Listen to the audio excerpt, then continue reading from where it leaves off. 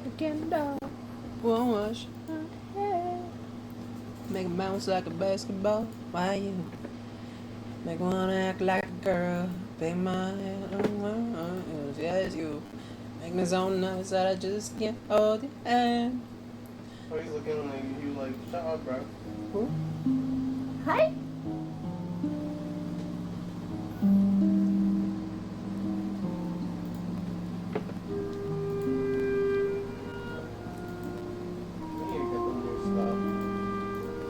What happened? We need to get some new stuff.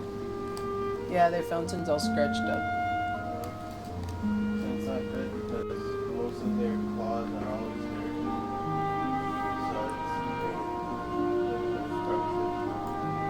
Yeah, I try to scrape it as best as I can, but you can still feel the curtain. I found one on Amazon. A huge one. Huge one? Yeah. We also need more space. Once we have more space, you'll have all the space to run around. We won't have to lock you in the room at all. Once we go out. Probably. Probably not. When we get home, we don't try to run up the front door. True. But then again, I could build a secondary door to like a net door in front of the front door. I mean, most of the time they're probably sleeping.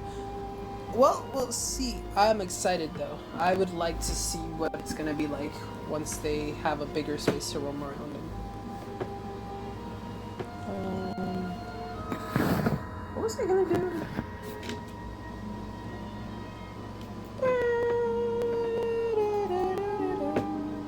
Leslie made me want to download Ocarina of Time and play it on stream.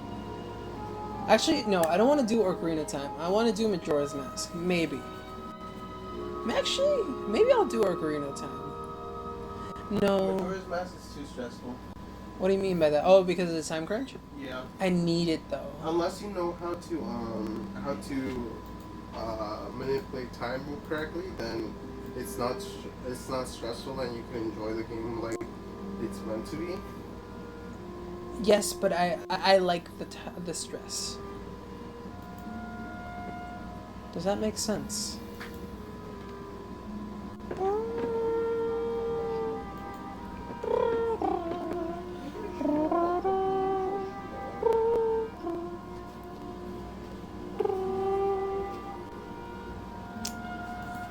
Alright, whatever. I want to do the Archon quest anyways. Let's go. Let's get this puppy started.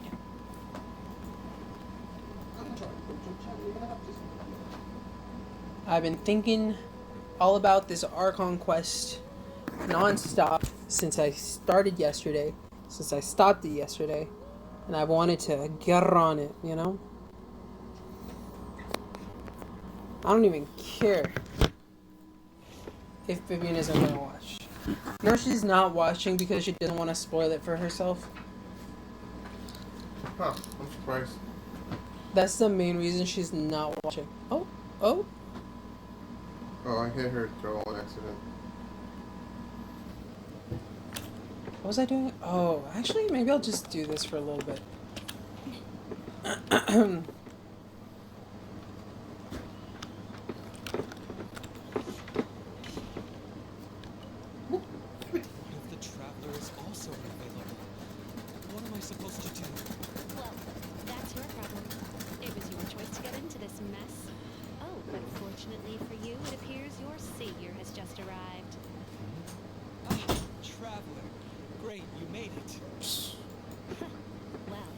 I forgot what is going on here. Songo, compared to the Traveler, you're the one who has too much free time.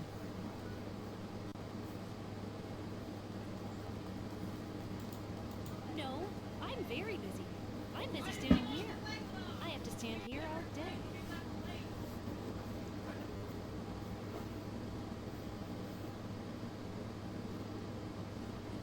Even if it's a commission you're unwilling to take, your excuse is just pathetic. Yes, that's why I've asked you to Hello. allow me to explain. A key member of the Tenryo Commission has recently gone missing. No one has seen them, and their whereabouts are currently unknown. The Tenryo Commission has entrusted us to find this person discreetly because it would be a hassle for them Ma'am, to look for what are this you doing? person openly for a variety Can you stop of climbing reasons. all over things? Their name is... You're gonna fall off like you did this morning. That's right. Oh! The general has gone missing. If the general was really missing, the Tenryo Commission would have flipped Inazu. Please ignore Sango's nonsense, Traveler. He works as a special detective at the police. Do they think he's more... We get that you don't want to help. Sorry, Traveler. As you can see, I just want to get done with this to be involved in this case. real quick. I started doing the little what's up? I started doing this little what's it called, hangout event like mad long ago, but I forgot to finish it. Nope. Not if you really want to know why. It's because I absolutely refuse to deal with that brat's nonsense. But I was thinking, since I was already here because I was doing something else, I might as well finish it. Shikinoin has been missing. Needless. But right now I can only focus on one thing, and that one thing Even though Heizo our conquest. So I don't feel like we were listening. No, I'm really hoping if Heizo truly is Our in danger, conquest. I Our know he'll be conquest. safer with you by his side. Great. We've learned during the war. I heard you have a good standing with some. Well, that's about all. Do I want to continue?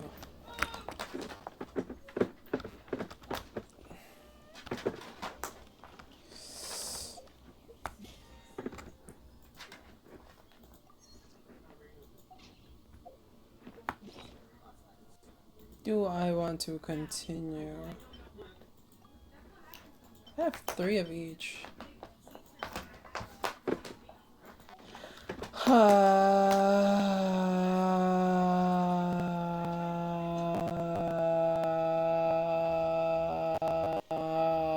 I'm gonna continue our conquest. I can't, I must. I must continue the Archon quest. I need to know what's going on. But I must also switch my team. Post haste. Let us do you. This is destiny. I'll keep you.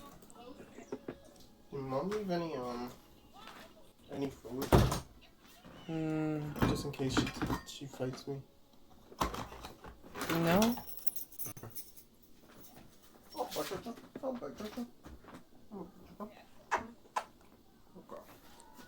Maybe one of these days I'll level her up.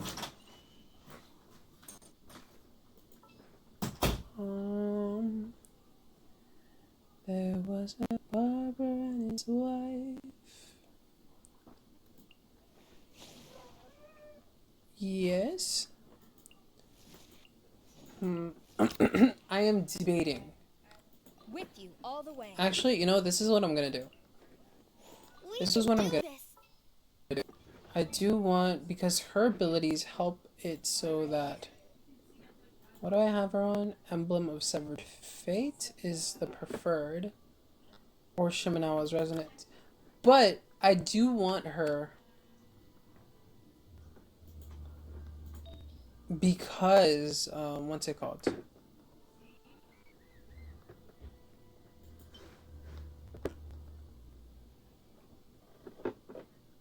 Increases damage caused by...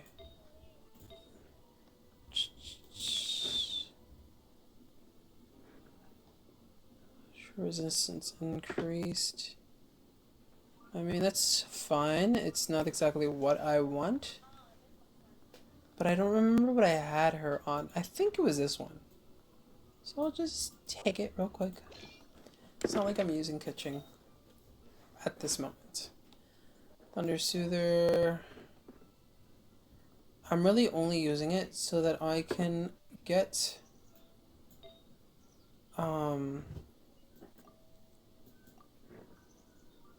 What can I get? So I can get Lisa to pump up. Retreats rapidly with the speed Tengu. at the target Crowfeather's ambush and granting the active characters within the same attack based on creature set. Oh. Never mind then. Let's change crit to attack because that's all that matters for her.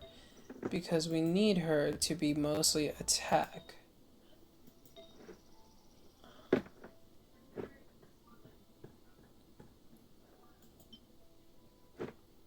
Like this.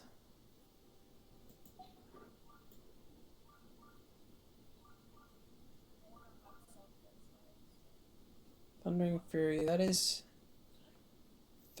3 out of 4. Maybe I can change this one because it just increases electro resistance.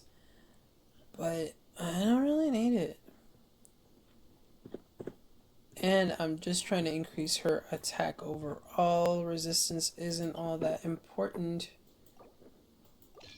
And there we go. Her attack is decent. It's just a quick, rough 1-2. Now, back to the main story. Regularly scheduled program. I'm interested in. I want to know what is going on. What is this about? Who am I dealing with? Etc. If not, etc.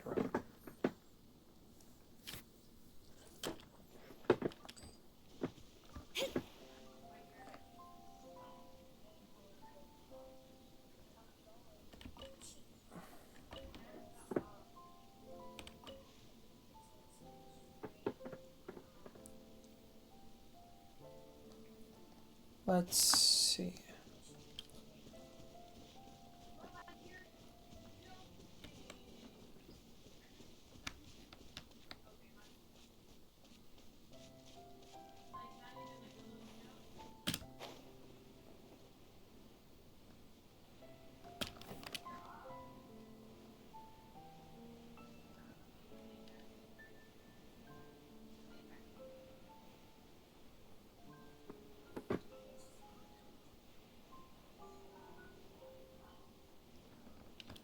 Alright, we've reached the ruins.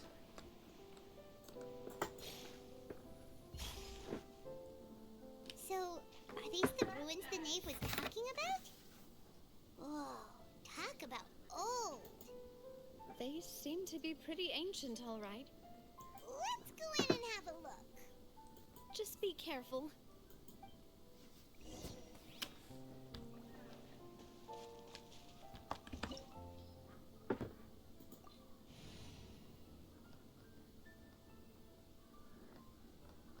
Lower than recommended? Should I change it? No.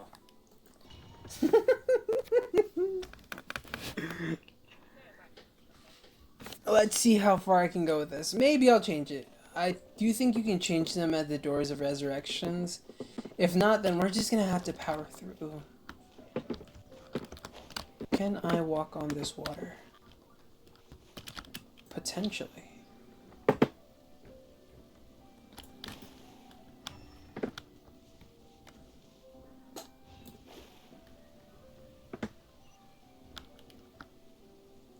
Oh!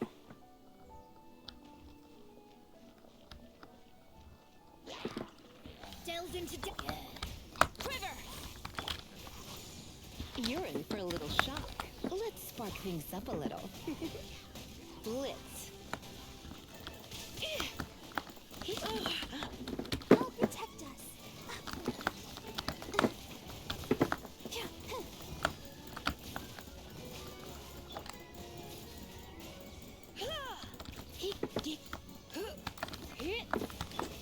Leave my space! Shadows of fate!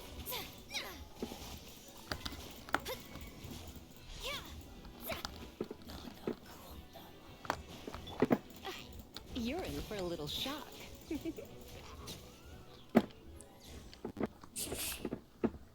So it does seem like I might have just a tad eensy-weensy problem. But nothing that I cannot handle.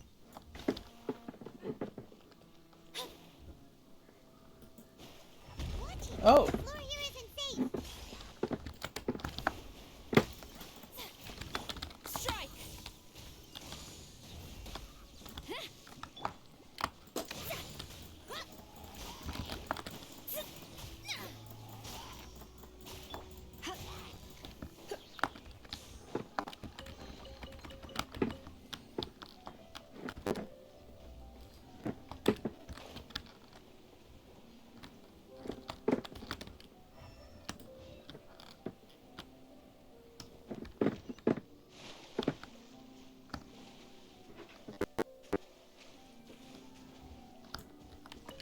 Were they expecting us to fall off? I think they were. Let's not go diving right in. I know you're thirsty, Lisa.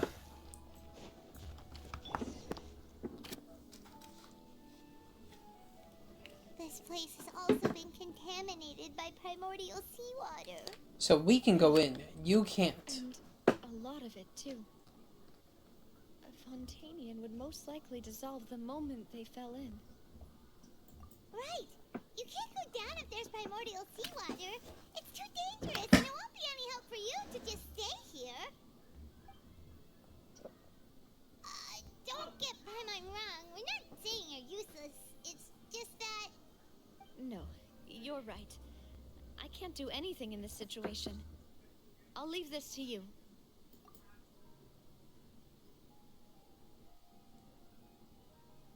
That complicates things. Maybe the only way left is forward. In that case, do you want to wait for us here? The water levels here are unstable, and there's a chance the water will rise. So, staying here wouldn't be safe either. I'll go together with you. Perhaps we'll find the exit just up ahead. All right.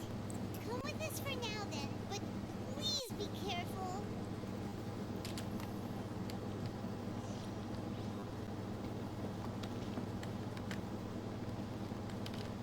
Oh no, it's a dead end. Let's try climbing over from the side.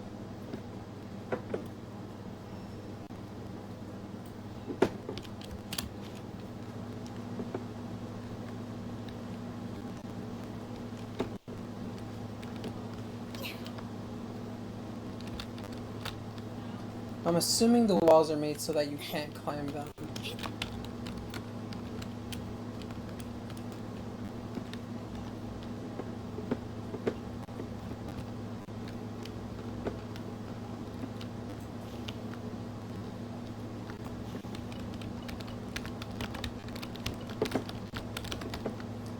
Imagine finding random food in an old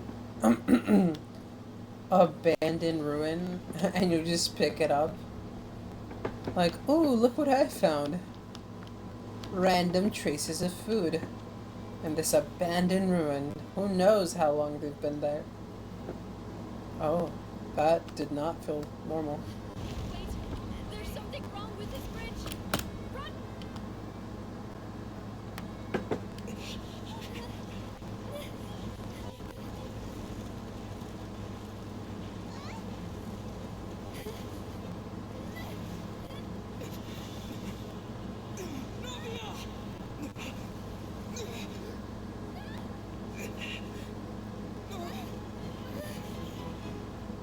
No way.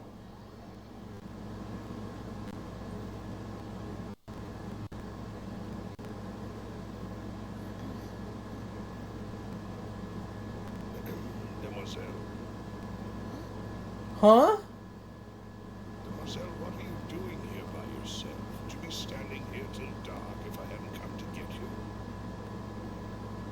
Maybe you should just want some time to yourself, Rose.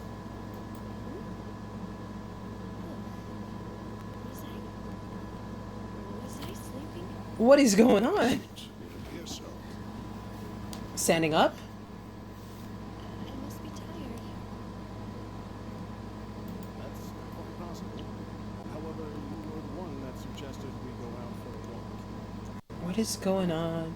Right. I nearly forgot. Whew. It must have slipped my mind when I dozed off. I haven't had a nap today yet. Have I? This is a familiar feeling. Something's a little strange. Is something the matter, Demoiselle? Oh, no. No, I'm fine. I was just trying to recall why we came out for a walk. Do you remember Mr. Giverny? He'd requested our help before with foreign merchants who had a debt dispute with him, and we'd resolved the matter not long ago. We were headed to see how things were going with him at the moment. Okay. Oh, right. Yes. I remember now. Sure. Miss Navia. Ah, Mr. Maloofs. Mr. Silver, too. It's good to see all of you. How have you been? I've been great. Thanks to your help, those bothersome merchants Who finally were the realized that I people wasn't in the the one they were looking list for. Why, it wasn't of even people very that dwarf, died? They were knocking at my door day and night. Even my neighbor Open was getting fed up with them. Sometimes force is required to calm someone down and get them to listen to what you have to say. That's right. Oh, by the way, Burnett, what was it that you wanted to give to Miss Burnett. Navia again? Oh, yes. Were these people's names on the list of people that disappeared? Miss Navia, these are some flower seeds that I prepared. Please take them. They're a very good variety, and they'll become I'm not very sure. big and beautiful once they bloom. I don't know what we would have done without your help, so this is a little token of our appreciation. I hope you won't refuse. Did you cultivate them yourself? Thank you so much. I'll certainly take them. Maloofs, we do still have some empty flower pots at home, right? Why, we can have as many pots as you'd like, Demoiselle. Perfect. In that case, we'll swap out some of the decorative plants for some of Mrs. Burnett's flowers. Very well. Wait. Something seems to be off here. Right. Excuse me, madam. If I'm not mistaken, your name is Burnett, correct? That's right. No, it's nothing. This is the first time we've ever met, but your name seemed familiar to me. I must have heard it when I was discussing things with your husband previously. I've heard this name before. Sometime recently, I'm sure of it. And why are there so few people around here? Where did everyone go? We must mind the time, Demoiselle. We still have important things to attend to today. We do? Like what? Well, now, did you forget? Yes. Miss Navia, here you are. And Melissa? please come to the opera house. Your trial is about to begin. Trial? A trial? Wait. Why would I need to go to the opera house? Yes, she's right, Demoiselle. It's just about time now, so you should get. All right then. I am so confused. Is she okay? A running theory I have right now is that she's dead, Look, it's Navia. and we're seeing her little hydro memories, And her two attendants are with her. a little flash of life as before they get sent to the afterlife or something. A lot of people here to see the trial. They all seem to be idly excited about something. I even know some of these people. Desiree. Joey. Desiree. Yes! So many people here. These are the people that died. And why do I have no recollection of this case? And as for the judge... Where's Monsieur Neuvillette? Please sit in the defendant's seat. Don't worry, Silver and I shall accompany you. All right. But are you sure you can stand behind me? Typically, it wouldn't be allowed, but Hey, what kind of place do they think this is? Come on. Do they have any idea what they're doing? Seriously. What? Enough with the whispering! Could someone please tell me where Monsieur Neuvillette is? And why I'm standing trial? My dear Miss Navia, have you not yet realized what you've done? In that case, allow me to explain. As all here Okay, know, I think you I know are what's Master happening. Callus's successor, the head of the Spina di Rosula. Are they? This Someone is held her in high internal regard monologue, by and every she's blaming soul herself for the death of all Croissant. these people. After you took over the Spina, you treated all of us just like the late Master Callus had. If anyone in need reached out to you for help, you responded. Not only you, but your butler, your subordinates, nearly everyone in the Spina di Rosula fought for the well-being of those in Poisson. Wait a moment. Aren't you just proving that I'm a good person? I thought you were going to Subway. Yes, correct. Yeah. Absolutely right. And that is where you stand Thank you. accused. You have helped so I was like, it's gonna take too long. through so many difficulties. And it's gonna expensive, so.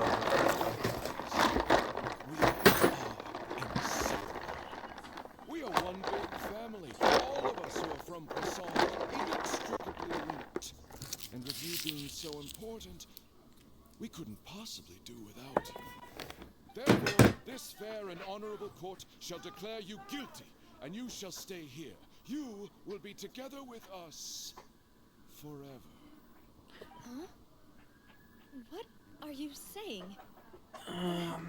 Everything you have said is correct. I have indeed done a lot for my hometown, and I would be willing to be with you all, but what is the purpose of having me stand here like this? What is there to discuss? Ah, well, if that's what you think, then I have no further comments. She's looking at my Wonderful, Miss hand. Navia.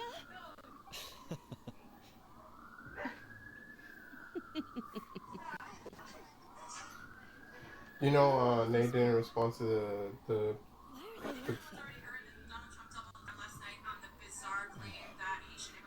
they Did you respond? no, I get it. This trial is... because he was like, you know it's true, right? He was like, no, it's true, right? This isn't right.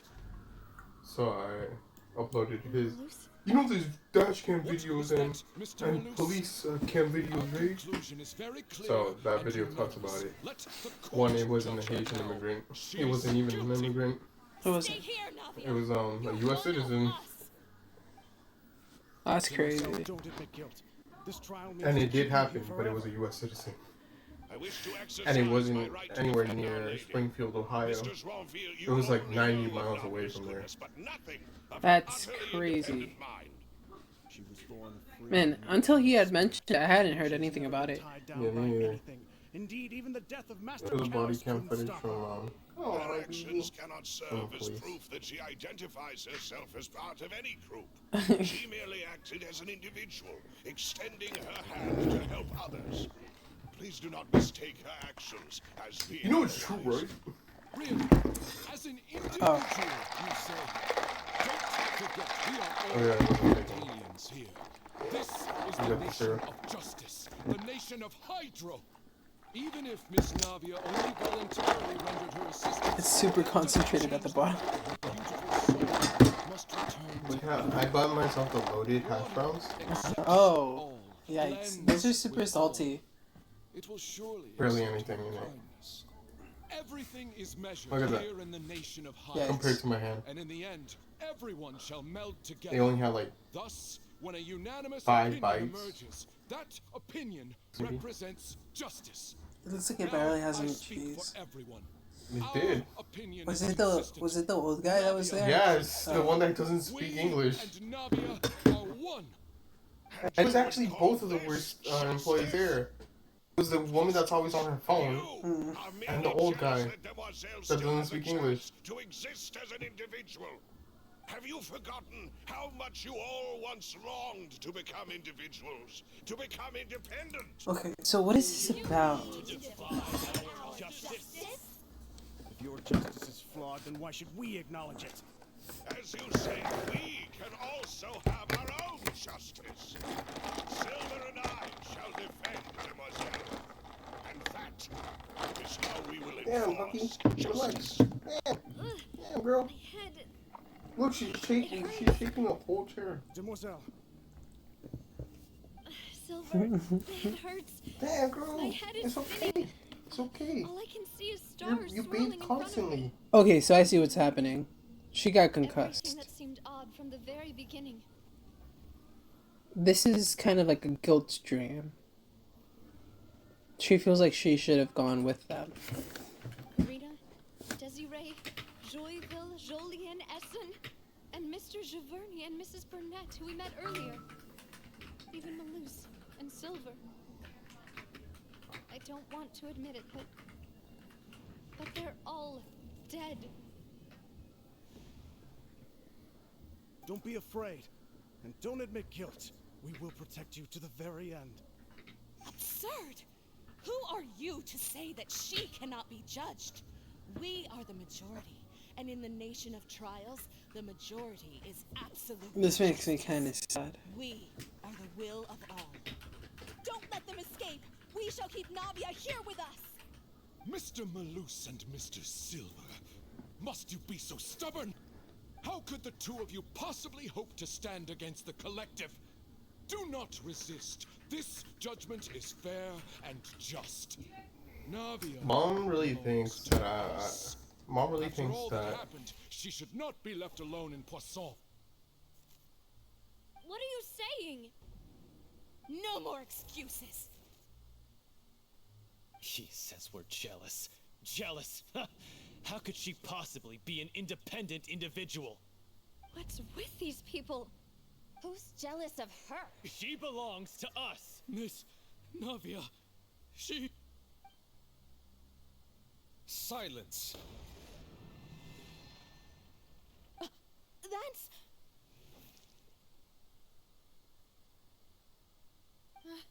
Monsieur Neuvillette! Such commotion is prohibited in the court. The accusations you just presented are nonsense and cannot constitute a proper trial. The court will adjourn for the rest of the day. In this, I shall hear no objections from any unauthorized party. Our thanks, Monsieur Neuvillette. Please leave with me, Miss Navia, while there is still time. But... Go on now, demoiselle. This is your only chance to leave this place. What, can't bear to leave us behind or something? Malus. My apologies. I couldn't resist making one little joke once I realized that this shall be our last goodbye. Malus... Silver... Quickly, you must come now. Goodbye, demoiselle. Farewell.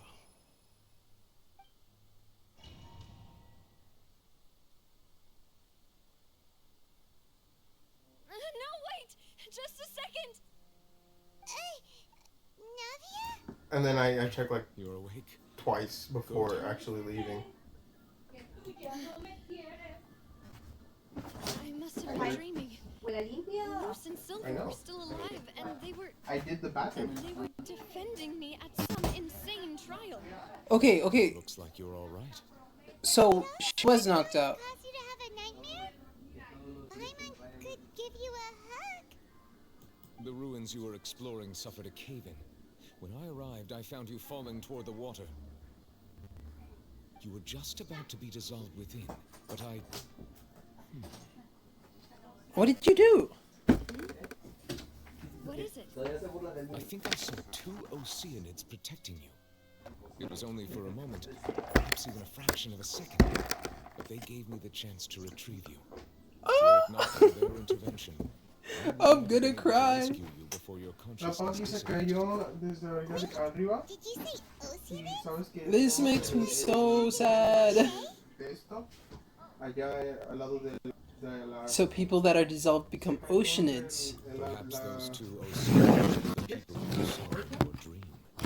Interesting. cosa electrónica, la I always told them that they didn't have to protect me. estaba ahí el plástico. To think hacia that they'd arriba, keep doing so y even el, after death.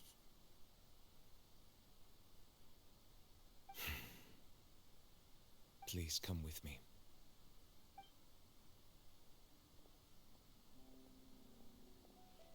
Neuvillette, are you okay? Oh, I am quite all right. Perhaps there's something we could chat about? Why do you look so stiff all of a sudden? Oh, Paimon knows. You're the type who feels awkward when there's nothing to talk about, right? I merely thought... No, there's definitely something to talk about. There's a lot to talk about. What do you mean that they're oceanids and they were protecting her and that's why you were able to pull her out of the water? More awkward to call us over like this than have nothing to talk about? ¿Qué pasó? I hope all is well with her these days. Her work in the fortress of Norrby has not been too much for her, has it? No way, don't worry. She's doing fine now. She's an amazing head nurse. I see. Well, that is good. I have always worried that Sigewinne would need a lot of time to understand the world of humanity, just as I have. Oh, and the Duke also says hi. Even though Sigewinne made him do that. He hopes that you haven't been overwhelmed by all that's happened lately. Thank you. I have indeed been busy lately, and I also hope that everything is going well in the Fortress of Meropide. He still doesn't know what to talk about. Let's chat about something else then.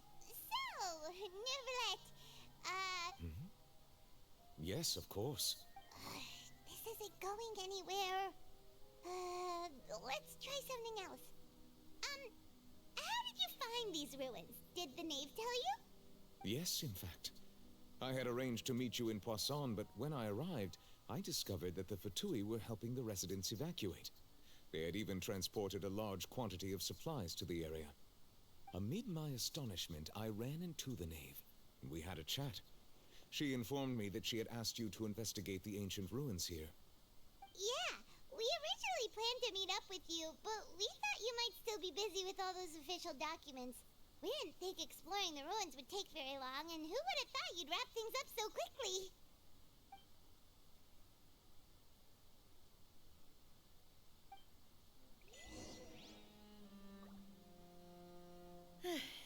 I'm sorry to have kept you all waiting like that. I'm feeling much better now. I guess we should get going again. Will you come with us, Monsieur Neuvillette? Yes.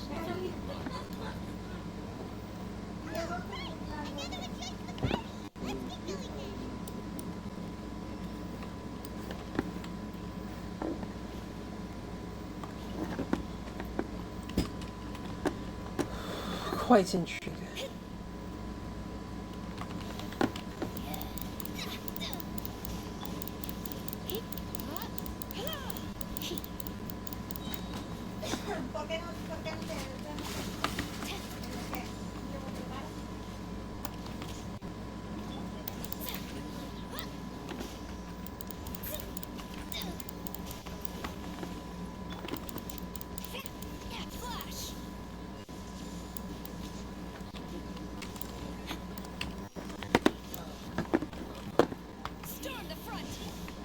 Try not to enjoy this too much. You're in for a little shock. Come a little closer. You've been a naughty boy. Let's see. Okay, I'm pretty sure it could have gone better. Alright. Let's speed things up.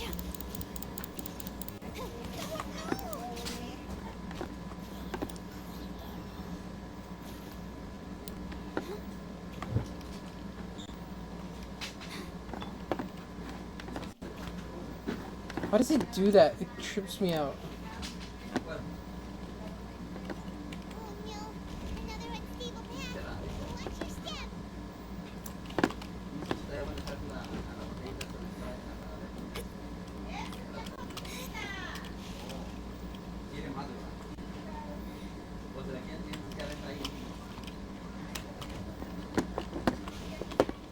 Oh, sick. At least I made it in one go. Oh, here we go. Watch out! There are rocks falling over here!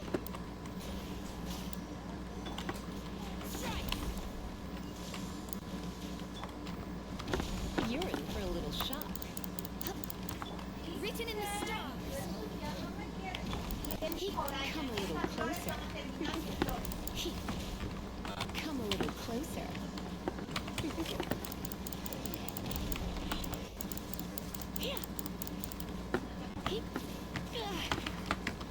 Come a little closer.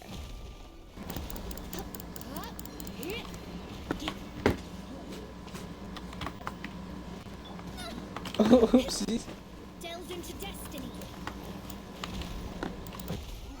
Switching characters on PC.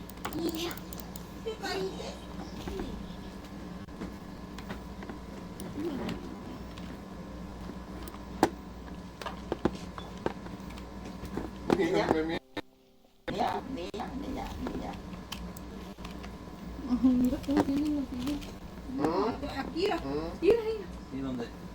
¿Cómo? Ya va a querer otra, ¿eh?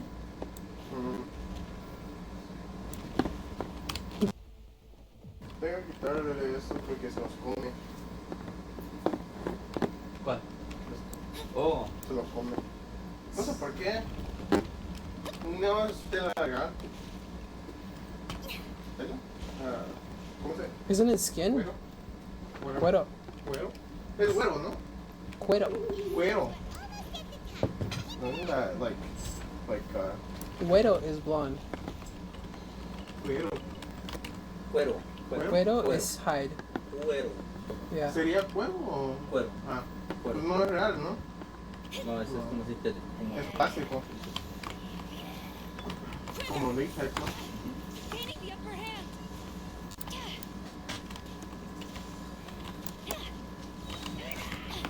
To the bitter. You're in for a little shock. Let's dance. You need to throw off the chair. How do you have to?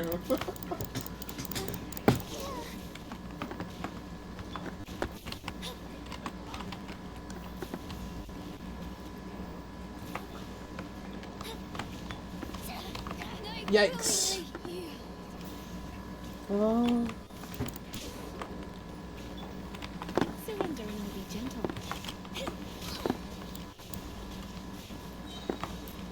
Decided by destiny.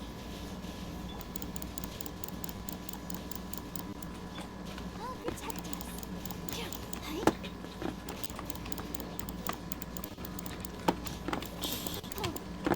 Luckily, I have my strongest character with me. Barb. Fuck, she's dead. Let me scry.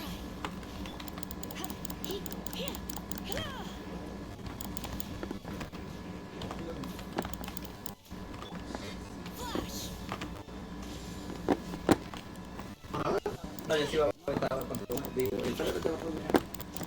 Va a aventar.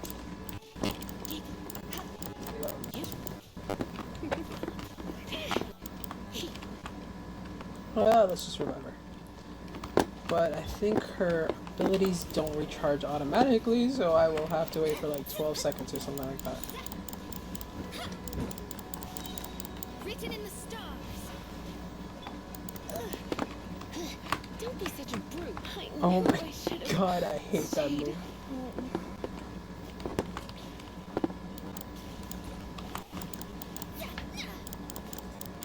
Let's dance.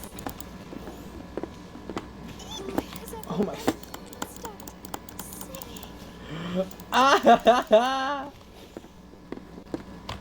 Shadows of fate.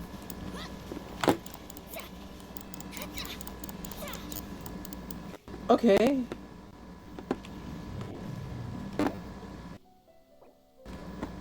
I'm gonna just wait around until I can revive them. 60 seconds. 59. 58. 57.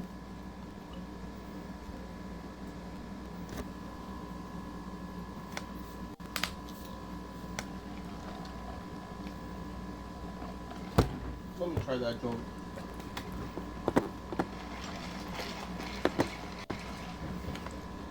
$37. It's an acquired taste for sure. It's disgusting, that's what it is. It's not that bad. It's not, but it's weird. I like it. I mean, it tastes like raspberry burst. Or what is it, berry burst? Berry burst. Multiple berries, not just one. Don't I have one that's like automatic?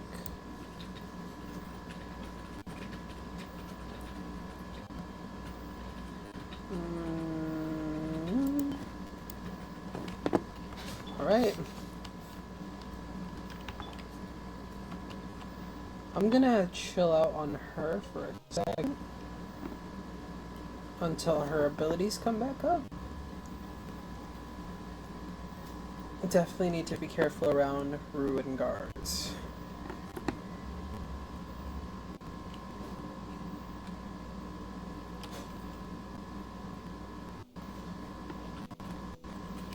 I'll protect us.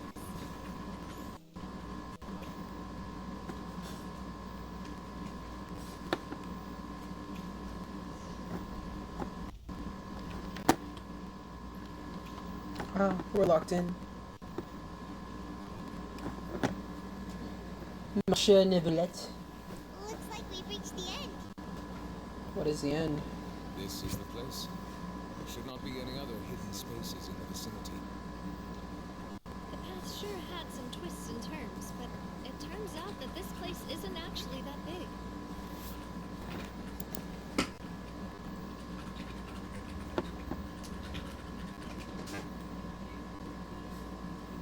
Stone slates.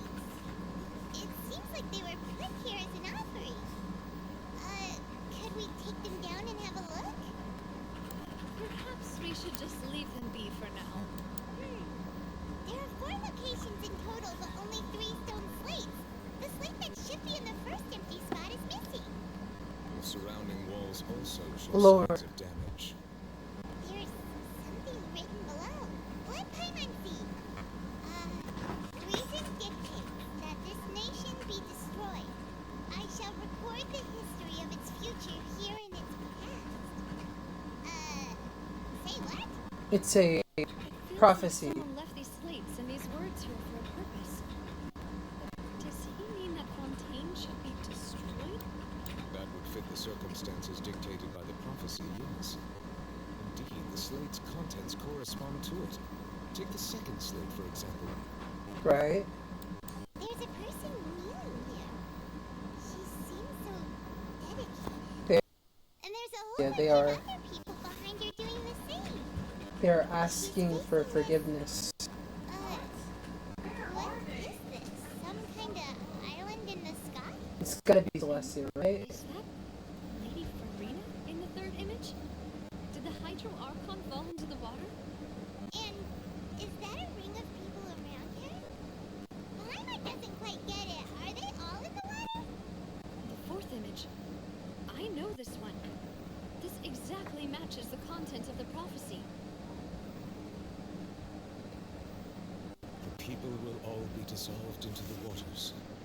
Only the Hydro Archon will remain, weeping on her throne.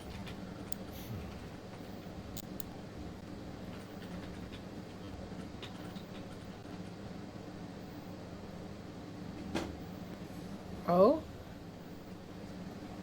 Dragon magic? More information should be hidden in these slates. I fear I cannot easily uncover it, most likely due to us missing the first slate. So we have to go back in time. Don't blame yourself, Monsieur Neuvillette. Deciphering ancient stone slates isn't one of your duties. Paimon's getting the chills just looking at these slates. This says that it's the history of the future, right? That means the prophecy's sure to come true. I really hope it doesn't mean that. Still, Paimon feels like these images are kind of weird when you look at them together.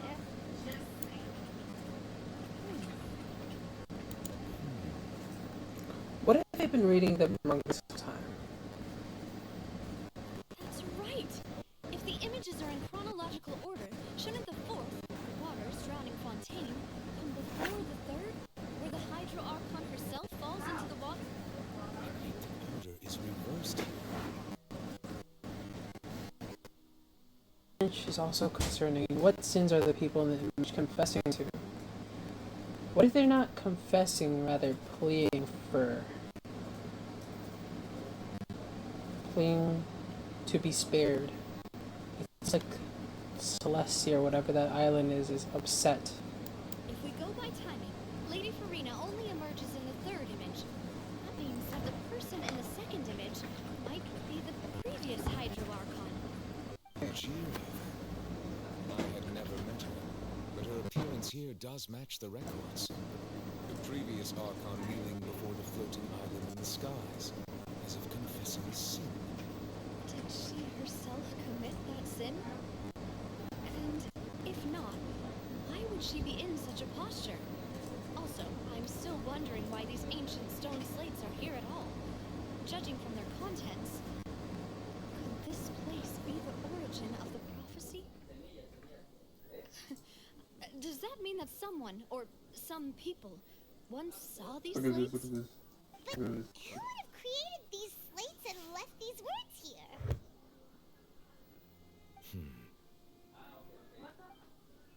seems that any further clues will have to come from Verena. In that case, there's no time to lose. There's nothing else to be gained here, so let's head back first. Evil. Yeah, we better get somewhere safe for now.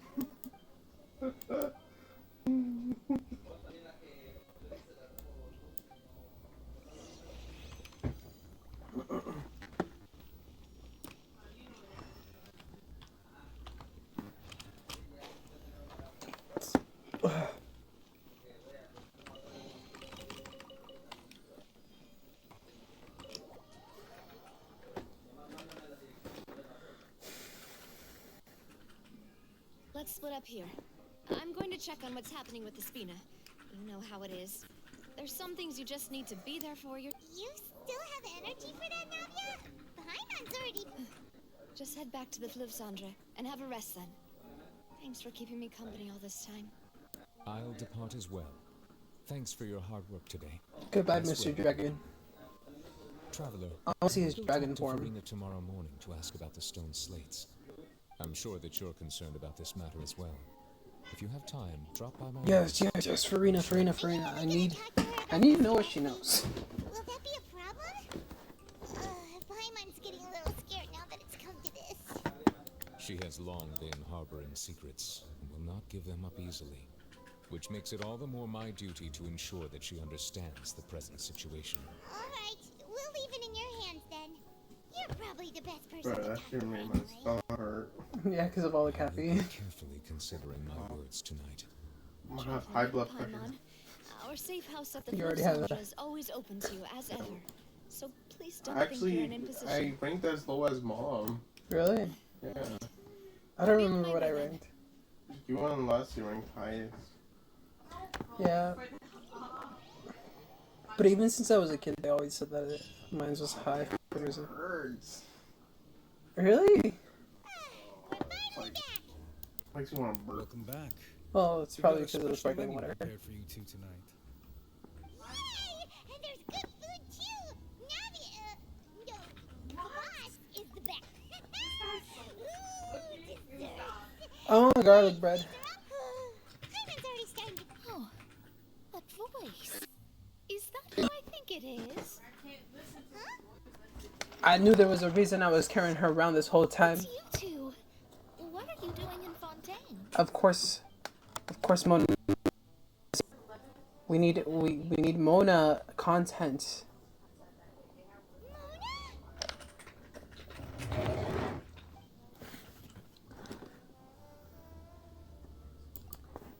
Seriously, nobody just uses a scry glass whenever they've got time to just see who they'll meet on the road. Still, we didn't expect to see you here. Wait, you're not a Fontanian, are you, Mona? Well, I have some business to attend to here, so I booked a hotel in the city. I was just out for a stroll when I bumped into you. Quite unexpectedly, if I might add. Why did you think I was from Fontaine now? Is that because Magistus doesn't sound much like a Mondstadt surname? Yeah, let's go with that. Well, I used to have my own surname, which was, well, some other thing.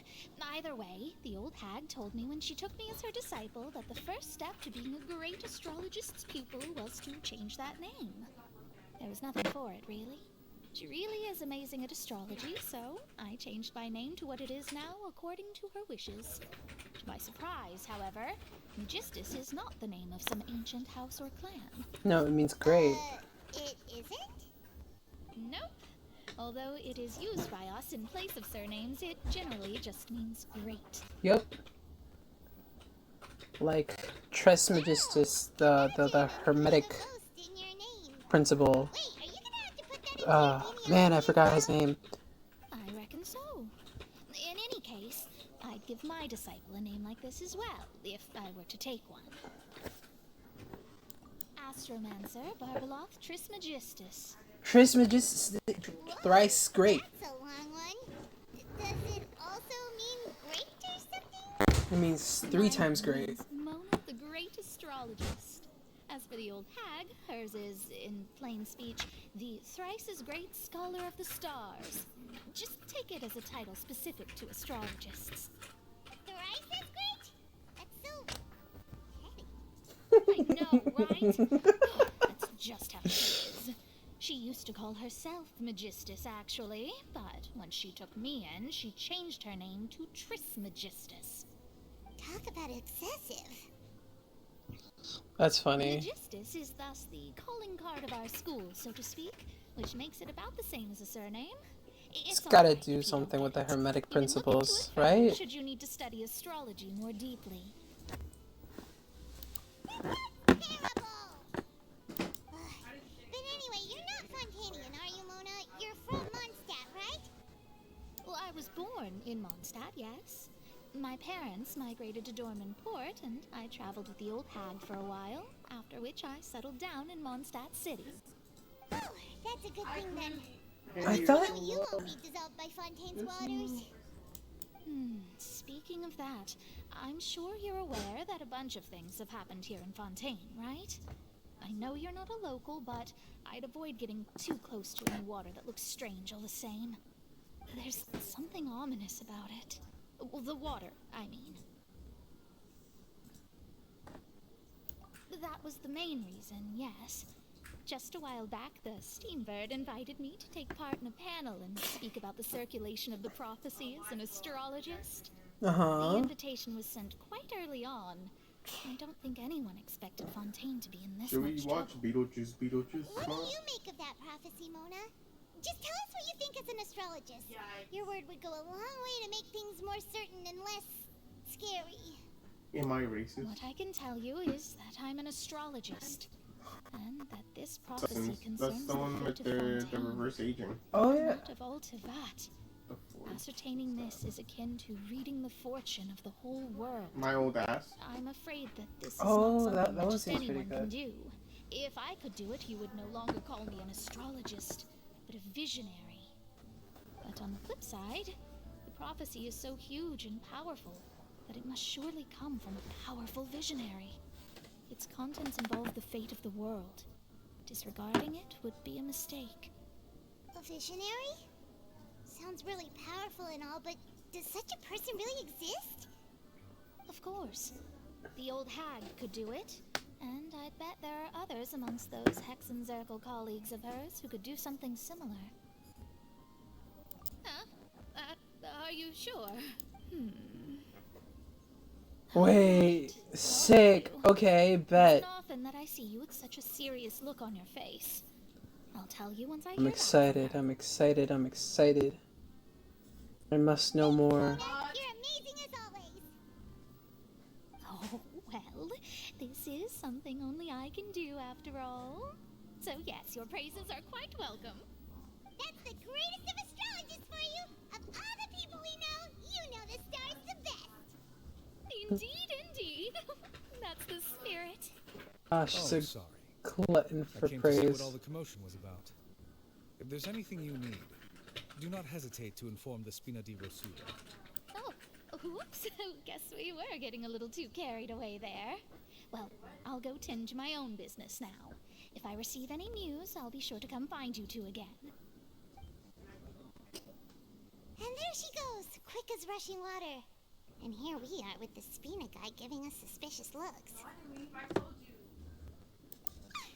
If Paimon hadn't spoken for you, it'd be you getting all the weird looks.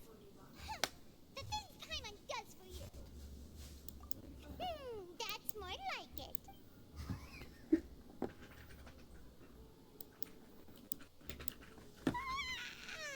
morning.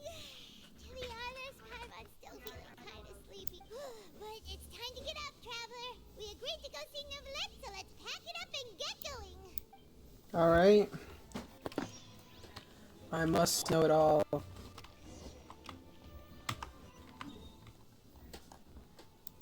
And since I'm gonna be about the statue anyways, Lisa will just be revived here.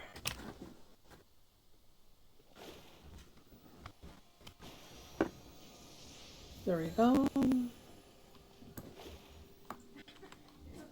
Open. Guess I have to open it.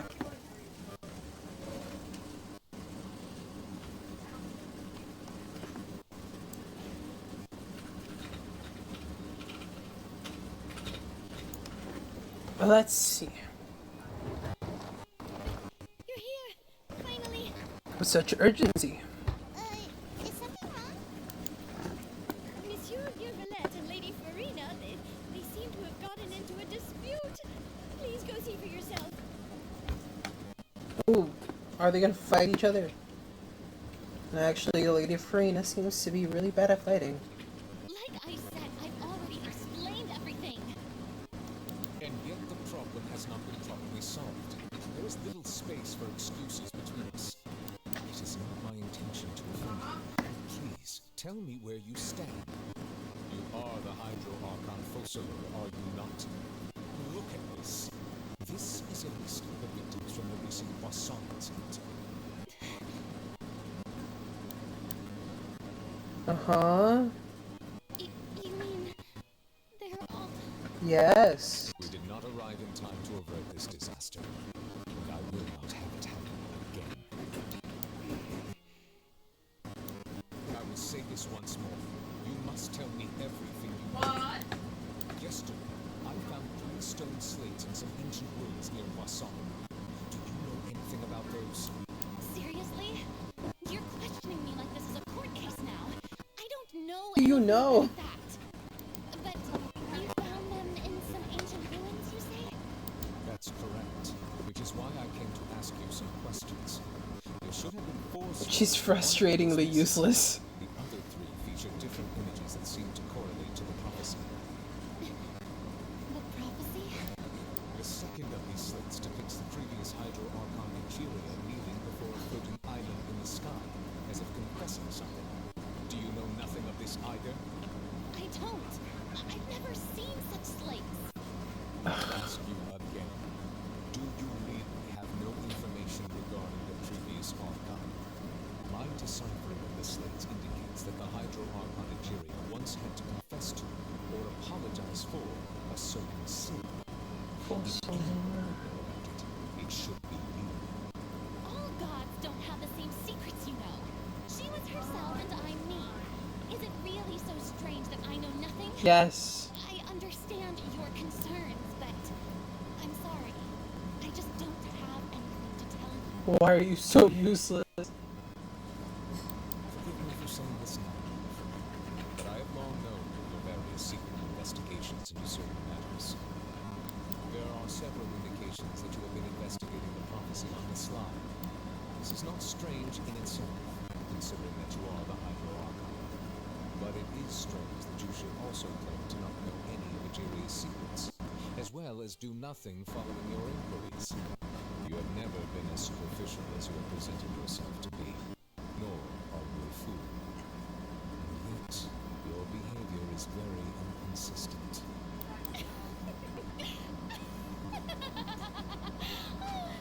So you've been watching me all this time, have you?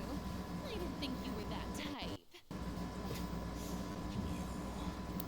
Well, since you know about my secret investigations, then you should know I'm actually working to take care of it. What are you doing, girl? What is the point of keeping secrets from the literal dragon of your... My subordinate. You should be following my lead. Just trust in me. You're Archon and do as I say. Never mind whether you can truly convince yourself to or not. It'll all turn out fine. Girl, you were almost taken by some lady using like half her like We do not actual discuss this strength. matter again. She snuck up on you and you were almost... Oh, the opera's about to start. Toodles!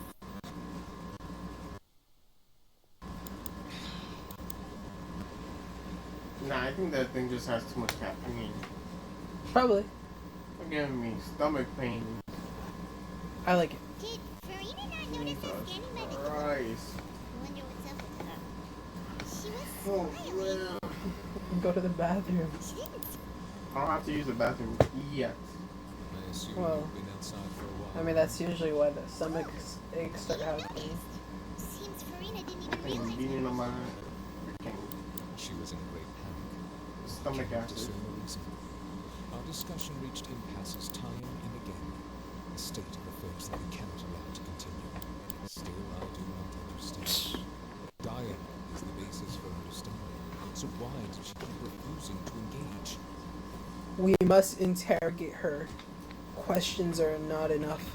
We must tie her to a chair. waterboard her. Everyone in her inner circle has noticed that she is hiding some secret. The issue is her attitude. I fear that she will not reveal anything unless absolutely forced to. Waterboarding. To create a situation in which she will have no choice but to speak. We put her on trial. Like what? Normally, people will only reveal the truth when standing trial. Perhaps we must have the Hydro Archon experience just such a scenario. Put the Hydro Archon on trial. And she's really good at that. Let's go. How do we make sure that she won't just slip away at the first chance she gets? We will need to consider this thoroughly, join forces with Barrington. If at all possible, I would prefer to recuse myself from this affair. We must prevent the prophecy from coming. This may be cruel to you, but all Fontaine is in crisis. The information a god possesses is too precious, and so we must take a chance on it. But who will lend us the aid? Somewhere in Quiet Poisson. Well, that's everyone, huh? Speaking of which, it was pretty smart of you to think of hiding here. My cell was just involved in a disaster, so it's presently devoid of people.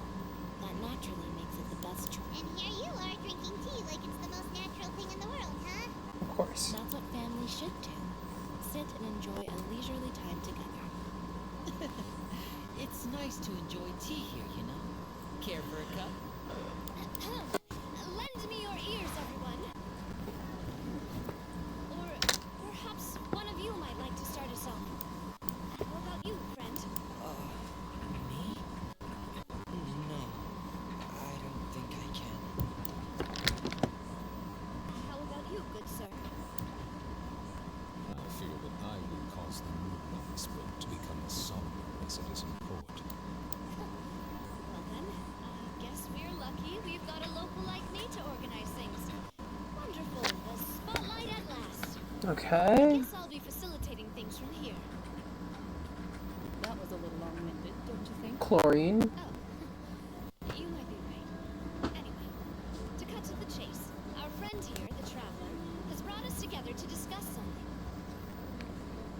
We are discussing. As for what that is, well, let's start by saying that we'll be pooling our efforts together to create a series of traps. Oh, how intriguing. We gotta get the magician in on it, Just an of course. experiment, really. One that I just learned from Gloriant and used on the spot. So, let's invite her to explain in detail. A round of applause, please. A whole show. Didn't you say that you would be facilitating this? Facilitating, no. You're speaking the whole time. Doesn't involve much public speaking, right? This is a good chance to practice. You might even pick up some fancy oratory tricks to impress your boss with in the future. They're lovers. I see. And what does my boss say? He is glad that you consider him your boss. Do go on.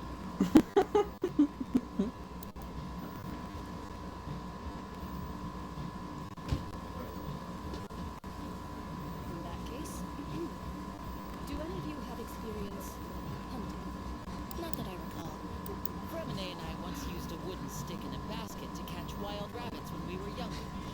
As for Lynette... Oh, right. You were sick that day, weren't you? I've also gone diving to catch some fish before. Does that count? I'm afraid not. You may or may not have heard, but Fontaine once played host to a group known as the Marechaussee Hunters. Though That they name sounds familiar. They did not hunt animals, but rather various monsters left behind by the ancient dynasty of King Remus.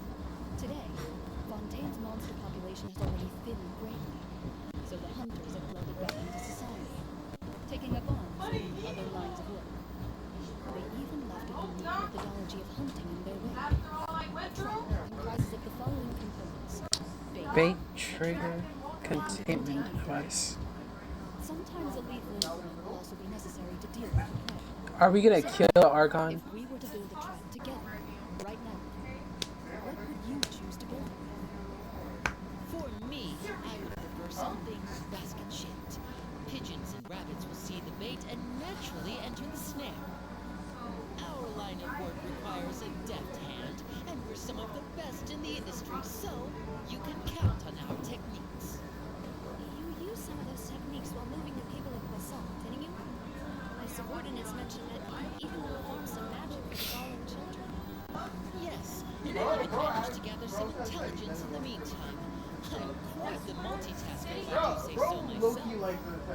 I'm afraid I can't claim that as my strength. I prefer more stable methods, like placing bait in the water and waiting for the fish to come within reach. That's the kind of method I would count on. Calm and steady. Exactly the kind of person who would catch loads of fish. And I can be their assistant. This is so comfortable being in the background. I'd probably use some sort of mechanical aim. Papa once bought me some small clockwork squirrels, mice, and such. When placed in the forest, they can attract others of their kind. I remember that you liked those too, didn't you? And that would be a good way to go about it. If they're realistic enough, animals of the same kind will follow them all the way to the trap. What about you, Monsieur Neuvillette? I fear I do not have any related experience. Really? A dragon that does not hunt? That makes sense. You usually solve problems directly, without the use of any such tricks. I suppose, I do yes. have one more question for you, Monsieur. If we were to create a trap now, how would you design it? I would like for it to be effective, but bring no harm to the prey. A more gentle trap would be ideal. Kind as always. However, our intention doesn't necessarily change the containment device and the type of implement we need. If we wanted to kill the prey in one strike, we would need a powerful implement. However, that also goes for prey that must be captured and safely contained. Wait, why is that? Only a hunter who's a true expert at subduing their prey can snare it without harming it. The line that divides life and death is often exceedingly thin. Okay. So, are we going hunting together? Right, where is this all leading to? We hadn't thought of seeing ourselves as hunters. It kind of works, but maybe it's still not the best. If our means of capturing and dealing with our prey is to put them on trial, our hunting metaphor is actually quite accurate. But we shall require much more courage than any hunter to judge a gardener. He who seats an exalted throne. I mean, we have plenty of things to hunt or put them on a trial. Insolence, uselessness, lack of doing their job. I know I have bad words for it, but right now none of them are coming to mind. Alright, let's get to the next part.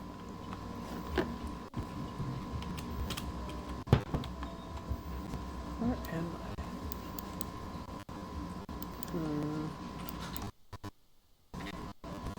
I will go... Oh, I guess I can go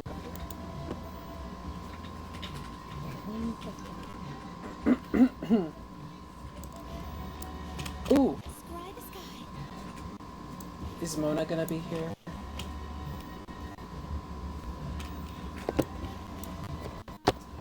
Mona, Mona, Mona, Mona, Mona, Mona, Mona, Mona. It's been a tough few days, hasn't it? Paimon didn't think Paimon thought they'd be at least a little focused.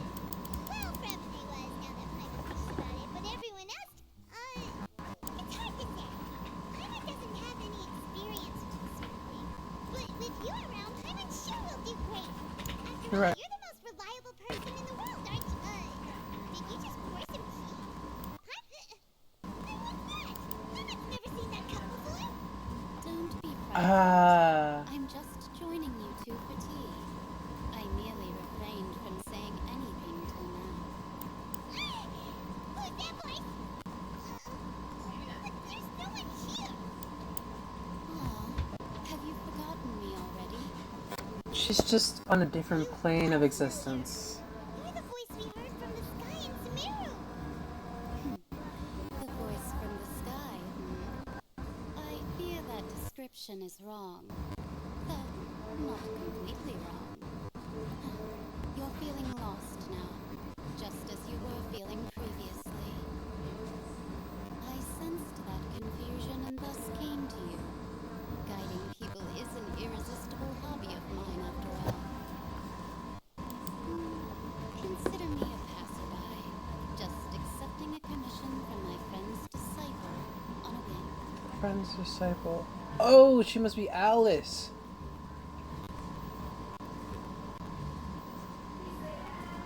Oh, never mind. So this is one of friends Mona's master, the enigmatic N of the Hexen Circle. The prophecy. Yes, what has been prophesized will be fulfilled. You may view such things as the history of the future. Is there any way we can stop it? I believe No. you witnessed a failed attempt with your own eyes. Can everything in Teyvat so easily be changed? So you've caught on. Just as prophecies are usually only the future as seen from the perspectives of the gods, could things be happening in hidden corners where the god's gaze does not fall? Are the things that you shall see different from the fate that the gods perceive? What is she talking about? It all sounds really impressive and important and stuff, but it also sounds kind of scary. I believe that you understand, right? Some things are insignificant, but others you must reach out to change. Ultimately, fate shall serve as your only guide, no matter what will happen in Teyvat's future. All you need to do is to play your part. This was good tea, by the way. Thank you for your hospitality. Well, that'll be all for today. That's it. Just told us nothing useful. I mean, I guess she confirmed that you could change fate, but really, it was gonna happen anyways. I want to hear someone talking. Alright, okay, it's you who's getting licked. Well, I see I've walked in on some lively banter. Mona! Fine, just fine. I went to take part in that Steambird panel. It turned out to be more interesting than I expected. Not all Fontanians are pessimistic about this. One journalist mentioned that sitting around and waiting for the end to come would be wrong, and that they should make their own rescue preparations. I agreed, so we had a brief chat with her. Did she have pink hair by any chance? Why, yes, it was Charlotte. I assume you've heard of her, no? That daredevil journalist. Right. I'm in full support of her view. Prophecies are very important, but how can people allow their lives to be commandeered by just a few words? Exactly. That's right! I'm glad to hear something sensible for once. Yes. About what we had discussed before. I did try, but I'm afraid I couldn't reach the old hag. I'll try again tonight, but I wouldn't get your hopes up. Huh?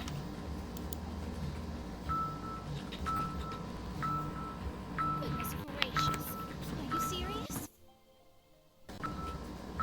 She said that even the god's gaze has blind spots. Pretty bold if you ask my one.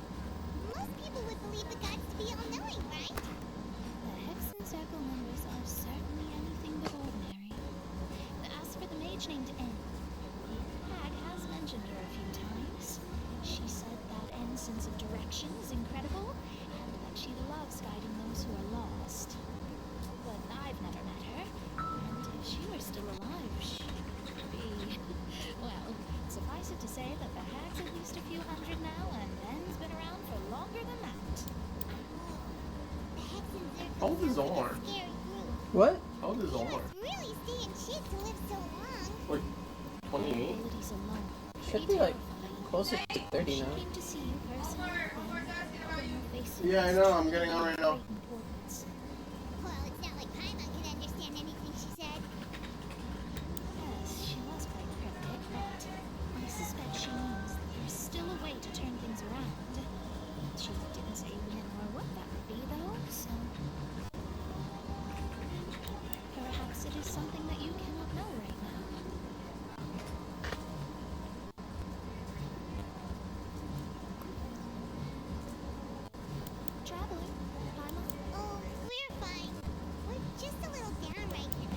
Yo. I feel that same sense of desperation too. Yo, yo, yo. I guess you could consider me someone who has often witnessed fate. So far as I have seen, it cannot be swayed. But even so, I still hope for and believe in miracles. Astrology is eternal and rational, but fate may not be. It is cruel, but it can also be beautiful. Perhaps that's what En was trying to tell you. Not to lose heart, and to believe that what you are seeing playing out before you is not yet set in stone. I did originally think of steering clear of all this, but I couldn't. Even if this is all futile, I still wish to help everyone. If we don't struggle to the last, then how can we face the end when it comes? Huh. You do have a point. There I go, talking about astrological principles again. Sorry about that. The moment I start talking about work-related stuff. I need to get going. It was worth trying to comfort you, even if only... No. Stay. Those who are struggling in the same way I did. I suppose that might be why we always seem to meet by coincidence.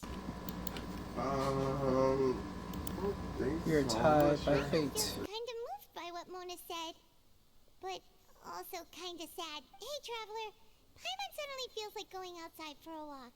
Let's go. Let's walk around the city, shall we?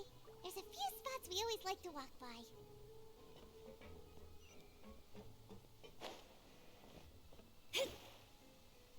Adventuring underground is way more fun than I thought. Are you imagining things? Or is all this same?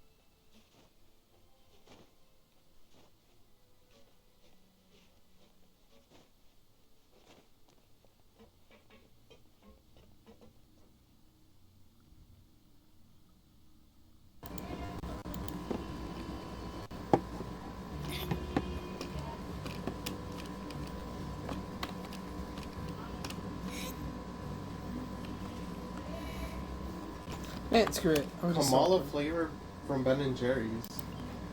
Eh? From Ben and Jerry's. What is it?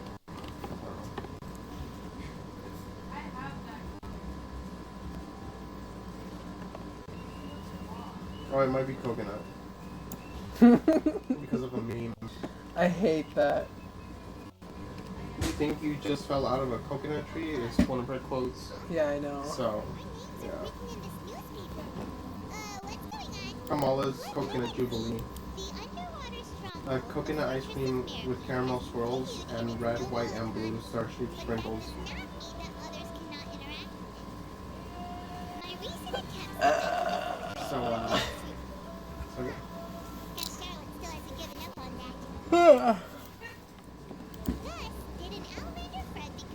Alright, what's up, fine?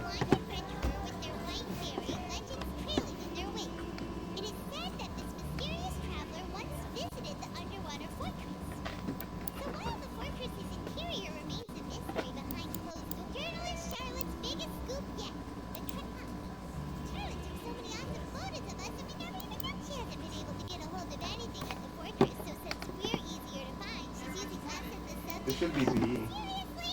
I flashed here, nothing.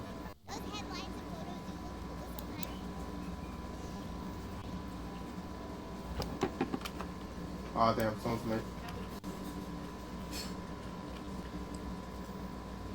This is so filler episode. I need I need meats.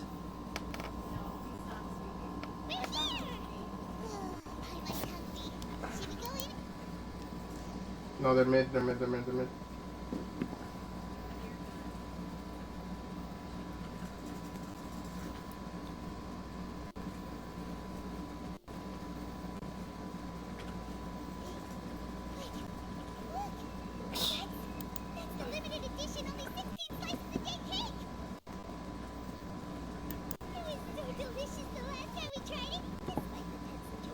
Spike's not down, so... I'm sure it'll be quick. One slice of cake, please. Someone showed up after all. Wait, you're the one from the Palais Vermonia. Oh, are you here to buy cake too? It seems Monsieur Neuvillette was right. You really can eat. Bro, she just called this big bag. That's right. Even he has his own preferences when it comes to food. As for me, What the hell? usually every day. Every day? It's part of my daily schedule, apart from work. I shall have my cake and coffee. Then what if someone told you one day that this place would be closing soon, and you wouldn't get to eat cake here anymore? Why would it close? Well, Paimon doesn't know either, but maybe the water surprised him. That was a weird place. You know, like in the I prophecy. don't know. The prophecy. To be honest, I haven't paid much attention to that. No, still, even if there'd Oh, been no. no more cake tomorrow, that wouldn't keep me from having some today. No, it's the same Frick, for I messed up. eating in general.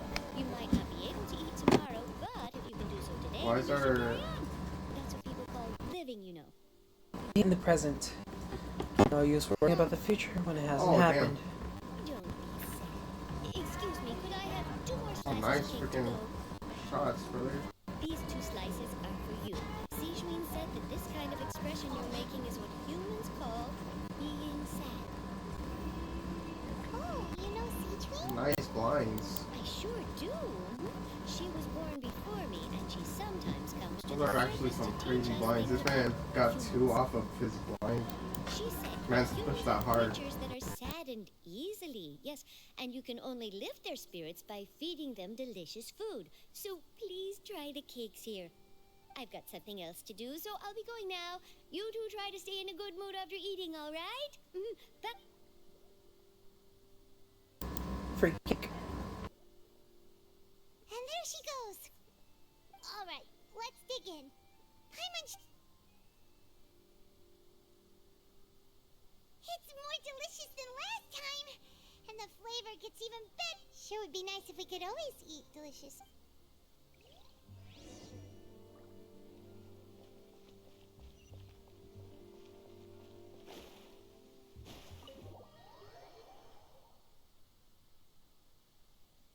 Oh, we're near the Steambird office.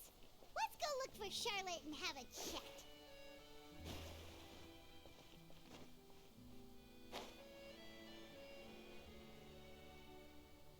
Wow! If it isn't the Traveler and Paimon! Oh, have you seen the article I wrote about you? Ha! You've got some nerve. You just used us to make some quick mora.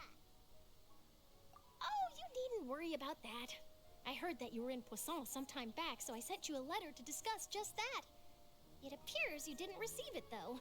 It's all right, though. I've set aside the amount intended for you. I've even set the table with some food. Really? Oh, yeah. You're almost a little too easy to win over, Paimon. If I were a journalist with ulterior motives, you'd be in trouble now, you know. So she's a journalist with ulterior motives. Still, what brings you here all of a sudden? Were you looking for me? A friend of ours met you a while back, and when she mentioned it, we thought of coming to see you. Her name's Mona. Ah, so you know Miss Mona as well. She's a guest columnist for our paper. Really good one, too. She's so young and already such a brilliant astrologist. So she mentioned me? What did she say?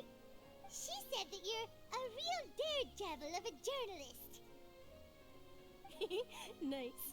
In which case, can this daredevil journalist dare to request an exclusive interview with the legendary Traveler and Paimon? Huh? So your article in the paper today doesn't count? Oh, of course good. That was more like live photography. What I'd like to do is dive deeper and ask you to talk about the things you've seen and experienced. Yeah, are we even qualified enough? Why not? If I say you're worth an interview, then you're worth it. But not right now, of course. I'll need a few days to prepare. Oh, in that case, we'll just chat when you have the time then? Oh, so that's a yes? Ooh, splendid! Ooh, so much to...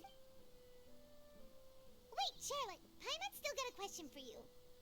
And what's that? If, just for example, Fontaine were to be flooded tomorrow, what would you do today? Huh. That's the prophecy you're talking about, isn't it? I mean, I do hear about it often, but I've never once thought that the day could be tomorrow. If you're seriously asking, then I might try and think of a way to leave Fontaine. Oh, but I'm still a journalist first and foremost. That means I have a duty to be reporting from the scene. And secondly, I wouldn't forsake my homeland that easily. From what I've seen, most people don't know what they'd do should the worst come to pass. In truth, it might be better just to behave like normal rather than worry over such an end. So in all likelihood, I'd probably still be prepping at the office for that interview of ours. I know what you're thinking. That sounds a bit sad, but I've always believed that it's best to do what you enjoy. Just think about it. If this nation really were to be suddenly destroyed tomorrow, but I still successfully finish an exclusive interview with a truly unique person, then the story I would wind up writing would truly be timeless. And then do you know what I'd do? Well, I'd write that story, send it for printing, and use messenger pigeons to get copies out to the various nations as soon as possible. I'm not a dreamer, nor am I a workaholic, but I do love my job, and I'd be proud of leaving such an article behind. I guess you could say that I was born to be a journalist. But anyway, that's my answer.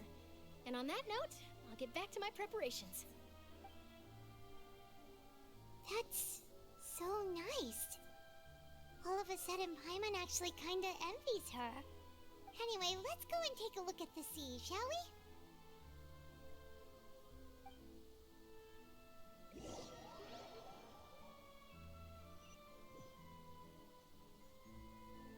The sea breeze and scenery can be a pretty soothing combo, huh? Paimon's been thinking.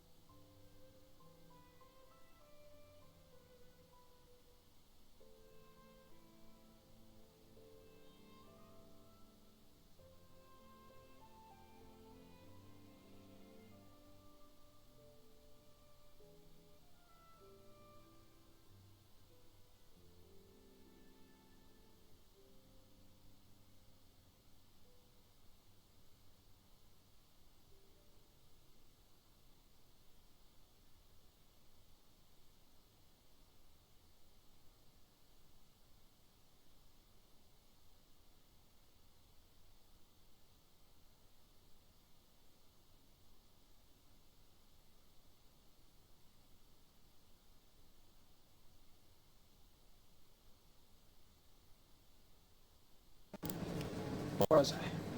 Oh damn. It wasn't Fontaine, but all of Tibet that would be destroyed tomorrow. Where would we go and what would we do? No, Paimon should ask, if you could choose, what would you like to do?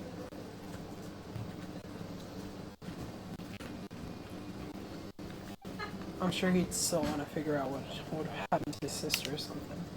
We've always been moving to the next destination, so we haven't spent much time thinking about these kinds of things.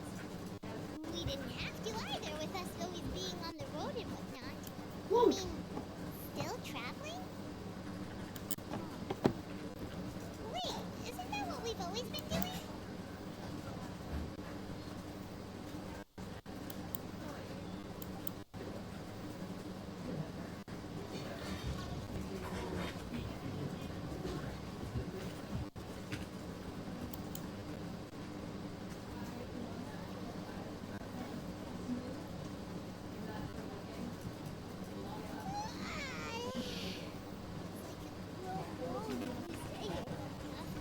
But it's still better than the Fortress of Meropide, that's for sure. Not only damp there, but salty. Oh, so the two of you are still here. Wonderful. Oh, you're from the Palais Mermonia, aren't you? Her title says auditor. Are we getting audited? Isadora. Monsieur Nervillet sent me to look for you two before. I heard that afterward you went to the Fortress of Meropide. Not at all. I'm well aware that you're friends of his. Actually, I'm here to pass along a message from him. Yes, inside the Opera House. The Maréchaussée Phantom has declared the incident a small-scale riot. A riot? Well, that said, I don't personally... Someone's on me. I was watching the performance at the Opera House, and while she was resting during an intermission, some other audience members suddenly started harassing her, loudly accusing her of doing nothing about the prophecy crisis. And before she could Windows on respond, spawn. others started to join in. The crowd continued to grow, and protests against the Hydro Archon started to break out. Hello? So people have started to put the They blame took on Farina. back to spawn. Guess they finally found an outlet for the pressure they've been under due to the No, they're losing it. I agree. I said they tripped my wallet. Naturally rely on gods, as is customary. Come on, bro. When Like, people feel threatened, gods are also the first to be blamed. So what happened after that? Is Farina okay?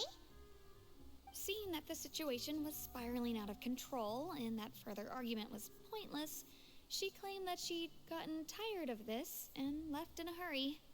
The Maréchaussée Phantom had their hands full maintaining order and did not catch where Lady Farina had gone. Only when things had stabilized did we realize that she had gone missing. So, you mean she's still missing? That's right. The Maréchaussée has dispatched many people to search for her, but we don't have any leads yet. That said, I don't think there's much to worry about. She is a god after all. Even if she were to fall into the hands of rioters, what could ordinary people do to her? Good. Monsieur Nervillet sent me to tell you about the situation, but he didn't say anything else.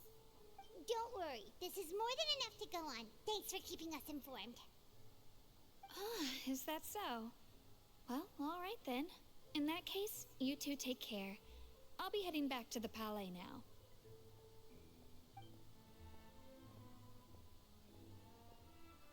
Well, sounds like we should hurry over to Poisson then. If we know Farina, she won't try to fix things in this situation.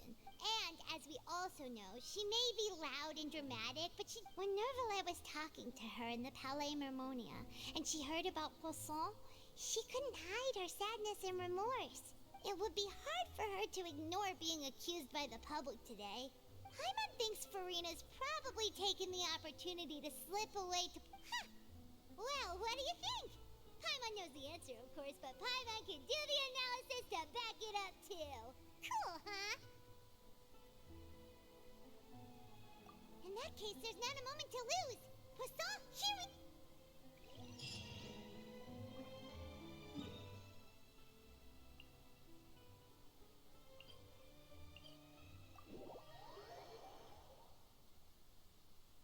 This place looks deserted. Guess all the survivors must have evacuated already. All that's left here are signs of devastation. Could Farina really be here? Let's try to find her as soon as possible.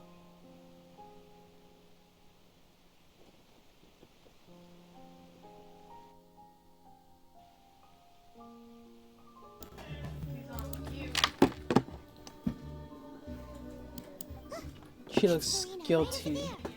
Oh, Spike down there? Alright. Should I just give up?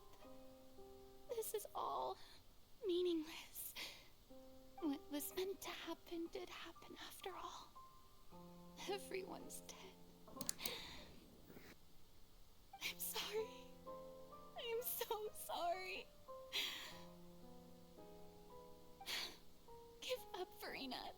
There's no point in holding out. I'm sorry. But what can I even do other than to repeat meaningless apologies over and over? Now I feel bad for her. Who's that? Don't worry, Farina. It's just us.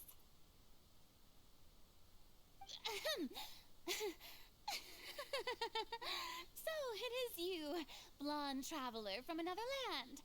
Why, I almost thought you were someone from that mob of my ignorant subjects, come to kneel and beg for my forgiveness. Farina. Sis, you gotta drop back. Equipment, yeah. The tear stains on your face are obvious. What do you mean, tear stains? Oh, I remember. The show at the Opera House earlier this morning was so moving. I'm still trying to process it. Who did that uncivilized rabble think they were, disturbing my enjoyment of the arts? They even dare to tout their Archon. I must teach them a lesson. I can just imagine their twisted and frustrated faces once they realize that I'm nowhere to be found. Oh, and I'm sure Nouvellette and those people from the Marche Chaussee Phantom are freaking out right next to them, too.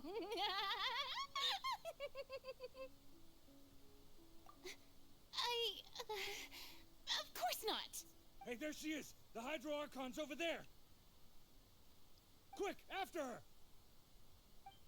Damn, they're all chasing after her. Farina, those people seem to be after you. They are? They're just some rabid fans who want to cut the line because they haven't been able to meet me in person, aren't they? That's against the rules. I can't let them get their way. Bruh.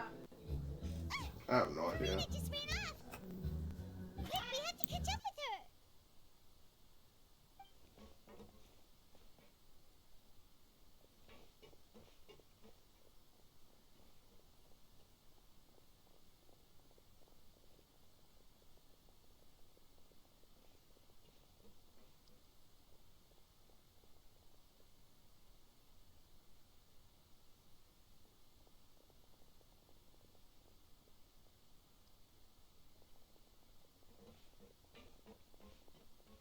This should be the place, right?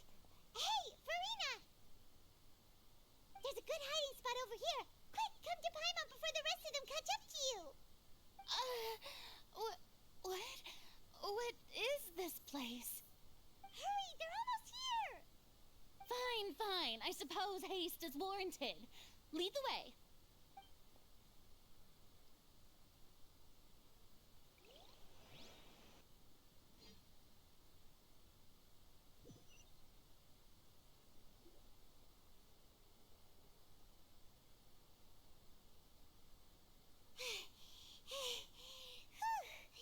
Paimon's exhausted.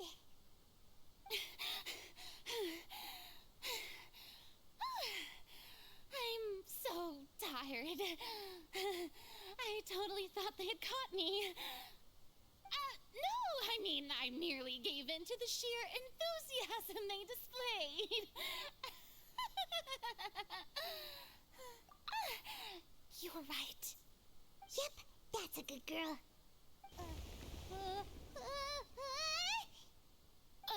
What's happening? The ground's shaking. Is it an earthquake? Yeah. A quake of this kind preceded the flooding in Poisson, didn't it? It can't be. It's happening again. Well, there's no need to worry too much about that. Neuvillette made some emergency plans, so the evacuation should go a lot smoother this time. Yeah, I hope you're right. But the people of Poisson, they've already...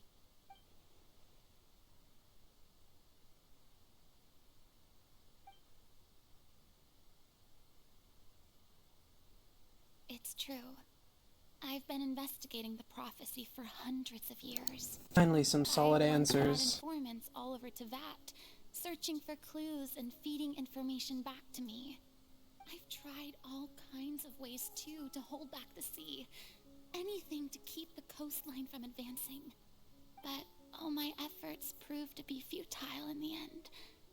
Really, the truth has been clear to me for a very long time. We cannot make an enemy of the divine. No matter what we do, the will of the heavenly principles will have its way, and the prophecy shall be fulfilled.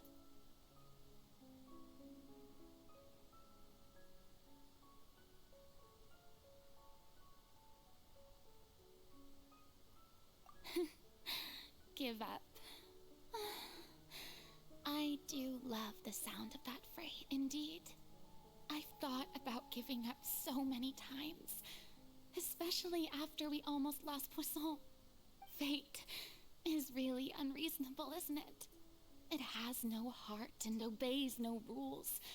The prophecy has only just started to come true, and so many people have already lost their lives. But just now, it all became clear to me. I still don't have the right to come to terms with fate on behalf of everyone else. As long as the final moment hasn't come, it's still not too late. Don't worry. I will keep hope alive for everyone until the very end. Now she's starting to sound like a real Archon.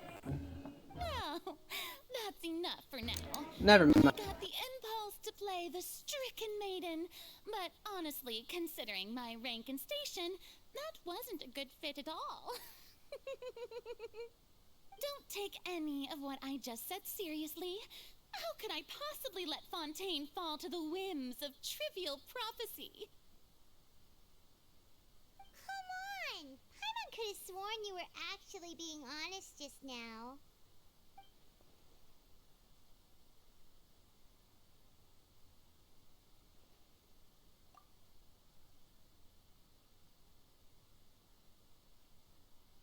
Share my burden.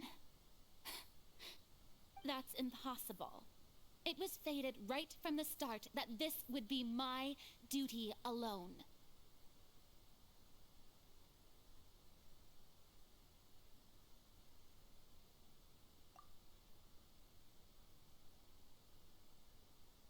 A witness.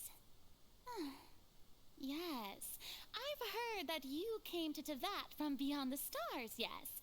In other words, you never belonged here. And if Tevat is, in its entirety, a show on a stage, then you're just a spectator, aren't you? If that's the case...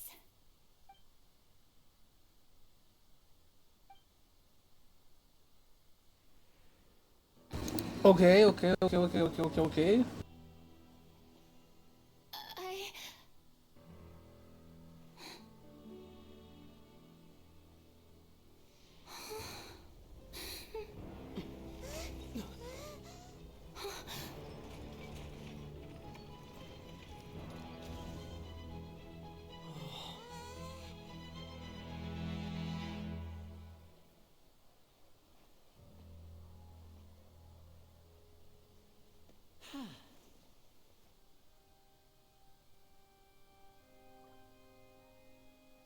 Ladies and gentlemen, this concludes my opening performance. Now, without further ado, we may proceed to the trial of our god. So, this is what it is. Yes, you deserve praise for the effort you took to raise the dramatic stakes. Do not forget, however, that I am Focalor, the god of justice, the embodiment of justice itself. Does it not strike you as even the least bit absurd to bring the very concept of justice to trial? May I interpret these words as your refusal to stand trial? In that case, you will have the opportunity to defend your honor through a duel. You would draw your blade against a god?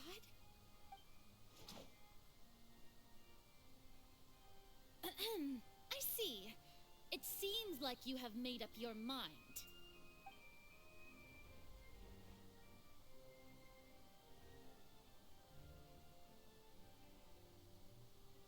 Paimon can't believe it. She just surrendered. What the heck is going on? Did I just see an Archon surrender to a human? So many questions. Lady Farina, what is the meaning of this? It would seem that there has been a misunderstanding. To be clear, the raising of both hands is not always an indication of surrender. Looking for excuses again, huh?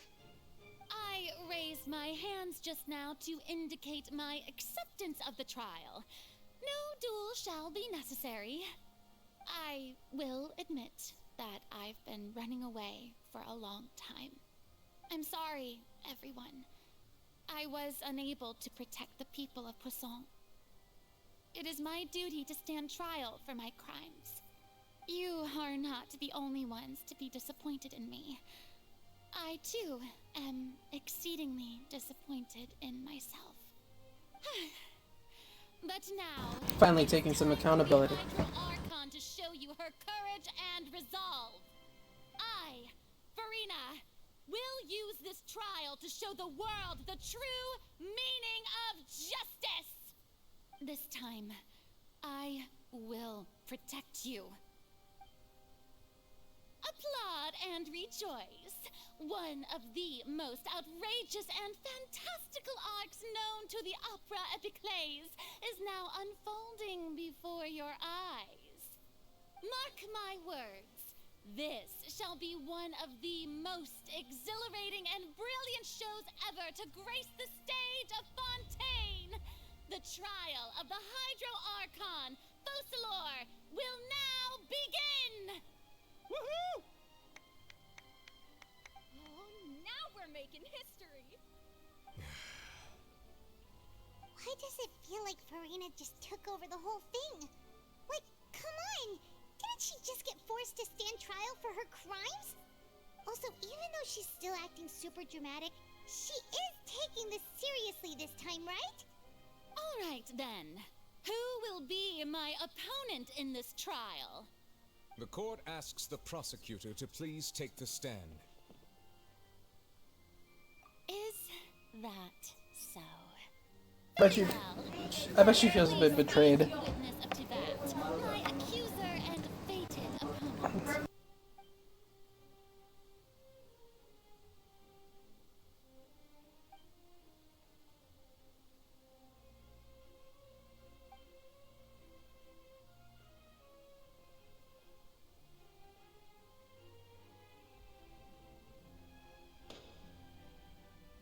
Also, please allow me to ask, as a final question before the trial begins. Just how much work did you do to force me onto this stage? Well, we did do a lot of prep after the meeting that day. I can go over the tasks assigned to the Spina di Rosula, since they were rather straightforward and easy. Navia, the president of the Spina di Rosula. Most of the people who participated in the disturbance this morning were my subordinates. They changed into plain clothes and came to the Opera House as regular audience members, waiting for the perfect opportunity to incite insurrection against you. The people's resentment against their Archon has been building as more and more of the prophecy is fulfilled. A spark was all we needed to turn smoldering anger into a flame. Moreover, according to our understanding and analysis of you, when something like that occurred, you would likely flee the scene and head to Poisson by yourself. So, We arranged for a second group to lie in wait there. So Ooh, lure her into the little box. the settlement for you were also from the Spina. And their goal was to force you to step into the giant magic box so you may personally participate in the greatest magic performance in all of Fontanian history. That's right. That house was a magic box, rather than someone's residence. As the super ultimate version of the setup that I used when I first performed at the Opera Epiclese, the volume of the box was increased by a whole order of magnitude, and the distance it traversed was the entire gap between Poisson and Aranias. Its cargo, of course, was an Archon instead of a human. My thanks, Farina.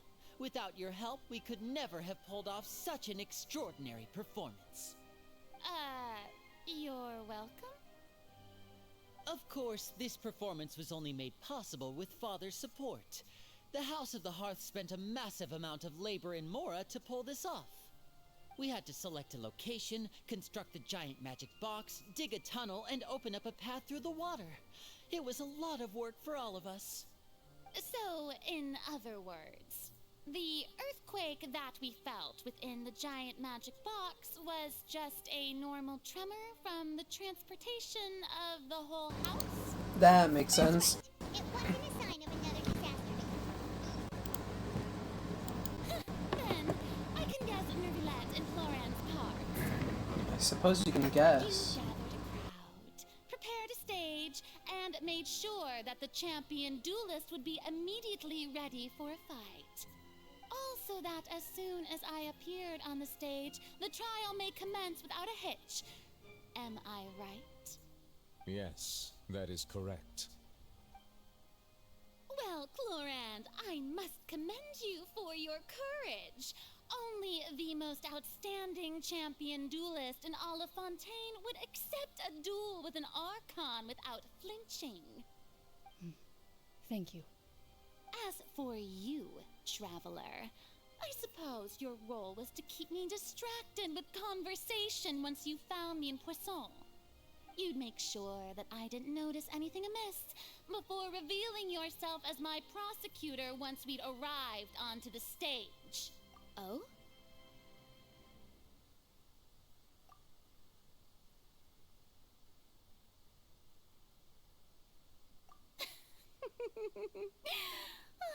Is that so? Then I suppose I must have missed my final chance. It's fine. It matters not. What's done is done. The stage is already set, so there's no reason to disappoint the audience. Let's see this trial through to the very end.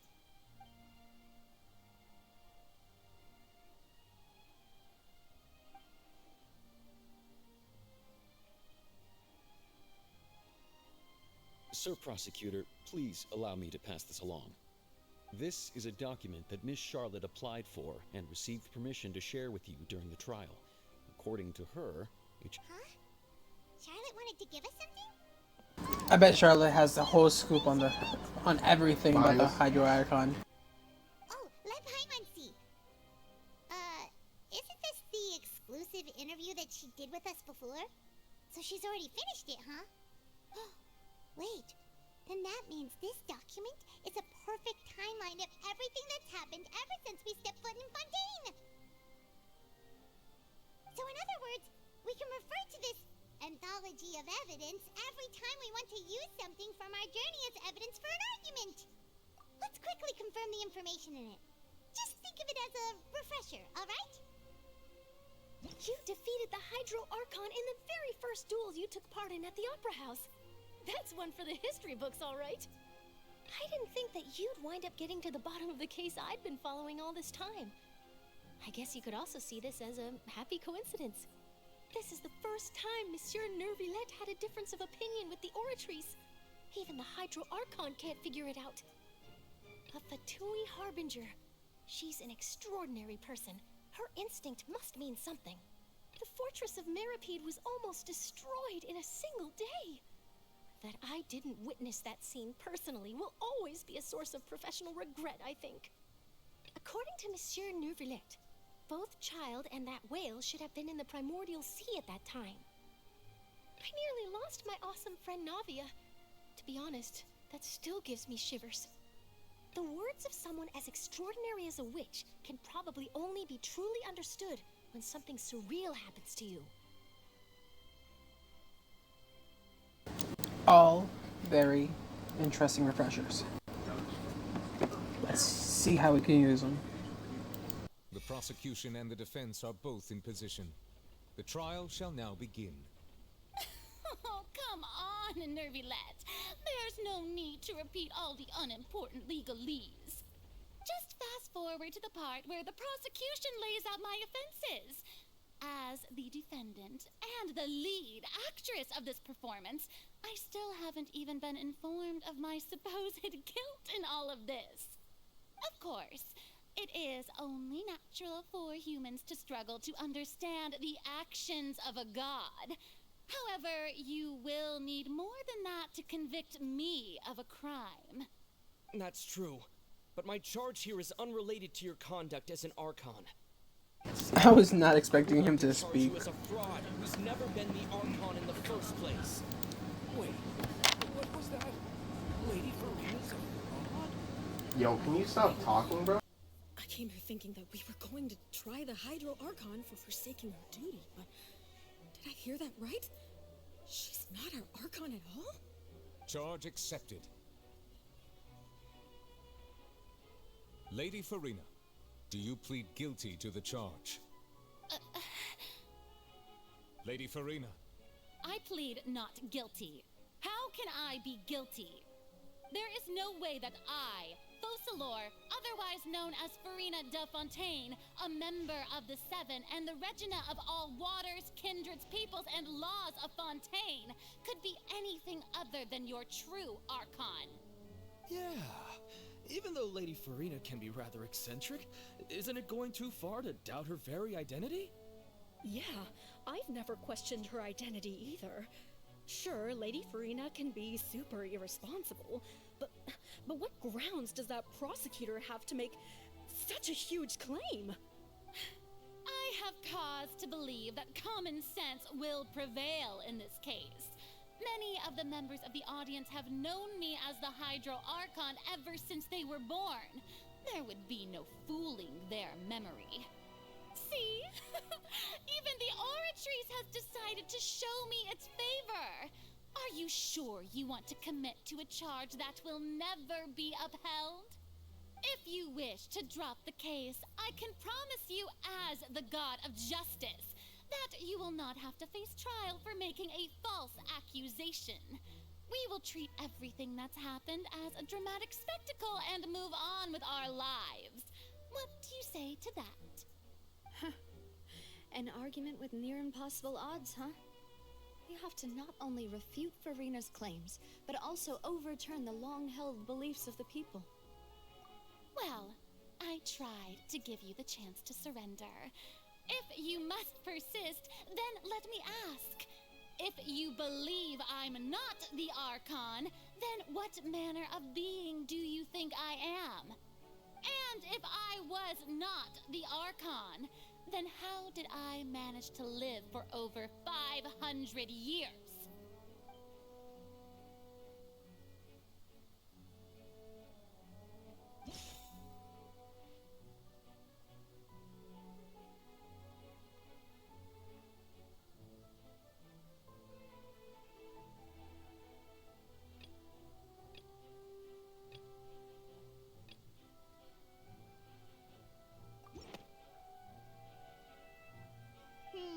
That doesn't sound right. Paimon doesn't think this clue can be used as compelling evidence to build our case.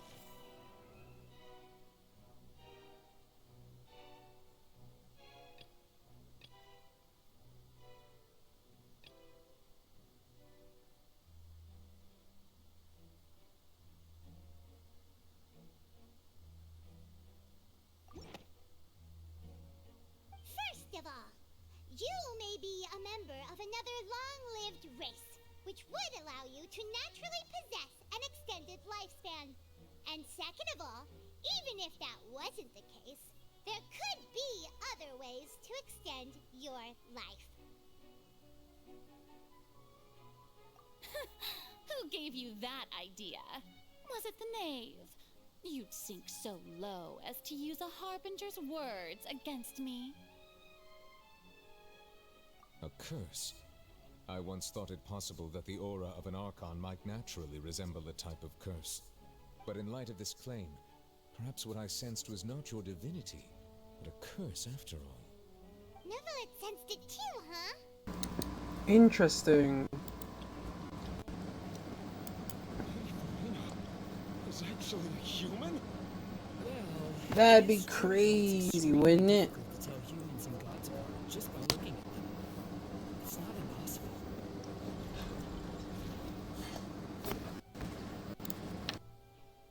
Well, don't start celebrating too early now. Even if I have been carrying a curse like you said, how does that prove that I am merely a human being? Besides, everyone knows that the main difference between a human and a god is the possession of authority. Gods can do what humans cannot. That's why they're worshipped as gods. For centuries, manifestations of my authority have served the nation of Fontaine. One need only to turn their eyes towards the Oratrice Mécanique d'Analyse Cardinal in this very opera house, or consider the indemnitium that is used in every aspect of life.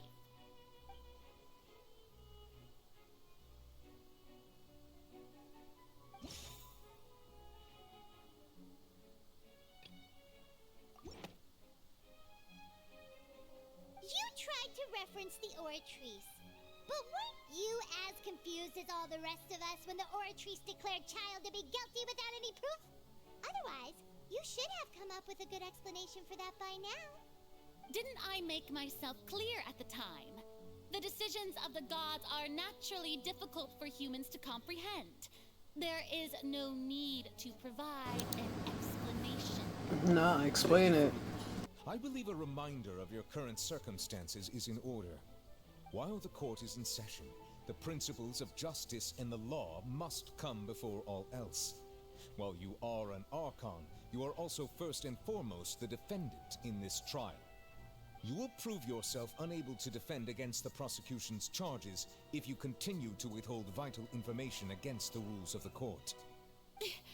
I never thought you'd use that kind of rhetoric against me. That was no trick of rhetoric, Lady Farina. I've merely reiterated the rules of the court. Rules that all should respect and follow. So, you neither knew why Childe was declared guilty, nor did you understand the structure and operations of the Oratrice. Instead of having been created by you, the manifestations of authority you mentioned have been made by the real Hydro Archon, haven't they? Boom. Hydro Archon. Well, now you're really losing me. It is true that I did not know why the Oratrice gave out a guilty verdict that day. But the Oratrice handed out that verdict unilaterally, and it has been operating independently ever since it was first created. You can't argue that just because a divine creation is flawed, that the god behind it must also be no god at all. She's still throwing out all kinds of excuses. Seems like she's confident that we won't be able to produce proof that she has no power over the Oratrice. My power as an Archon. There are many ordinary citizens in the audience. How can I just carelessly demonstrate the formidable power of an Archon? If that poses a concern, I'm prepared to extend my protection to the audience. You don't need to go that far.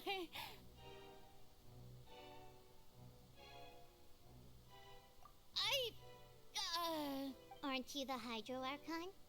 Or is it that you can't even wield the power of Hydro, much less the authority of a god? Indemnitium! Yes! It's all because of Indemnitium! All Archons derive their power from the faith of the people, and I've converted the people's faith in justice into Indemnitium! Thus did I give up all of my divine power to provide everyone with energy for their daily lives. Have you ever seen a more magnanimous god? Isn't that a huge stretch? Yeah, no matter how generous an Archon can be, how could they give up all their power? Can a god with no power even still be called a god?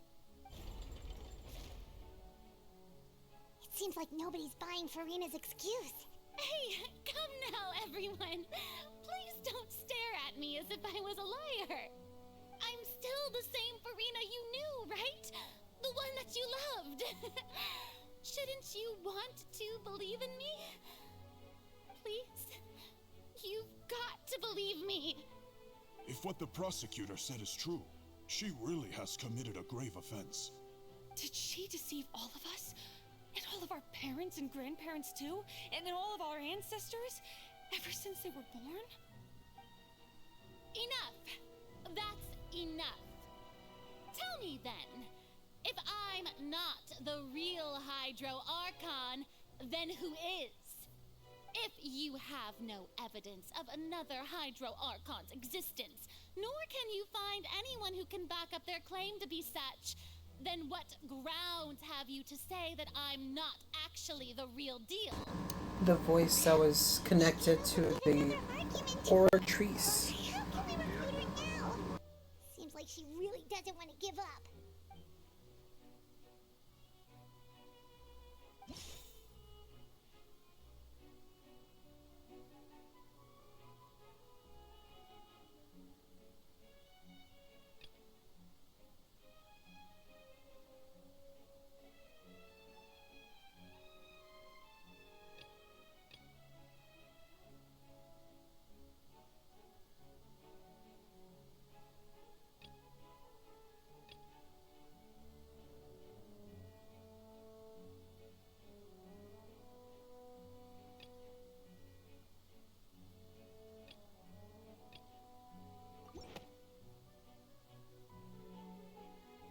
It has been established that all Fontanians can dissolve in water from the primordial sea. And that means... Since you insist on claiming to be a god and not a human, then there's a method that you can use right here and now to eliminate all suspicions of you being the latter. Miss Navia, please apply to serve as a temporary attorney for the prosecution before addressing the court.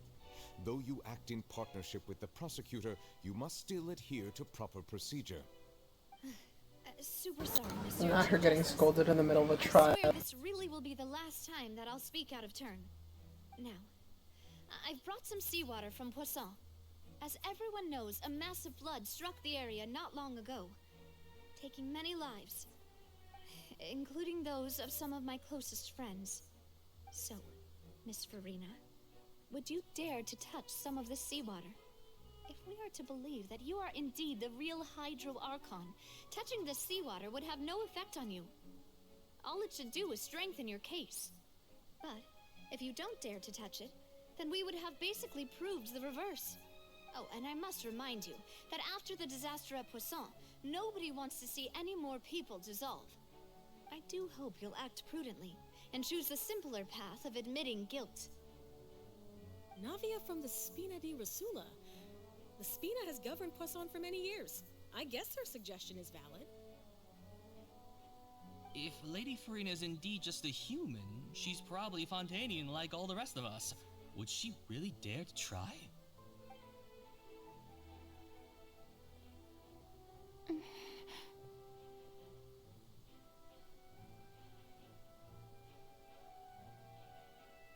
Lady Farina, this test has been unilaterally proposed by the prosecution. As it falls outside the realm of standard court proceedings, you possess the right to decline participation. Well, of course he had to tell her that. But refusing to participate is basically the same as a confession of guilt. She's just staring at the water without saying a single word. It really does seem like she's quite terrified of it. That could only mean... What's going on? Is she really planning to... That's not what we thought she would... Due to the inherent risk of the test, Lady Farina, You may. Hey!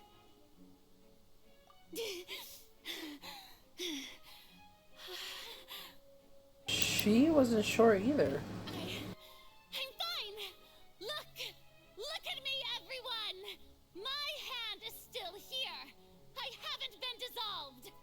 Will you believe me now? I really am your Archon!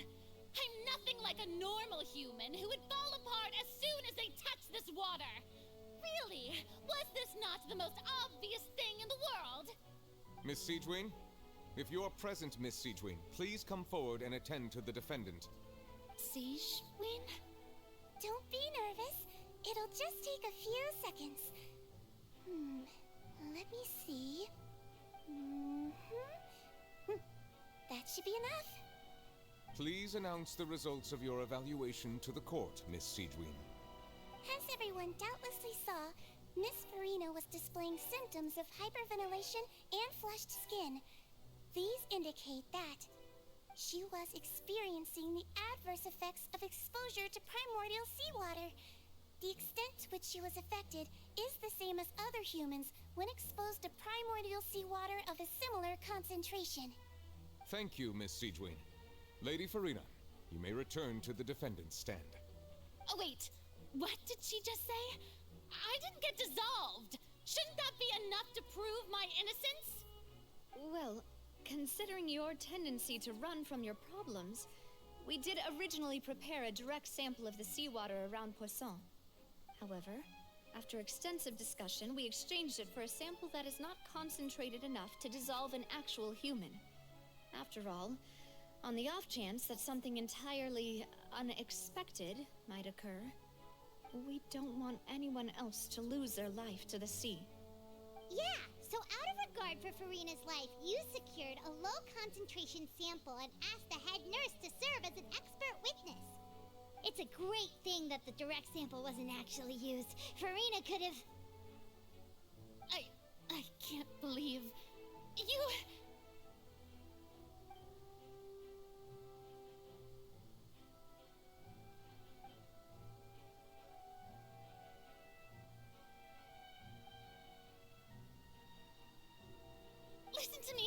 Listen to me, everyone.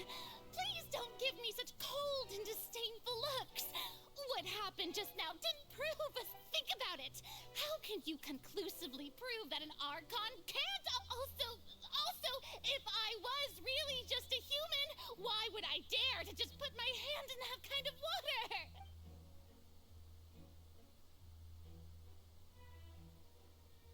Please, everyone, anyone, just listen to me. I swear, I really am your Archon.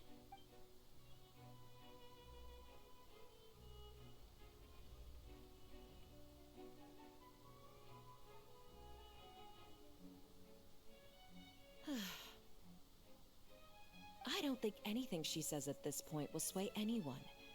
The odds are just too stacked against her now. With all the things that have been said, Paimon doesn't think there's any way left for Farina to win. I believe the time for arguments and presentation of evidence has come to an end.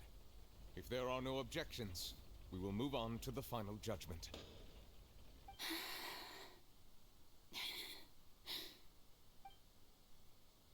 I don't think anything she says at this point will sway anyone. She's too stacked against her now. What is going on?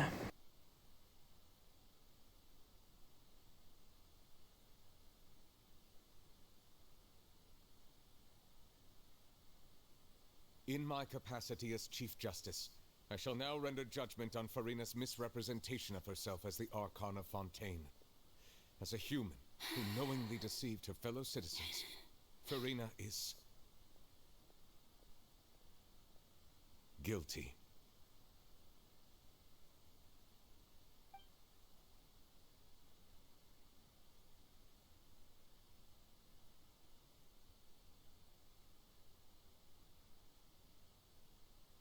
We shall now turn to the Oratrice Mécanique d'Analyse Cardinal to render the final verdict on the charges.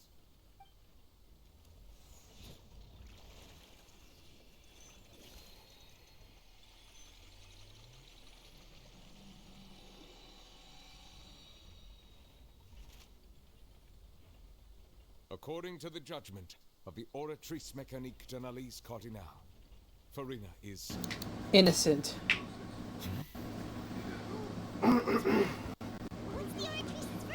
It says she's innocent, doesn't it?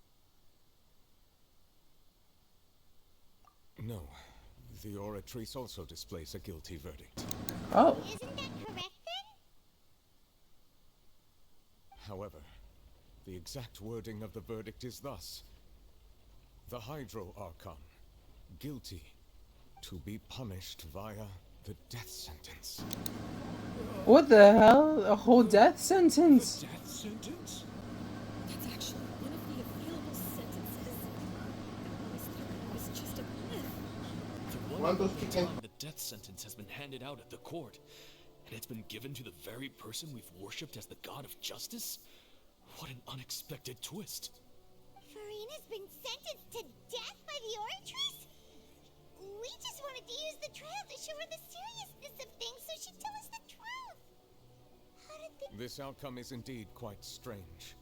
According to Fontaine's current definitions of justice, as well as its recommendations for criminal sentences, is this sentence really appropriate for the crimes that have been committed? I mean, she lied to everyone for decades. You know, the real evil mastermind behind the serial disappearances case. Indeed. Not only is Farina's sentence overly excessive, the very point of our trial today was also to prove that Farina has never been the Hydro Archon in the first place. But now, the Oratrice seems to have deliberately invoked the title of the Hydro Archon. What does this mean? The plot is plot and thickening. Excuse me, if I may interrupt. Is the trial still going? Fremine! Oh, you finally made it. I assume this means you've completed your mission? Mm-hmm. Any mission Father assigns to me will always be top priority.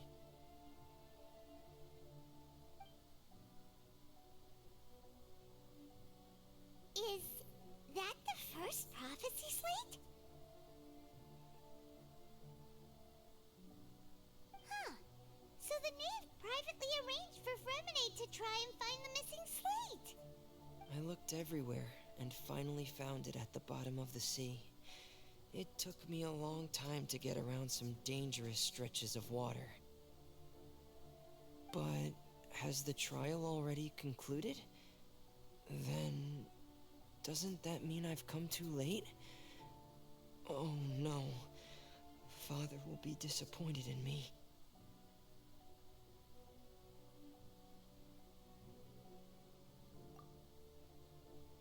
Thank you for your hard work, Mr. Fremine. Please allow me to review the record. What does this mean? Traveler, I believe that you have already seen the other existing slates. We'd like you to come here and confirm their contents.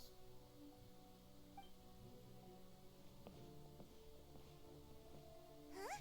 So what do you see? What is it?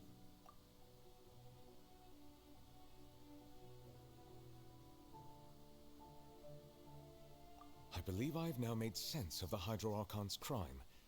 It has to do with Fontaine's lost history. Huh? Isn't the Hydro Archon just guilty of deceiving her people? Oh, wait, no, that's Farina, and we've already proven that she's not the Hydro Archon. So when you say Hydro Archon, do you mean the real Hydro Archon we've been kinda talking about? In truth, everything that you've encountered in Fontaine up until this point can be traced back to the contents of these stone slates. However, I'm uncertain as to how much sense they currently make to you. Okay, let's try to recall the contents of the other 3 stone slates. Paimon will do her best to help you remember.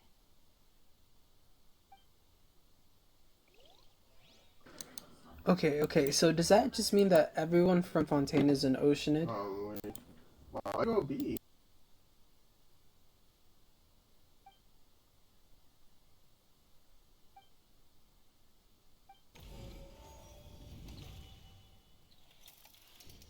The first stone slate describes what you just said. It seems to show the previous Hydro Archon using her divine power And then the Oceanids turn into humans. Does that mean that Fontanians are transformed Oceanids? Oh, Paimon wasn't expecting that. But if Oceanids can turn into humans, then perhaps this process can be reversed as well. The second stone slate shows Celestia floating in the sky and the Hydro Archon and her people worshipping it together. But the heavens still brought judgment down upon them. This must be the point when the Hydro Archon and the Fontanians were branded with their original sin. Does this mean that the original sin and the Hydro Archon sin are the same thing? The third slate shows the Hydro Archon sinking into the sea surrounded by many people. That reminds Paimon, didn't we also watch that happen to someone else? Well, the fourth slate is the prophecy the Fontanians have been talking about. People dissolving into the sea, the Hydro Archon crying on her throne, and so on. We didn't believe that such a crazy disaster could happen at first, did we? But after that incident, it was just a question of when and not if.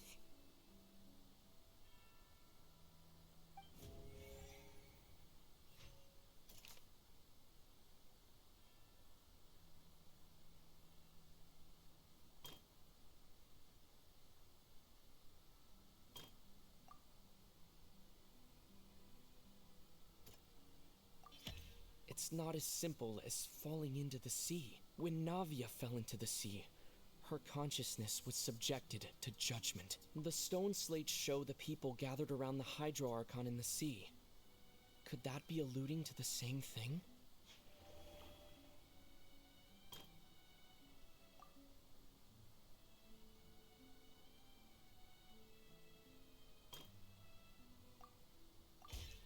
We know from the case of the serial disappearances of young women that Fontanians can be dissolved in primordial seawater, and the first stone slate tells us that long ago, the Hydro Archon used her power to turn Oceanids into humans. This might be the reason that Fontanians can dissolve.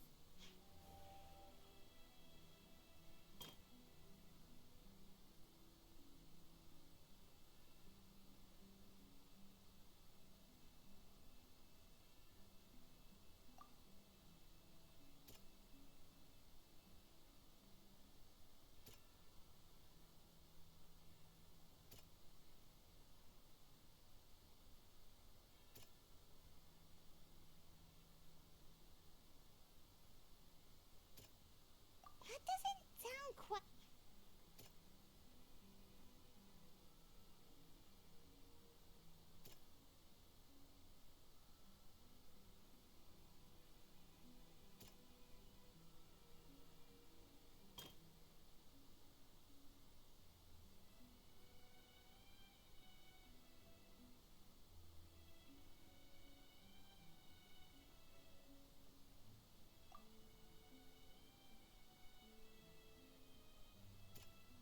That doesn't sound quite...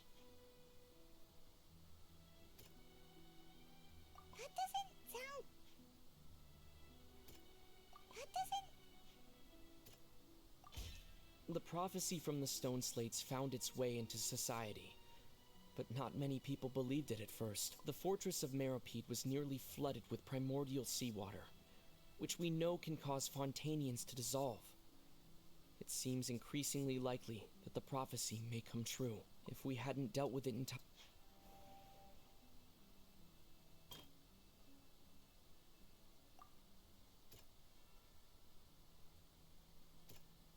That doesn't sound quite... Perhaps what is about to take place has all happened before. The truth and the original sin cast down on the people of Fontaine by Celestia, as recorded on the stone slates. They'll dissolve into the primordial sea but won't cease to exist. Their essence will flow in the seawater, converge, and take the form of an Oceanid. The Hydro Archon was sentenced to death in court, shocking everyone present. Perhaps this means that her sin was actually Fontaine's original sin. into the water inside those ruins, and she nearly dissolved. She was surrounded by the people of Poisson in a court within her consciousness, and was forced to take part in a trial meant to make her stay. The eruption of the primordial sea at the fortress of Meripede was the surest sign that the prophecy was about to come to pass no matter what. The stone slate's content can all be verified by recent events. If we combine what we know together, loads of truths should come to light.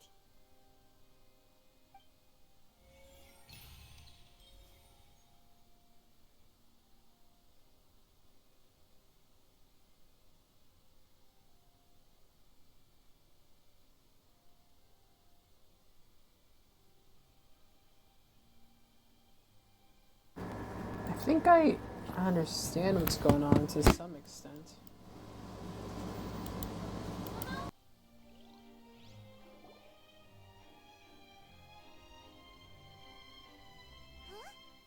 Oh, Paimon gets it now!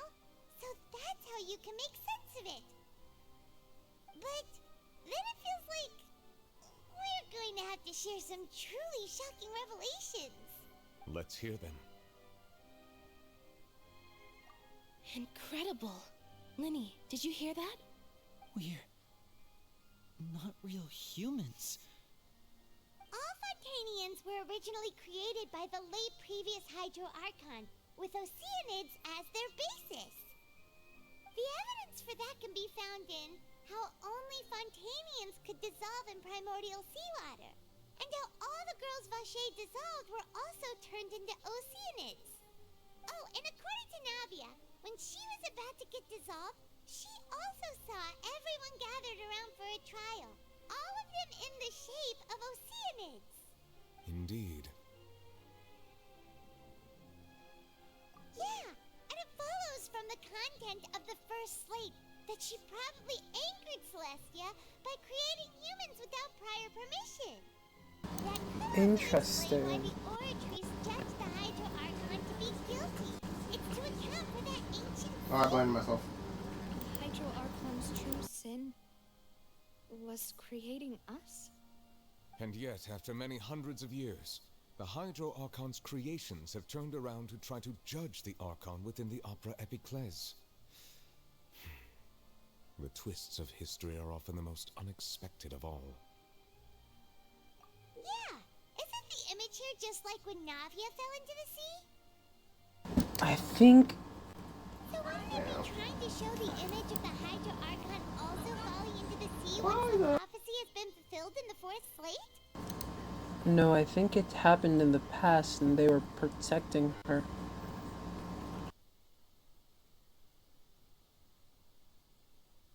In the end, the people will all be dissolved into the waters, and only the Hydro Archon will remain weeping on her throne. Only then will the sins of the people of Fontaine be washed away. Did Paimon get all that right? You've made some keen deductions. I must say, given how much you still don't know, it is impressive that you've already managed to connect so many pieces of the truth. However, while you were able to decode all the information on the slates, they've also been etched with an additional layer of hidden information using a different power source. When we were at the ruins, I tried to decipher the hidden information recorded in the slates. But since we only had 3 slates at the time, I was unable to come to a full conclusion. Now that the slate collection is complete, I shall make another attempt to decipher the narrative recorded within. If everything goes well, we should finally be informed of the unadulterated truth.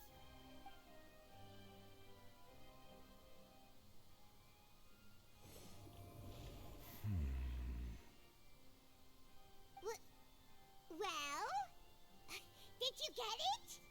I believe I should share this truth not only with you, but with all the people of Fontaine as well. I will try to briefly summarize it for you.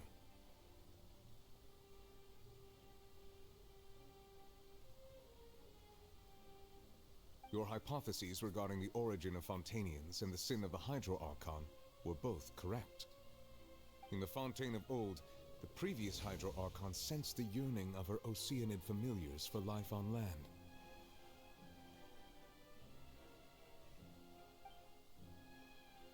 The Oceanids were enamored with the beauty and romanticism of human beings, and wishing to have those experiences for themselves, expressed to the Hydro Archon their desire to become of a similar kind. However, even though water as an element is intricately linked with the power of life, the Hydro Archon, as one of the seven, did not possess the ability. Oh, it's like what the Oceanid that you have to fight all the time says. By appropriating the power of this planet's primordial sea. She poured primordial seawater into the Oceanid's blood vessels, creating humanoid mimics in the process. But if Fontanians were to ever come into direct contact with water from the primordial sea, the power within their bodies would escape these artificial restraints and return to the sea. As a result, their forms would collapse, and they would be reverted to their original forms as Oceanids. Of course, the Hydro Archon never received permission from the heavenly principles to create a new human race.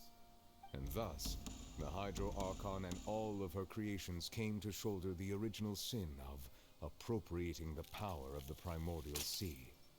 That is the true history of how the people of Fontaine first came into being. So we were all Oceanids before we turned into human beings? That's way too much information for me. I think I'm just going to pretend that I never heard a single thing.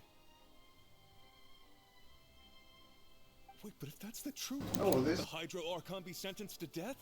After all, her only sin was creating us. This really might be too much information for your Looks regular like Fontanian, but it does answer a lot of our questions. Alas, your hypothesis regarding the third and fourth stone slates was inaccurate. The slates' respective positions are, in fact, correct.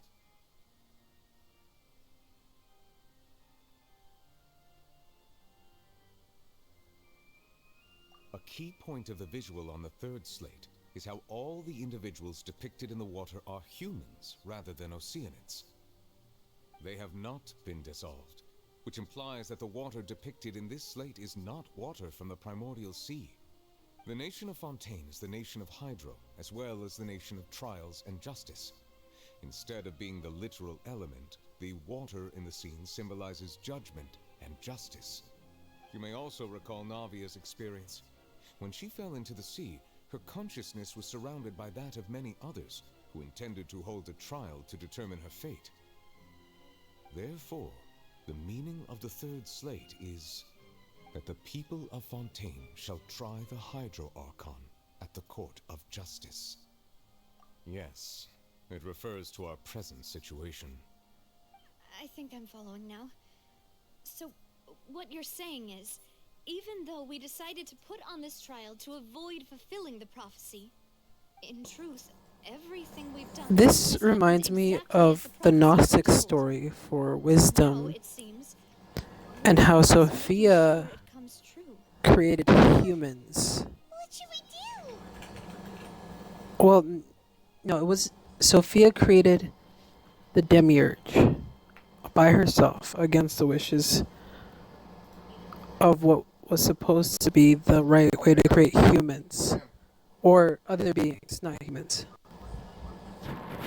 And when she did that, the thing that she created was casted out and imperfect.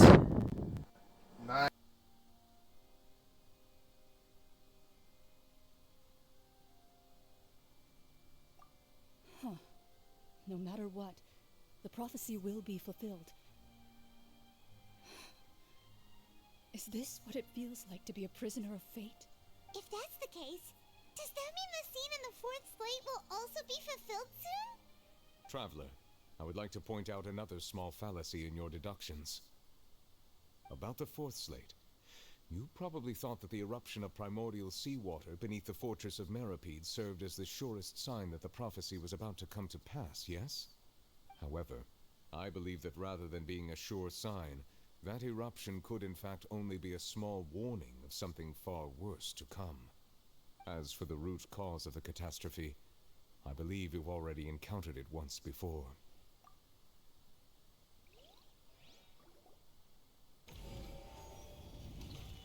The This eruption was just a small warning of the things to come. We must find the root cause of the disaster.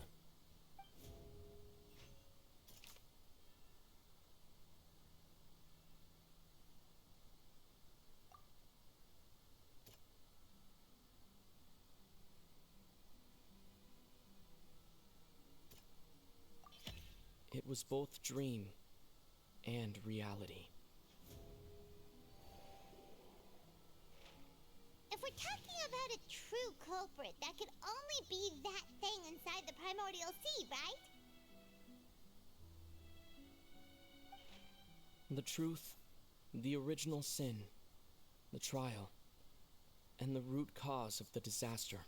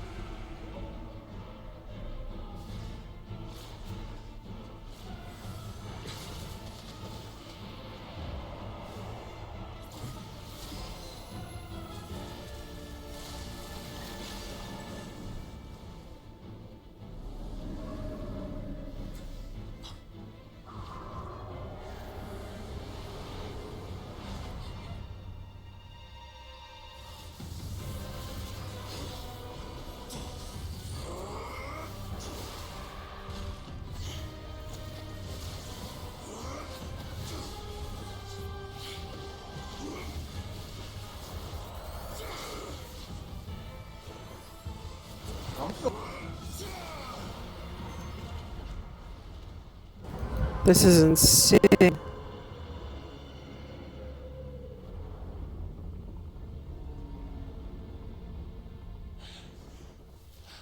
Has he been inside the whale the whole time?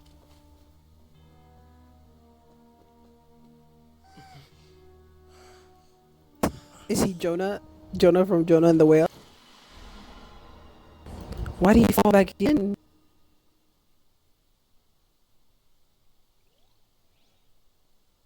That was way too close! How did that thing just burst into the opera house? Wait, was that the huge whale you saw in your dream? So we've met it at last. I understand very well why it has chosen to make an appearance here.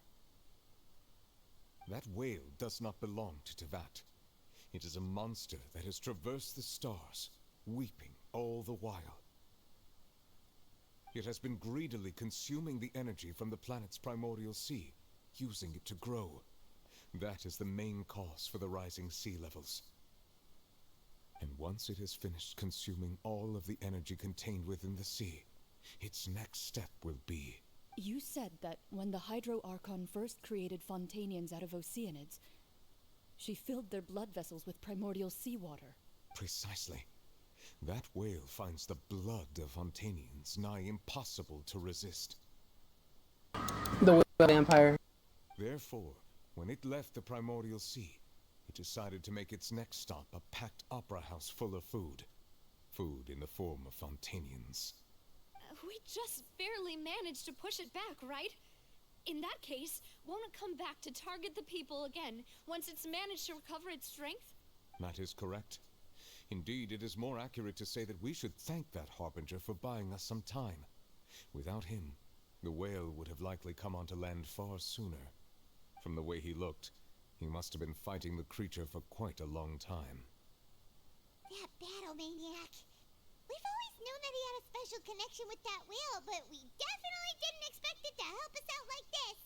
Anyway, now that we know that this whale is the actual cause of the disaster recorded in the prophecy, all we need to do to stop the prophecy would be to find a way to beat it up, right? It is too late.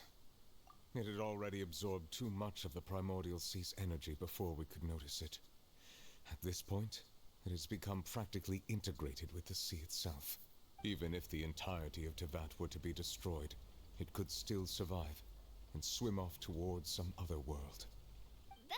That's not something I will accept. We've already done everything we can, and we even found the true culprit. We've come so far. You can't just tell me that the last hurdle is some impossible foe. That's just not fair. Indeed. That's not how a grand performance should end. I'll fight it to the end, no matter what. So the prophecy will be fulfilled no matter what, huh?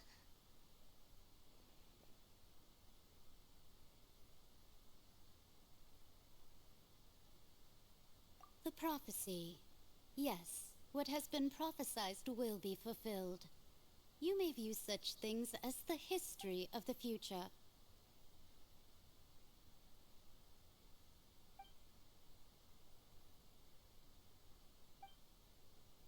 Just as prophecies are usually only the future as seen from the perspectives of the gods, could things be happening in hidden corners where the gods' gaze does not fall? Ultimately, fate shall serve as your only guide, no matter what will happen in Teyvat's future. All you need to do is to play your...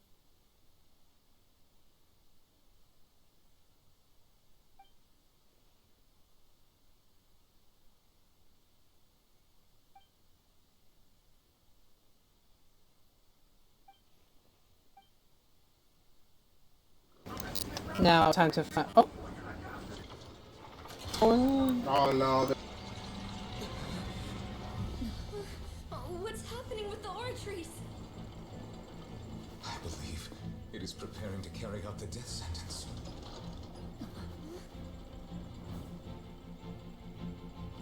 Furina!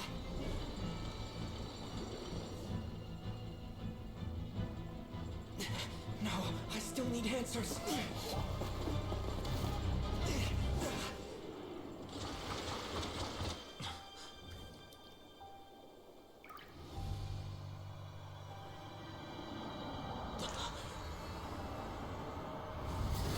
Ah, to the memory.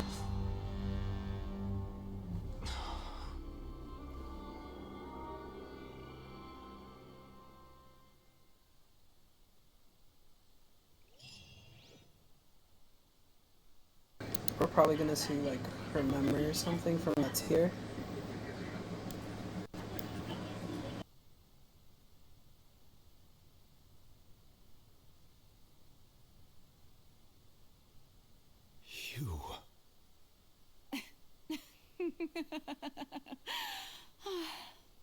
Sorry.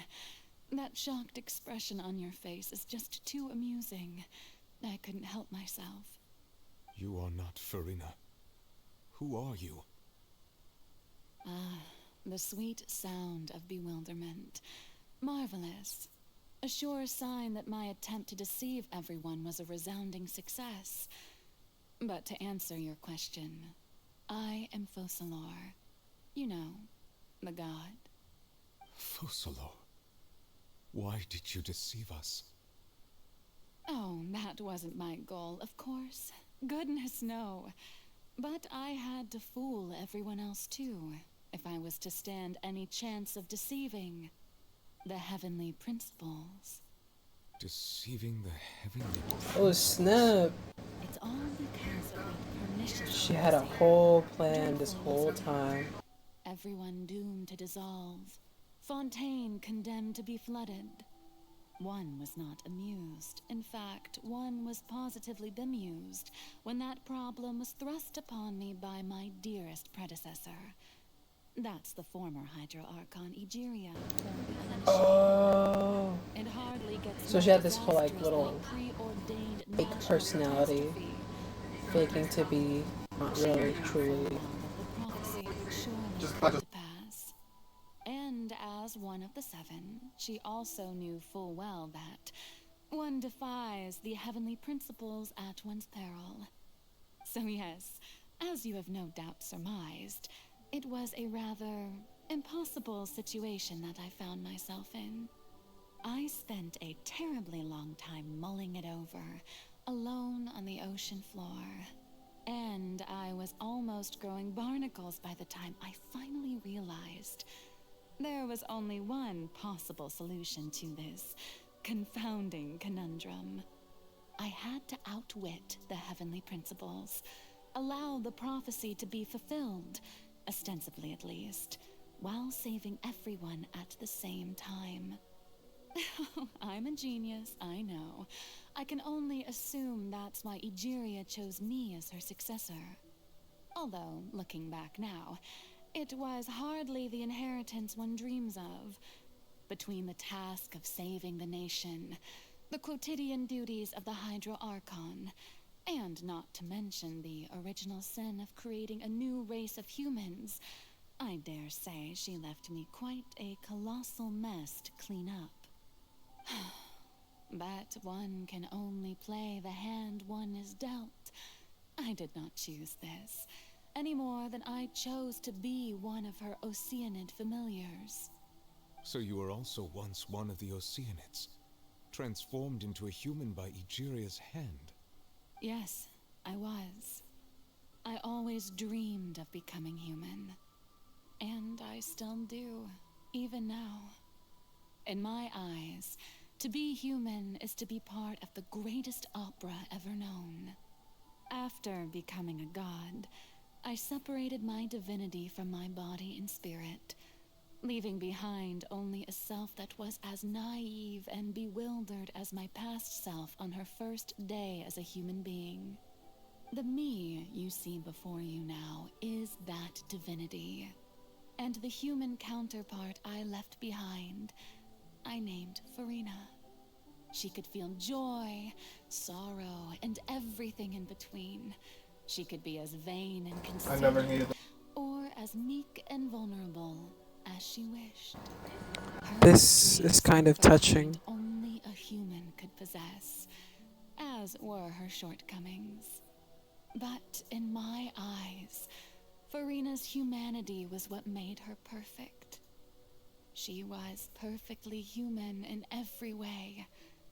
The person I always wanted to be. Anyway, so then I cursed her. All part of the plan, of course. The plan to deceive the heavenly principles. Do you still remember the final scene of the prophecy? The Hydra Archon alone, weeping on her throne. In order that the prophecy might appear fulfilled, I invited Farina to be an actress, to play the part of the Hydro Archon in the prophecy. Under the curse I placed on her, so long as I, Focalor's divinity, continued to exist, she could not die. But nor was she free to live her life in the pursuit of happiness. Instead, she was forced to take the stage in the opera house, to embrace the role of leading lady, to forever play the part of the god from the prophecy, all to create a deceitful appearance of that prophecy coming to pass. I suppose now you probably understand why your court is called the Opera Epiclese. But Farina is only human, isn't she? Even though she has had a long life, her mind is no stronger than that of any other ordinary human being. I cannot begin to fathom what she has had to endure. It must have been torture for her. It has indeed. And although she is, in a sense, me in human form, I most definitely owe her an apology for it. It's been 500 years, and all along, she's been playing her part in the most unimaginably long, unbearably lonely, and agonizingly painful opera of all time.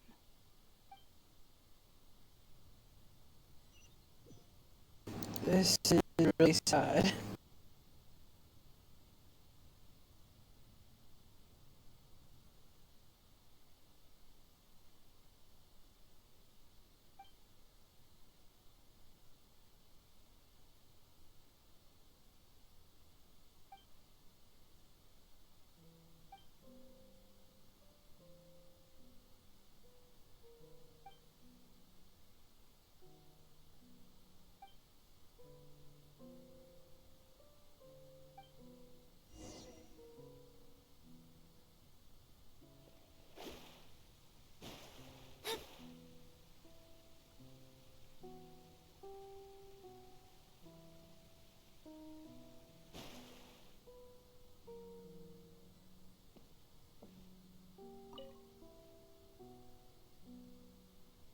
So, who permitted you to come onto the stage?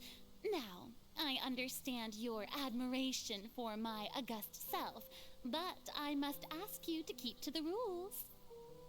All right. It is not my intent to reprimand you. There is no need to state your name. Just be off with you. Do not distract me from my performance. Oh, do not jest. Can you not feel it? I am Focalor. The eyes of countless Fontanians are upon me. I must, at all times, display the utmost elegance and nobility. That's proper curse, isn't it?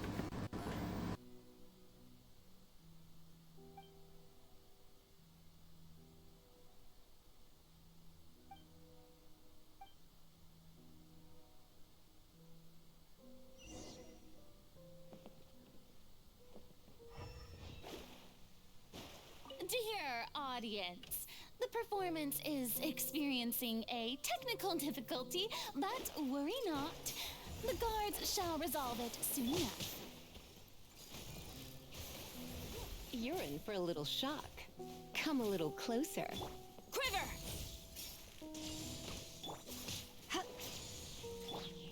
Let the show begin. Shadows of fate.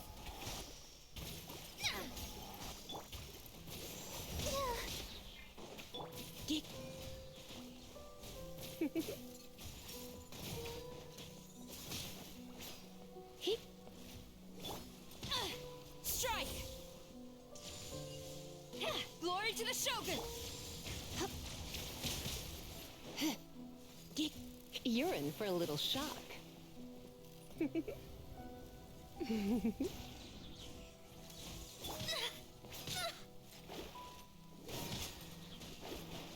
Delves into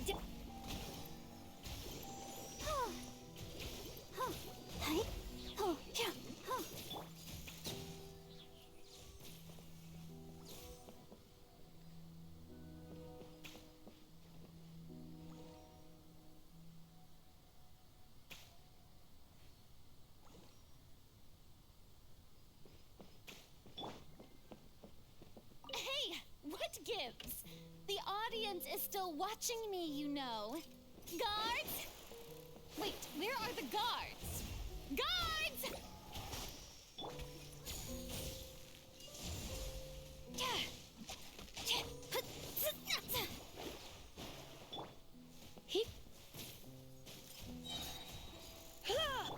Flash! You're in for a little shock. Let's spark things up a little. Come a little closer. You've been a naughty boy. decided by destiny. Delved into destiny. Strike!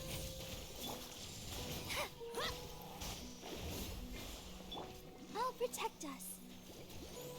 Hi.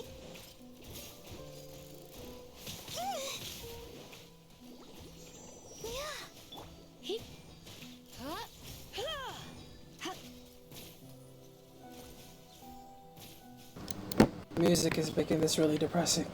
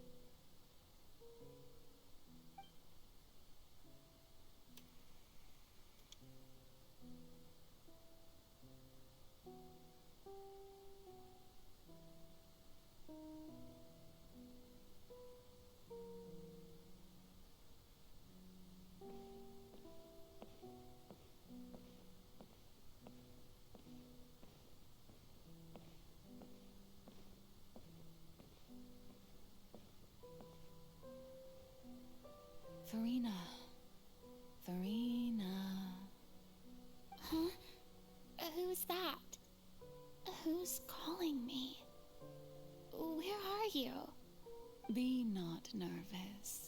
Be not afraid. I am before you. Wait a moment. You're near me? How can this be? Mirror you, huh? You know what? That's not bad. Let's go with that. Mirror me? What do you wish to say? The prophecy. Have you heard of it? What prophecy? Wait. I know. I think. I don't know why, but it's in my head somehow.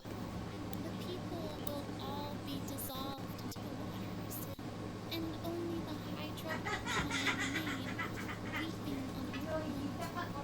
Only then will the sins of the people of Fontaine be washed away.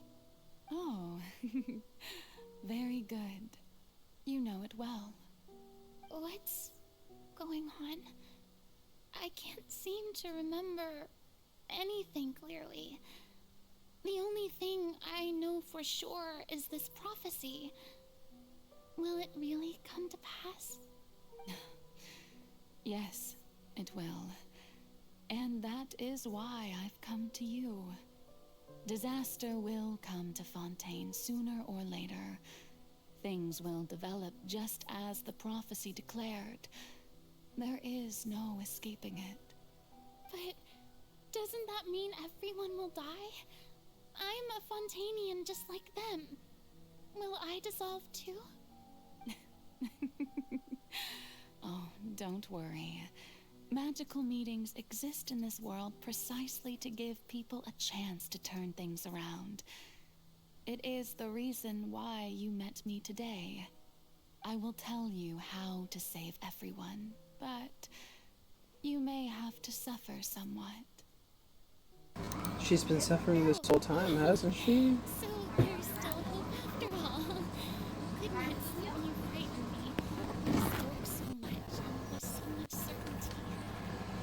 For the suffering, well, I will admit that the first thing that came to mind was I didn't have anyone to suffer.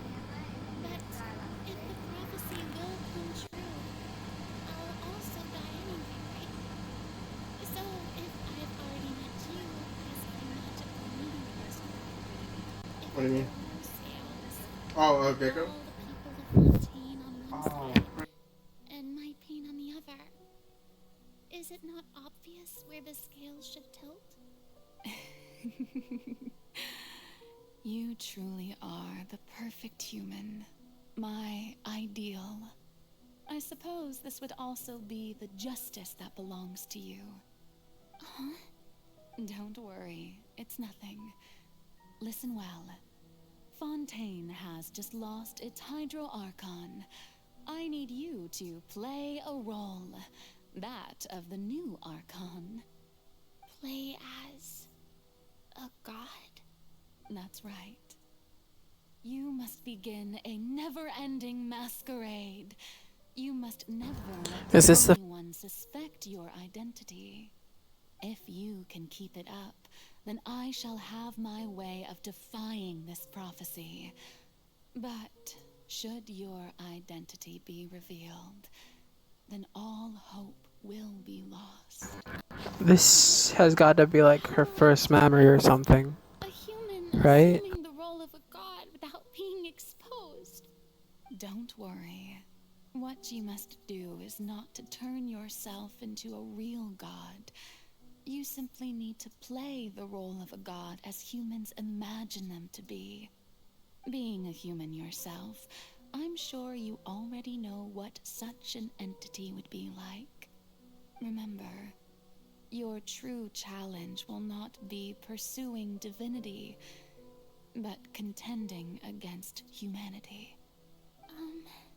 I'm still not sure I understand, but I'll try. I'll try to do this. So, how long am I going to have to play this role? To accomplish this mission, you will have to stay on the stage for many, many years. You will endure and not grow old until your task ends. But I promise you, all will eventually end in a magnificent and dramatic trial, and everyone will be saved. A trial? Huh. How exciting. I'll be looking forward to it.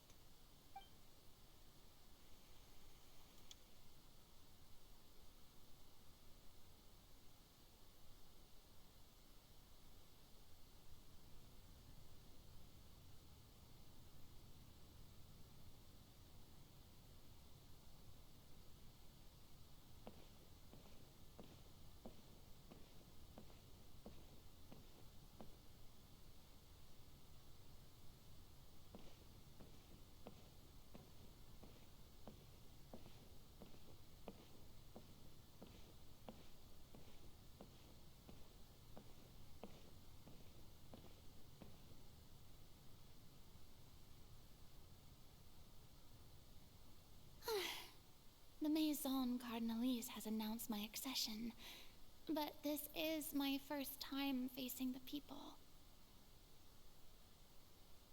What should I say to most appear like a god? To be honest, I still don't know. Perhaps I should first try to act natural. Ladies and gentlemen, good evening, and welcome to the Opera Epiclese. I'm sure you've all heard about how I have taken on the role of Hydro Archon. Indeed, I am Verena de Fontaine, your new Archon. In truth, I know little about becoming a nation's new god, but it will be my honor to guide you all. As the god Focalor, the god of justice, I shall do all within my power to lead you into an age of fairness and justice. Once again, thank you all for coming. If you should have any questions or suggestions, please send them to the Maison Cardinalise. The future of Fontaine will require us to work together, after all. This should do it. I thought I might stammer, but thankfully, I was able to convey my thoughts just fine. Okay, and next. That's the new Hydro Archon. Is this some kind of joke by the Maison? I would have thought that a being that surpasses humanity would be a bit more assertive. Hey, did you hear that? She even told us to send her suggestions there at the end. Shouldn't gods be all-powerful? She's being so modest. What's the difference between her and an ordinary person, then? If you ask me, perhaps the succession didn't actually happen. She might just be a Maison-backed puppet. Wait, what's going on? Why is everyone suspecting me of being a fake? Oh, this is bad. If I get exposed here, there'll be no saving the people from the prophecy. Right. Mirmi said that I just need to play the role of a god as humans imagine them to be. Calm down, Verena. Think. What do the people want? How would they imagine a god to speak and act? Assertive, with a strong sense of presence. One who can dispel all doubt. That is the character I'm fated to play.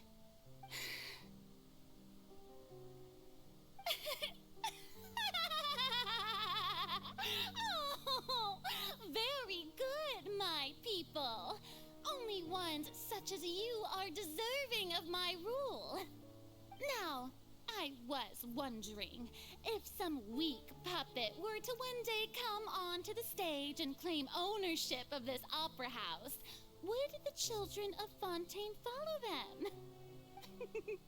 Well, it seems that you would all see right through them. Having passed my test, you are qualified to witness wondrous trials alongside my august self, here in this opera house. You may consider my previous act a door gift of sorts. I thought it was a debut that suited the atmosphere. Now then, let us be reintroduced. Ah, so that was just a performance. How could I have forgotten that we were inside an opera house? A personality? It's quite shocking, to be honest, but I suppose it's a better look than before. Such a fascinating and bold deity. How wonderful! Our future may yet be bright after all. It seems I've turned them around. Best follow this flow and restart my accession speech. My dear people, whether you acknowledge me or not, whether you trust me or nay, I say to you, keep faith in your ardor for justice. We have heard it said that this nation's sins can no longer be washed away. Well, I say that justice is most fragrant when it blooms amid sin. The scales of justice should not weigh heavy in the hands of its God. On one side, it must carry fairness and justice. And on the other, praise and applause. May law be the prayer on our lips. May judgment be our worship. Let us light the fires and drink to the future of Fontaine. There is no trouble in this world that justice cannot solve. All that is needed is for you, my people, to believe in it, heart and soul.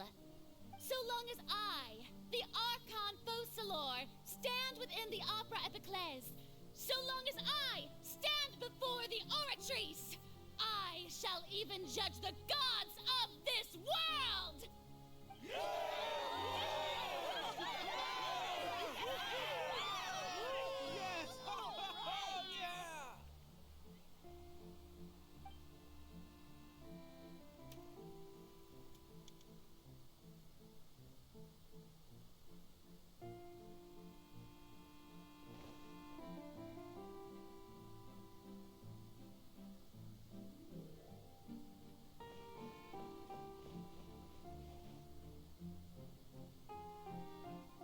Lady Farina, here are today's case reports, as well as a summary of the follow-up for your perusal. Come now, was I not just at the Opera House in person? Leave these kinds of things to Neuvillette. Besides, none of these trials were the one that I'm looking forward to the most. If I may be so impertinent, what kind of trial are you truly looking forward to? A magnificent, dramatic, and wondrous trial. A trial to end all things. How could you hope to understand?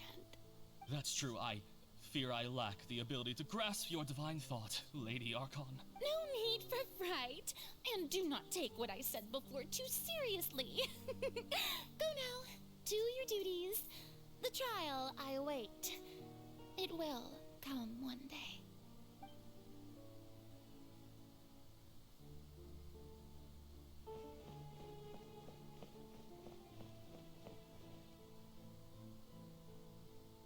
Lady Farina, I don't know what to say. Thank you for agreeing to see me. No need to thank me. Or rather, thank your own sense of perseverance instead. Long have you stood in line to meet me, have you not?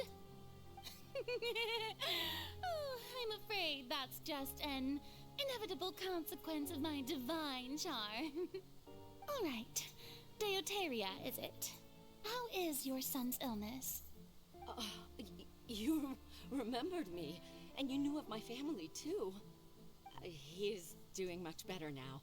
In fact, he is far more of an ardent believer than I. He was the one who forced me to seek an audience with you, and to bring your words back to him. Oh, good. Very good. If this should happen again in the future, please do not hesitate to come and tell me. Going down to citizens' homes every so often, while not usual practice, should serve as a fine change of pace. You're such a gentle and wise God. Thank you once again, on behalf of my son.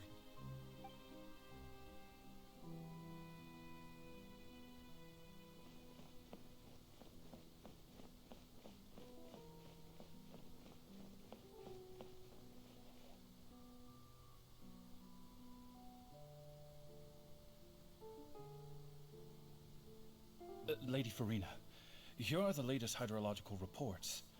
As for the specific parameters you asked to take note of, I'm afraid things still don't look good. I see. It's as I thought then. As your god, I did already expect this, but I wanted to see how far your human wisdom would allow you to analyze it. All manner of signs indicate that the prophecy will still come to pass.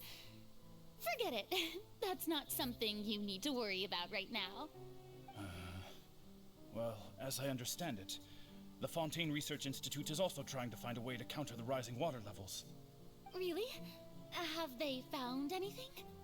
I'm afraid that they haven't found any effective solution thus far. Is that so? Well, no wonder. This issue has reached the realm of the gods, after all. Still, their spirit is praiseworthy.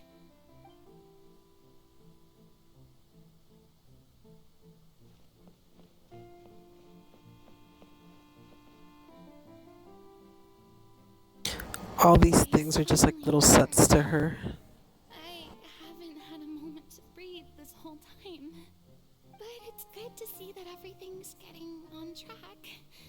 There are no longer any voices of suspicion. Maybe this is fine. I just need to keep going, and everyone will be saved.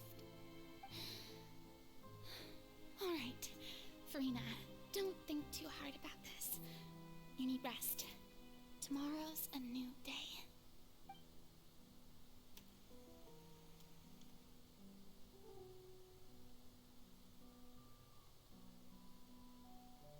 Lady Farina, here are the new trial reports for the latest cases, as well as a summary of the follow-up. There'll be no need for that. I've seen them already. There's no need to go back over scenes I've witnessed in person before. Lady Farina, I've waited so long. So much time had passed, she became bitter about her job. My dear, loyal citizen, this joyous moment is an honor for us both. Lady Farina, we're detecting significant hydrological anomalies near Poisson. Understood. Keep monitoring. Keep me informed should anything come up at the Institute.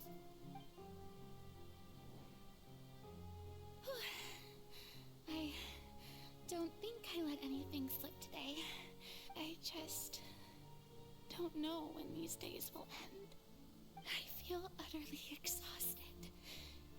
Best to rest early today, too.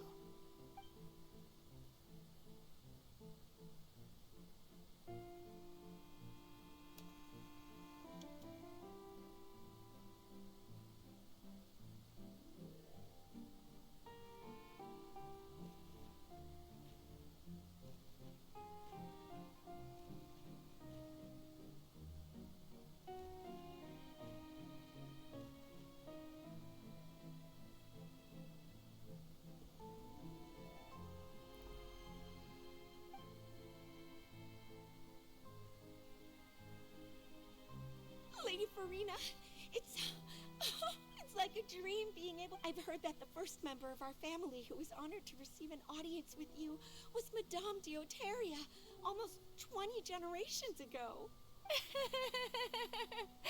And what a fine family yours is indeed. It brings me great joy to meet such a faithful believer, a descendant of a line most ardent. Surely you exaggerate, Lady Farina. My lady? What is it, good citizen? Oh, are you crying? Oh, really now? I didn't even notice. This must be the overflow of hydro from my person. Well, can't quite help being the god whose dominion is the waters, can I? No wonder. No wonder. A manifestation of your power, then. Oh, Archon, I am honored to have witnessed it. Honored indeed.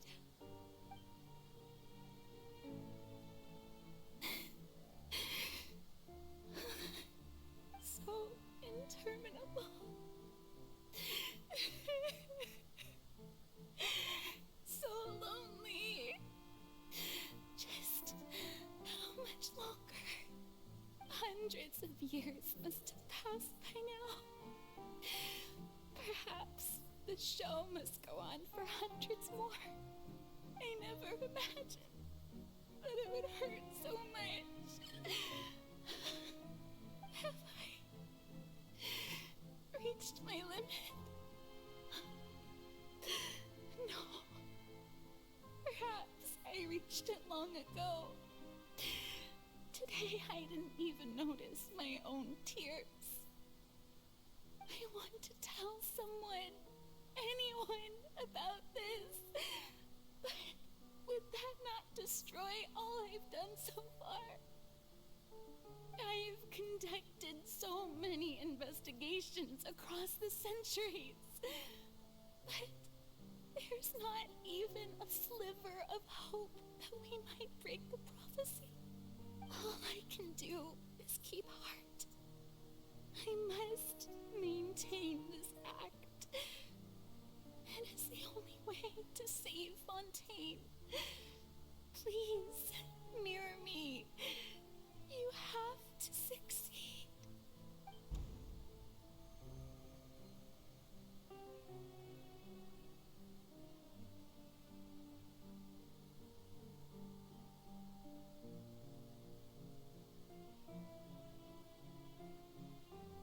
Farina, you don't have to shoulder this burden alone.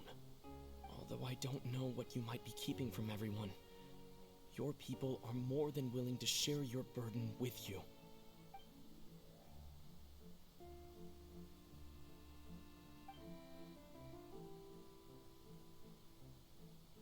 Share my burden. That's impossible. It was fated right from the start that this would be my duty alone. But even if your burden doesn't need to be shared, you can still choose to confide in someone. Just share it with me. I'm what you'd call a witness. A witness? Yes. I've heard that you came to Tevat from beyond the stars, yes. In other words, you never belonged here. And if Tevat is, in its entirety, a show on a stage, then you're just a spectator, aren't you? If that's the case... He's right. I could confide in him, couldn't I? But if things don't play out as expected, the people of Fontaine will be the ones to pay the price. No, Farina. You shouldn't be selfish. But what if it's really alright? Damn, now I feel bad. So hard for so long. Surely it would be okay to put yourself first for once. Just this once. Is it such an outrageous thing to do anyway? To find someone in whom you can confide your frustrations and sorrows? Surely it could not hurt. If you let this opportunity slip through your fingers, it might never come by again. Think about it long and hard.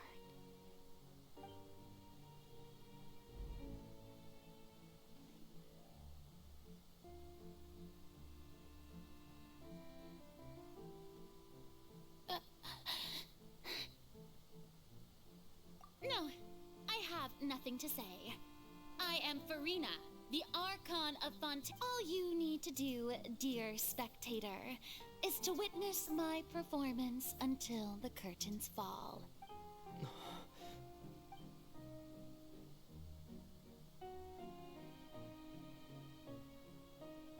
Fine.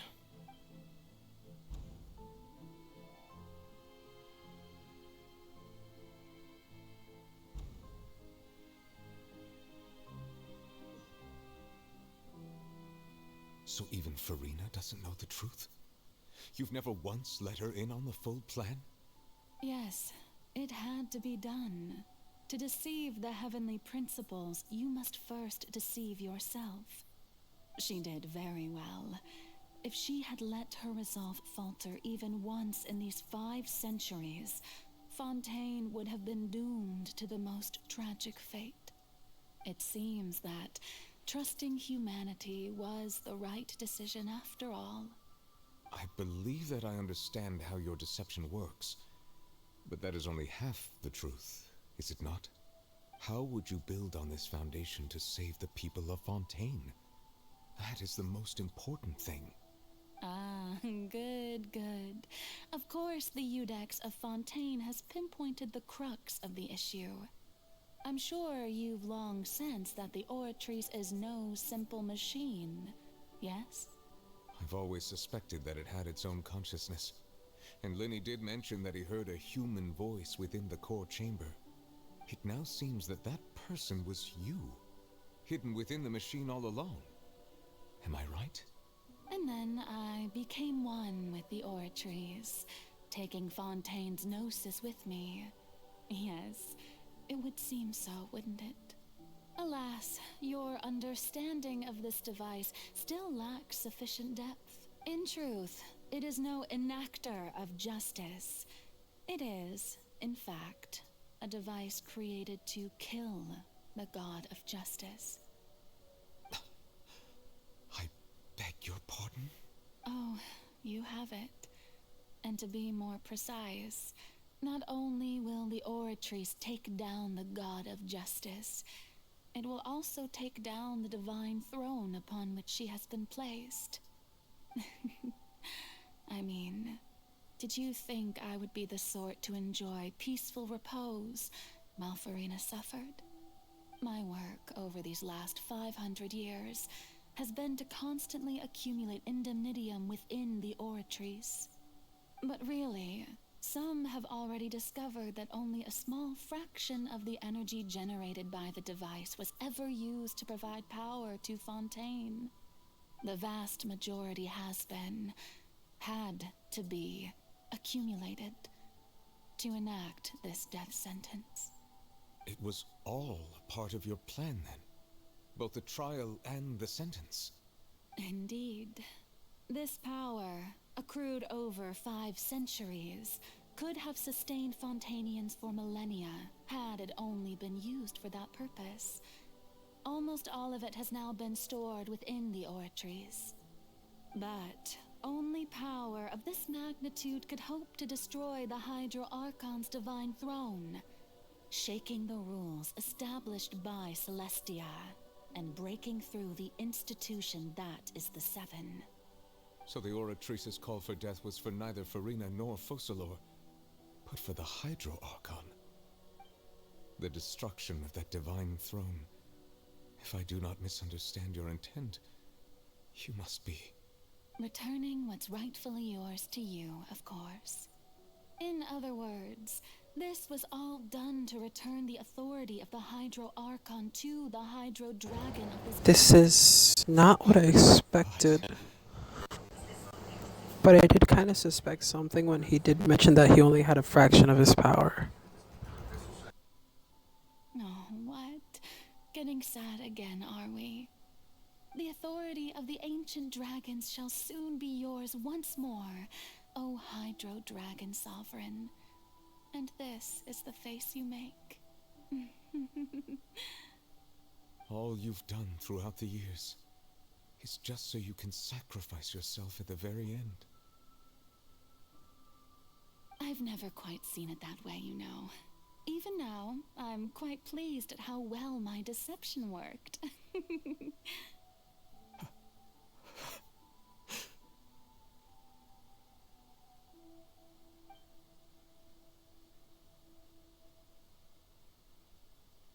Hydro Dragon, don't cry.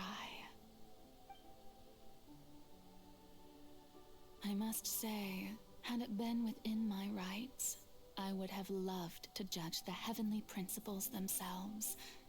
Were they not guilty of essentially the same crime? Egeria stole the power of the primordial sea, and the heavenly principles stole the power you ancient dragons possessed. I, for my part, am the god of justice. And is it not just that your original powers should be returned to you? Speaking of justice, I have always believed that justice lies in the process of pursuing human existence itself. So, if the theft of the primordial sea's might was Fontaine's original sin, then, leaving matters of procedural right and wrong aside, the descent of the Fontainians as humans and their right to exist in this world would be Fontaine's original justice. In other words, existence was Egeria's justice, and to me, justice is the continuation of that existence. Defying the prophecy and ensuring that Fontaine's people shall live on, that should be the justice enthroned over all others. At this point, we, whether it be myself or all other Fontainians, have shouldered the burden of this sin for far too long. Iudex Neuvillette, the highest judge in our land, when you regain your full power as an elemental sovereign, what verdict shall you pass upon us? So when I was invited to the court of Fontaine to serve as Iudex, I see now that that was your idea too. At last, I now understand the true purpose behind this position. In the beginning, I was uninterested in human existence.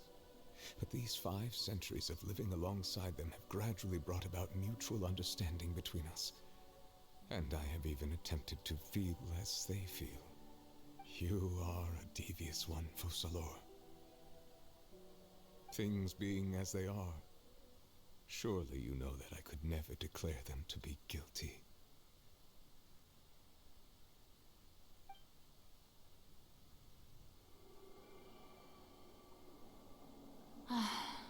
The hour of my execution is almost here. For the sinner, the curtain call has come. I know I may not sound it, but faced with death, I find myself a little afraid. Perhaps this is one thing both gods and humans have in common.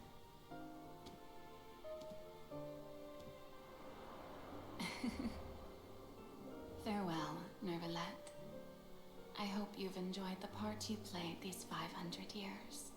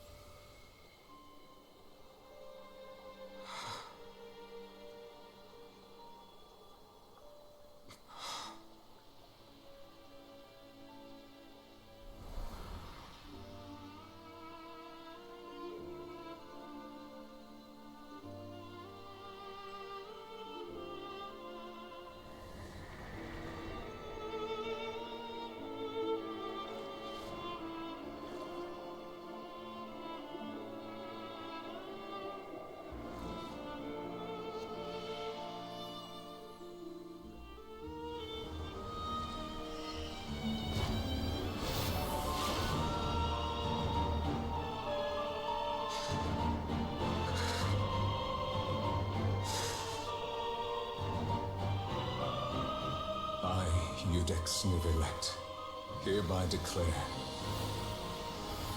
people of Fontaine, your sins are forgiven.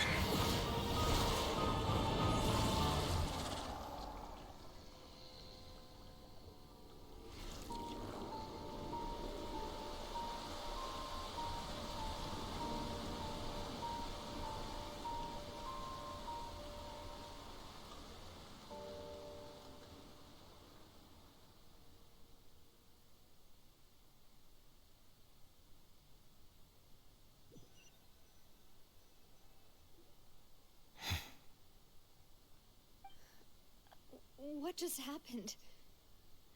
Has the death sentence been carried out?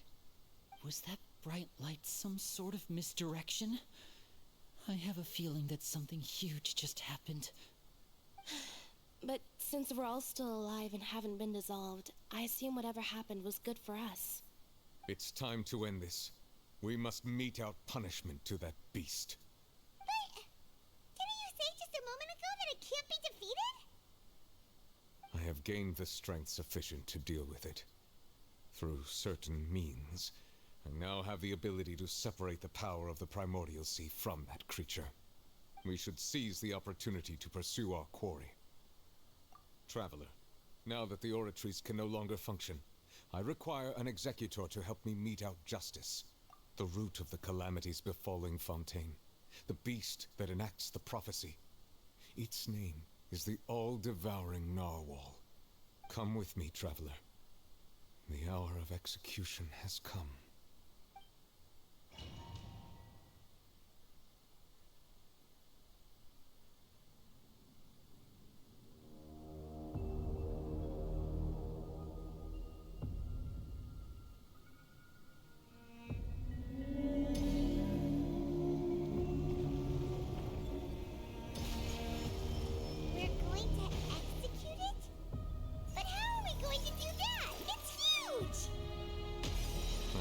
Done my best to separate the power of the Primordial Sea from the whale.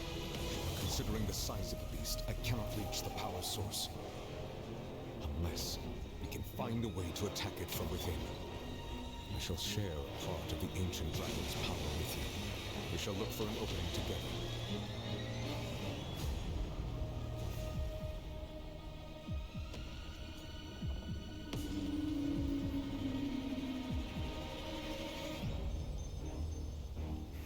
Feel its sorrow turning into hostility. Come a little closer.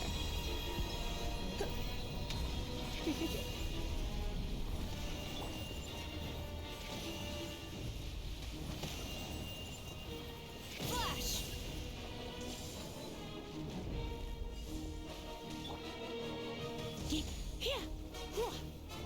You're in for the all-devouring Narwhal cannot resist its instinct to devour. Continue to trigger its hostility. Chance will present itself.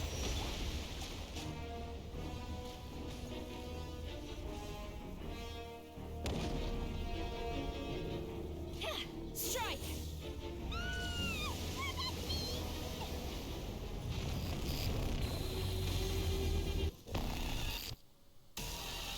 Why is there a hole-looking thingy over there? It looks really scary.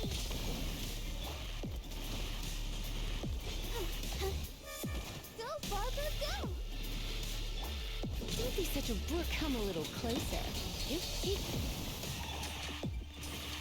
I have granted you my protection. Do not fear. Seize the moment and use my power to suppress its root from within.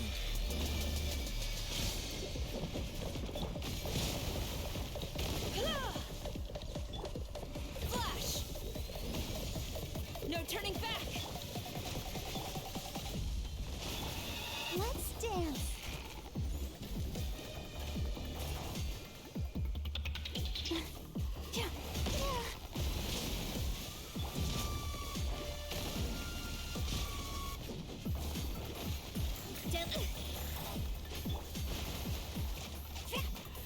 Quiver!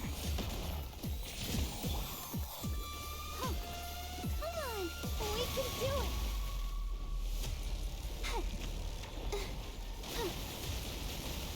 Hi, Punchy.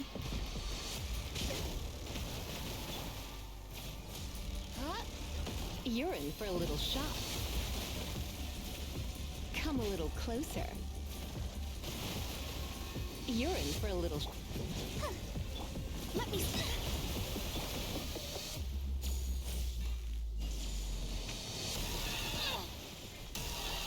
I'll protect us.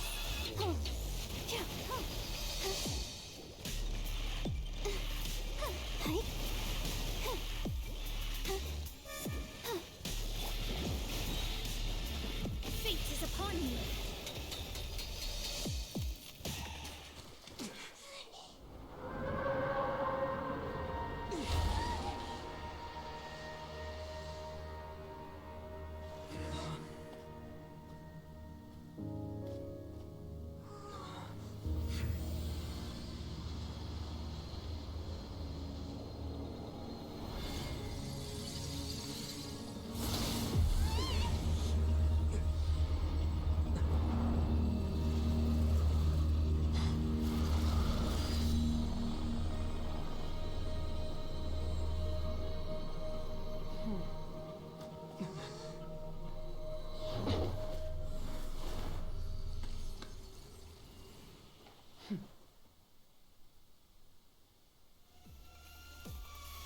Thanks for helping with the cleanup.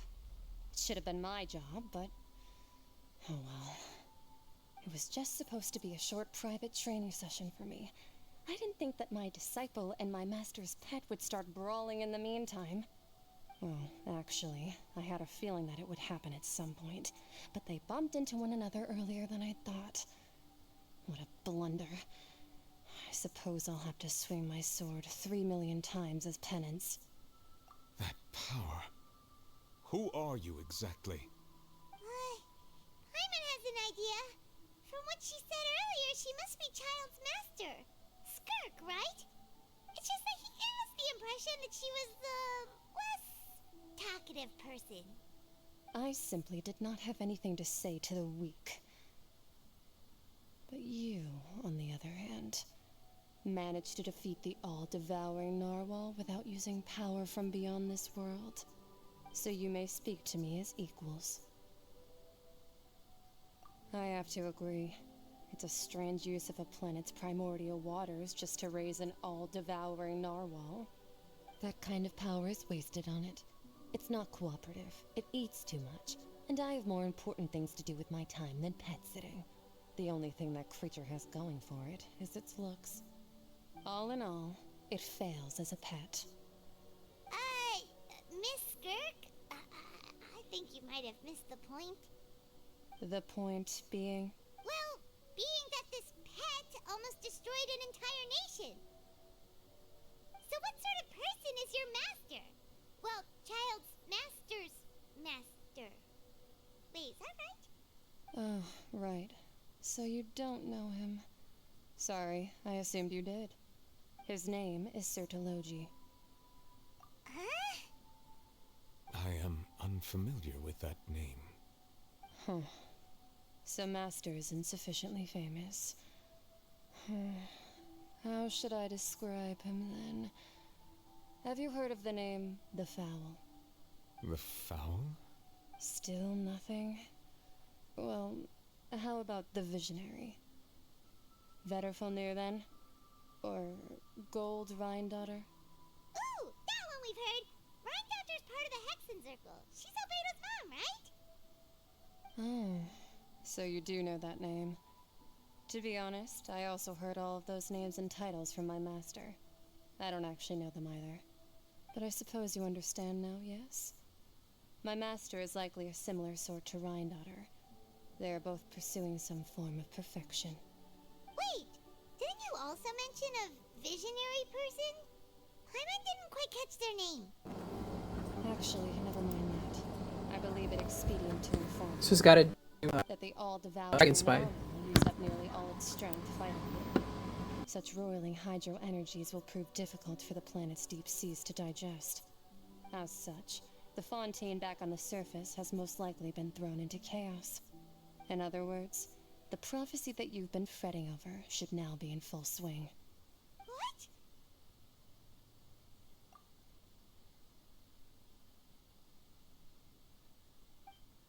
Not to worry. Focalor has already managed to deceive the heavenly principles. In the end, the people will all be dissolved into the waters, and only Furina will remain, weeping on her throne.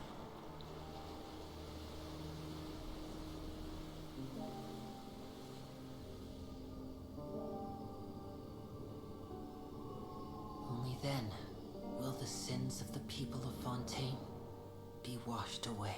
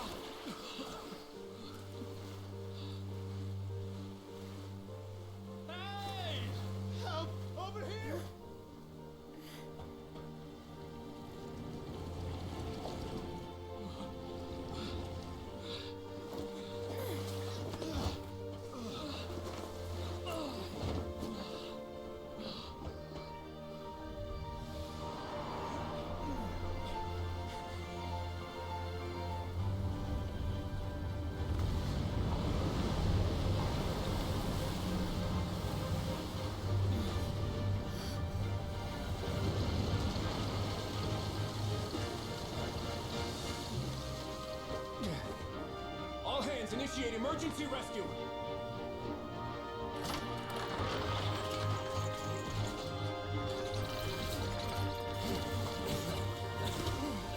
Hurry!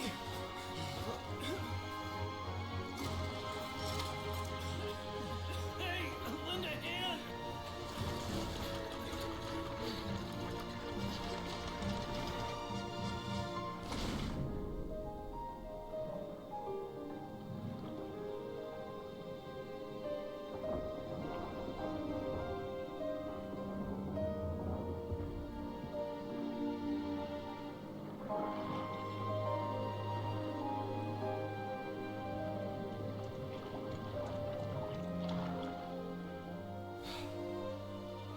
Look! The water's receding!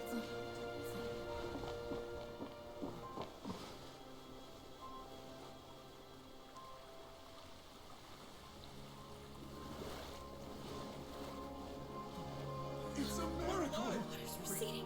We didn't dissolve. The prophecy was wrong. The prophecy was wrong.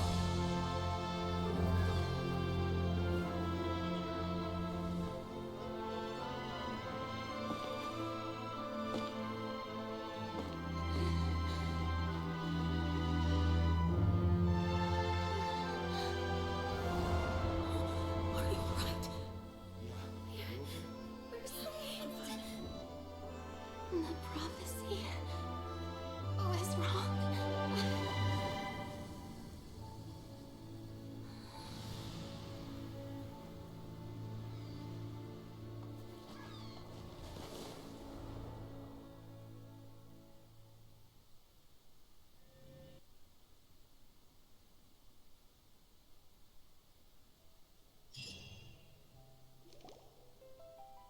The Soul renewed. The Spina di Rosula talks post-disaster rebuilding. I recently visited Poisson to meet with Miss Navia, spokesperson of the Spina di Rosula, and we spoke about Poisson's present and future. Old soil can still give birth to new bloom, Miss Navia stated. Hope is like seeing a small cookie when you're starving late at night. You just need a little of it. Skyship Winglet, booner brain of the Fontaine Research Institute. The various disputes that have arisen on account of Mr. Edwin have suddenly become a shield over the Institute, with Jurier turning out to be a once overlooked hidden gem. People always call the first researcher mad, but few know what to call the second. And should that latter person achieve a miracle, they would find it all the harder to find a word with which to classify him and his team. Wow! Paimon barely recognizes the people in the reports. Are those really Jurier and Navia? They sound like real big shots. What do you think? Pretty enthralling, huh? The Steambirds' idea was pretty simple. With the disaster Oswell, just that having passed, they would print a free edition packed to the margins with good news to I really calm like people that down. one. The value for these big scoops lies in Was the kind of inevitable emotional. We'll publish further reports and go into the I stories want to know behind what's those going on characters. with Edwin's assistant, Jurier, created a true flying ship, while Navia is leading people in the reconstruction what's her of name? their home. Falsalor? I'm sure that these stories could draw even your well-traveled eye. Paimon's curious too! Wait a minute. Didn't we watch everything happen from start to finish? What's there to be curious? And that's exactly why I'd like you to come conduct interviews with me. You're the best incubators of news, if you haven't noticed. And also, with you around, I'm sure I'll get to see that Duke. Are you sure? Hasn't he turned you down several... Oh, this time will be different. Come on, let's head to Poisson first, and then make a trip to the fortress. There are some things you'll only know when you get there.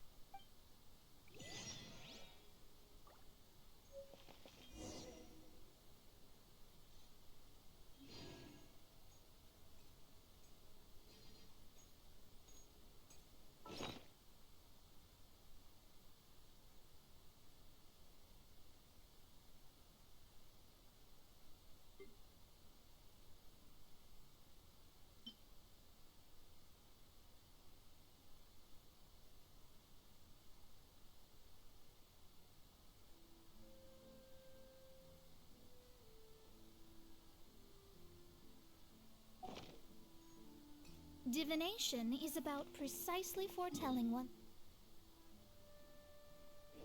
written destiny.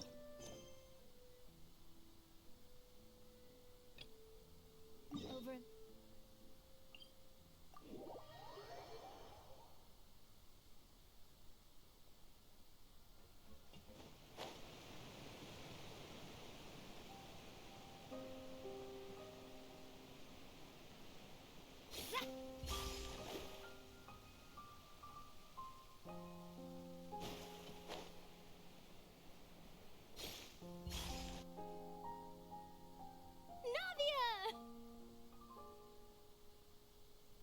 Oh, it's you. What brings you all here? Hey, we're just having a look around. I'm here to update myself on how things are going here. Oh, the Fatui are here too. Let me introduce you. This is Mr. Garunt Snezhevich. He represented the Knave in sending us a large amount of supplies, and is helping with our work. Our residents are hard at work as well. Thanks to everyone, work is progressing nicely. We've lost a lot of people, but we're moving forward. That will have to be enough. Hello, Miss Charlotte. I'm a big fan of yours. I especially like that article you wrote last year about Fontaine's stray cats. But if you don't mind, could you not emphasize our role too much in your report? It's not charity we're doing here. We just happen to share the same interests as Despina. I get where you're coming from. I'll keep it as simple as possible. Or would you be willing to feed— That would be fine. Oh, you're back too. How are things? We finished laying down the construction materials. It'll be another hour before the workers are able to go in. Lover. You're here too, Clorinde? Well, her reputation's greatly risen after that whole duel business with Miss Farina. So she's here in Poisson to wait out the heat. I wonder how Farina is. That's her name. I don't know why I forgot her name for like 2 seconds. There's too much to consider in the reconstruction of Poisson. The Spina has need of more decision makers. And, well, I do already happen to be connected to Mr. Callis. Oh, wait just a moment. Do you mind me asking a few questions? You know, about how you felt before the duel. About what it was like facing down a god. There's lots of exciting material there, I bet. Forget it. I'm sure you can find a better theme than that, Miss Charlotte. I see you're the same as always. Couldn't you do me a favor, for Navia's sake? Well, if we're talking about doing things for my sake, you might as well just take a few more photos of me. Or of the Traveler. It's better than wasting time persuading Clorinde at any rate. Of course I will. I'm not gonna let him off that easy. Alright, then everyone who wants to be in the photo, gather up. And smile.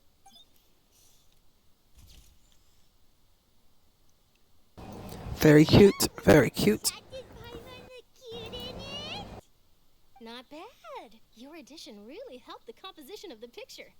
Alright, hang on a moment. Let me snap a few more shots.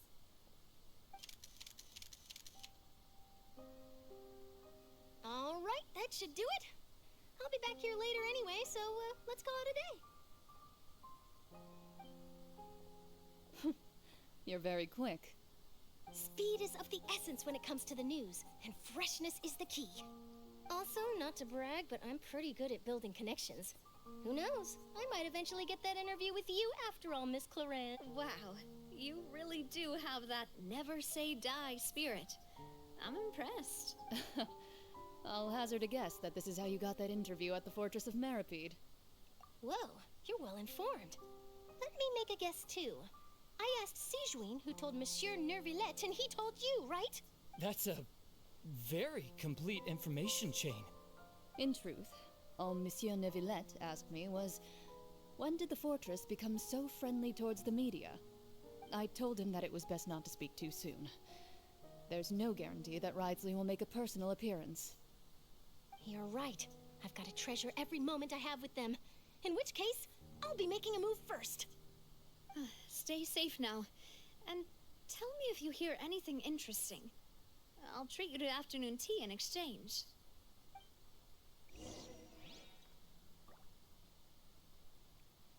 You seem curious about the... Of course. But he did invite you to tea. 2 large pots of it, in fact. I have to agree. Speaking of that, would you like to have some today? I mean, you've got time, right? Well, I'd be partial to some shortbread. Wow, it's like we've got a menu or something. Sure. Good. What flavor of biscuits would you like, Mr. Me? I'm... All right. I'll go over the newly... That works great. Huh. I did.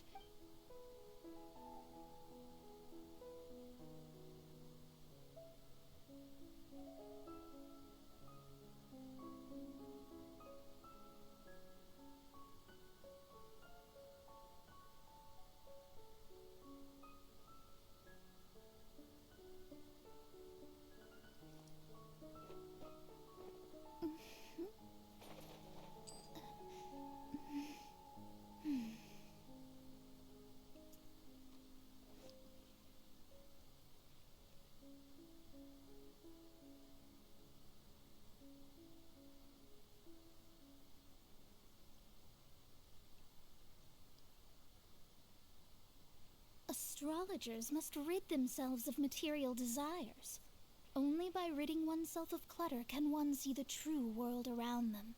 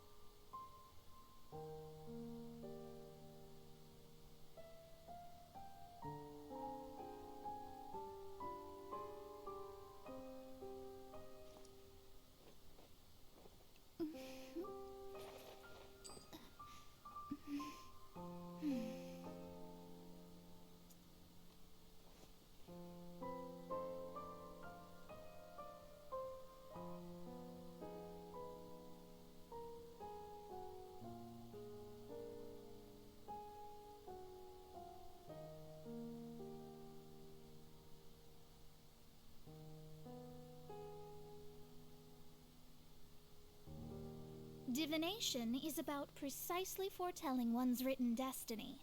Over-embellishing that fate only leads to misconception.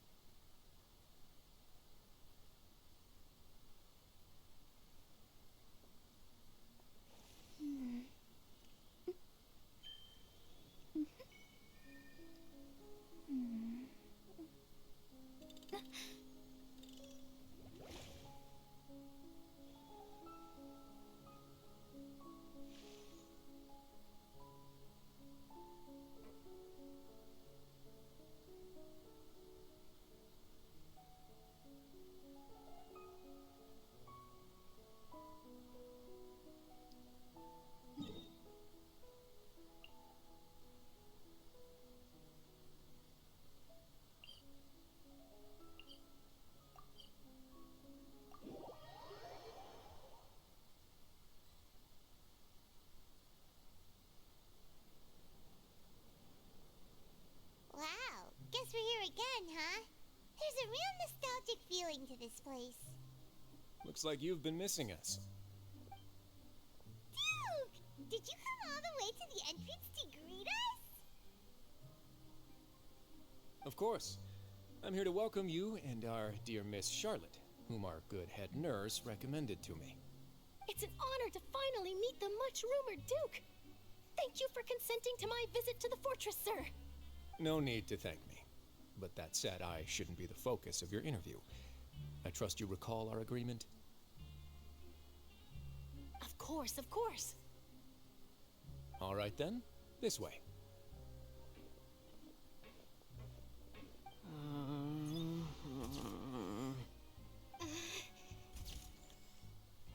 Hey, no need to be so nervous. I've already taken all the photos we need. Miss Charlotte, do these pictures really need to be published on the cover of the Steambird? It would seem that Miss Lorvine doesn't want her face to appear beside that of Mr. Jurier, Sir, please don't say things like that. But it looks like dear Mr. Jurier denies it. Might this interview be very important to you then? No, I just... This is my first time being interviewed, and I'm... Now, I might not look it, but I actually did meet Mr. Edwin once. And I'll be honest, I enjoyed chatting with you more. You've definitely got more of that genius vibe going on. The boat that brought about a miracle, the ark that saved the people. Why, you recreated a myth back there. It does seem like there's a lot of connections between Noah's Ark and the whale, the boat. Oh, we're getting very biblical with this Archon quest. I have to apologize, but that ship is presently in the bowels of our factory. I'm afraid it won't be easy for you to get a shot of it. Really? Well, then in that case, could I have an interview with you to make up for that loss? You already know my answer, I'm afraid. Best you interview our head nurse instead. Or perhaps you'd like to take another photo of this couple of researchers? Did you really have to use the word couple? Well, then, 2 solo photos will do. Is my hair messed up? Please, someone help me have a look. Things sure are getting pretty lively here. We've seen this kind of... Oh, seems like everyone's here. Would any of you like to try this new drink I came up with? I don't think anyone wants to try that. Hey, Miss Charlotte. Why don't you, take some pretty photos of our head nurse? Sure. Come on, Miss Siegewayne. Over this way. Let's find a brighter spot. Sure. Do I have to smile? So, how have things been at the front? Same old, as you can see. Fontaine's undergone some changes, but this place is still more or less the same. Other than that flying ship, it got a tad too much attention, I think. That's why I decided to let the interview go through. We should direct more public opinions toward the behind-the-scenes heroes. Am I right, Mr. Jurrier? Miss Lurvine? You're too kind, sir. I believe that you too should have your day in the sun. Not that you would want that, which is a pity. I'll just leave the spotlight to you two.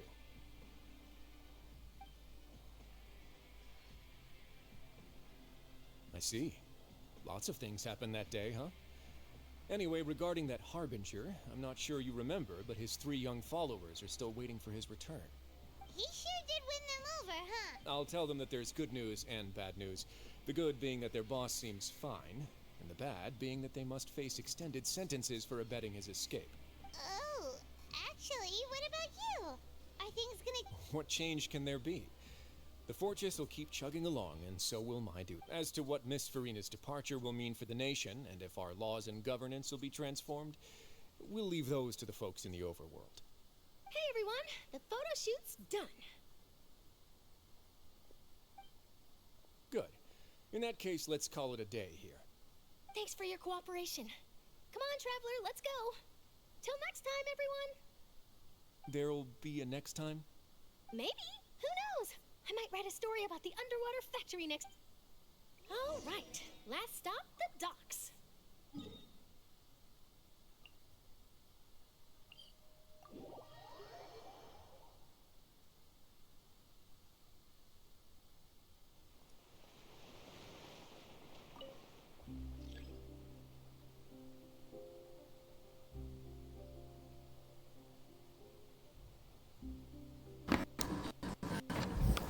Why did I...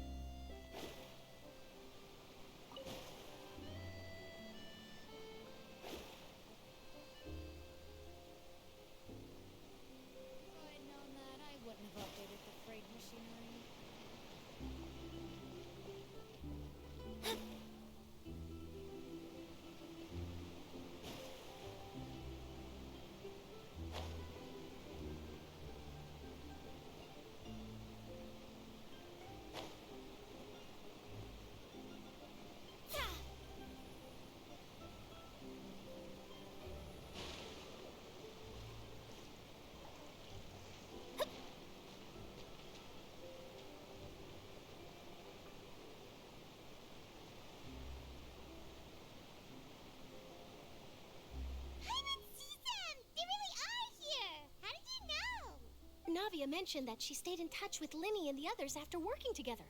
Apparently, they've been at the docks distributing these strange pockets the whole time since. Traveler, Paimon. Ah, and Miss Charlotte, too. Would you like a magic pocket? What sort of gadget is it? It's a wondrous bag that can be used to carry many things. The water level has returned to normal, but if you see any of your things floating around, you can use this to carry them. Or you could trick a friend into doing it for you. Trick a friend? I wonder which of my friends would fall for that.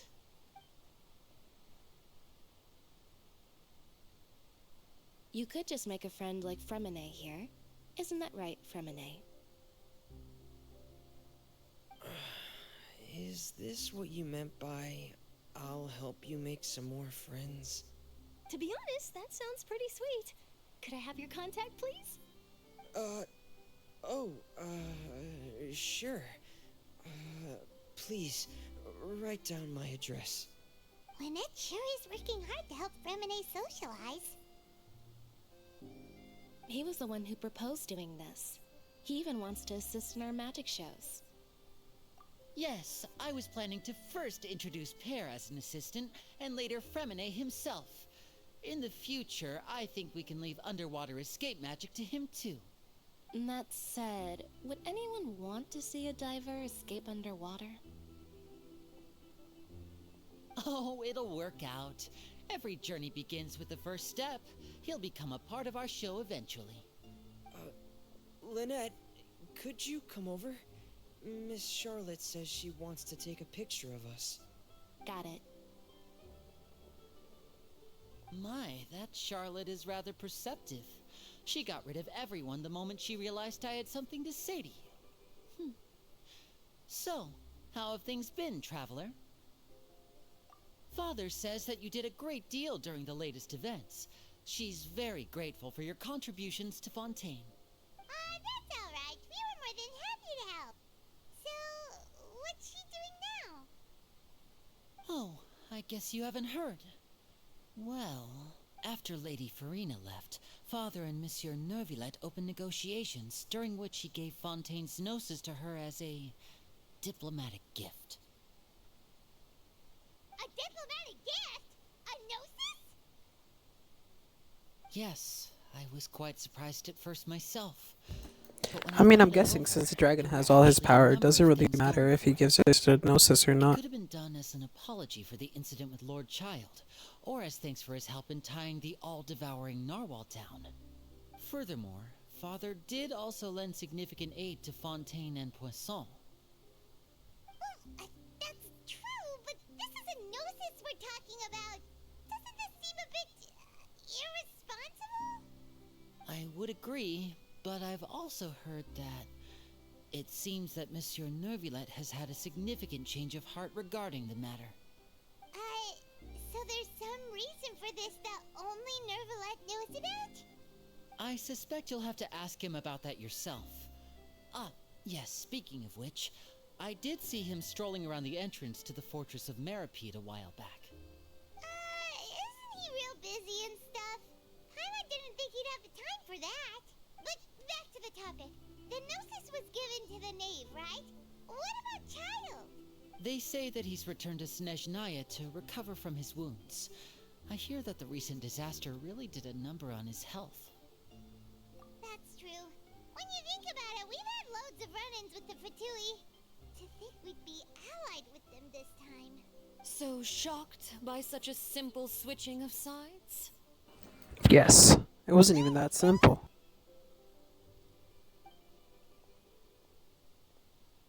Father! Well, what do you know? Come to the docks to see how my children are doing and meet the Traveler by chance. Please do not pay my accomplishments in Fontaine too much mind. I would have done them regardless.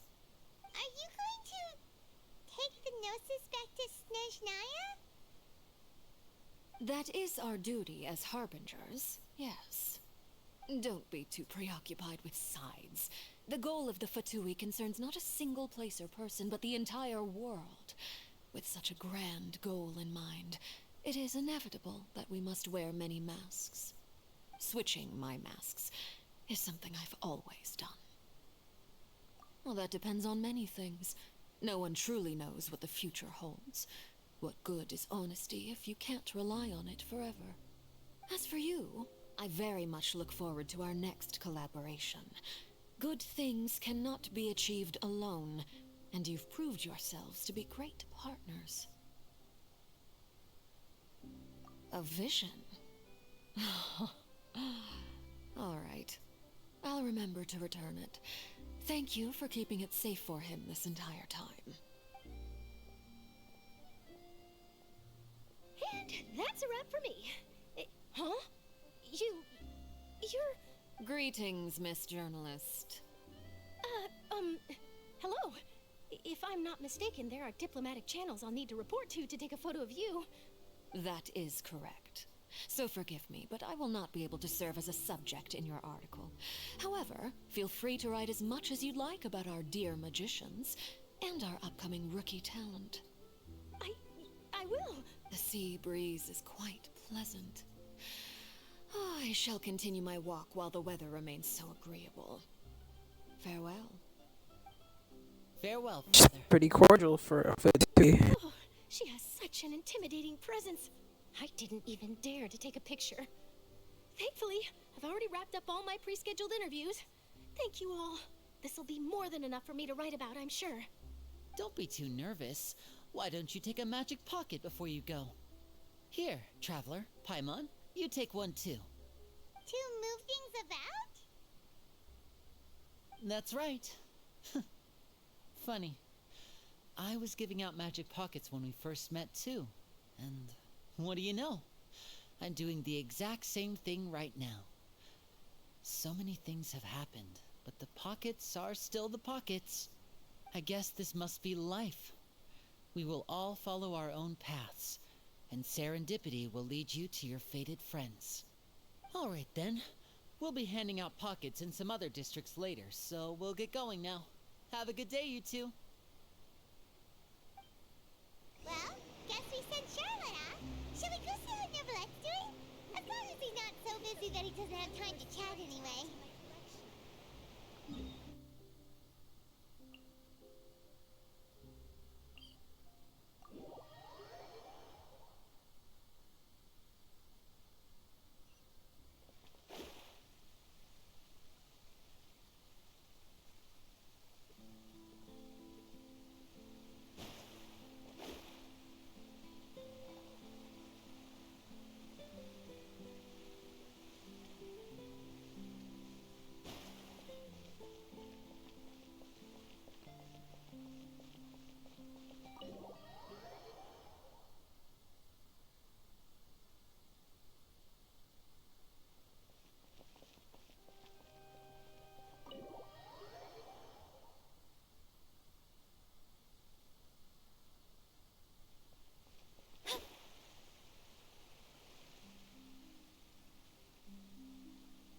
The entrance to the fortress!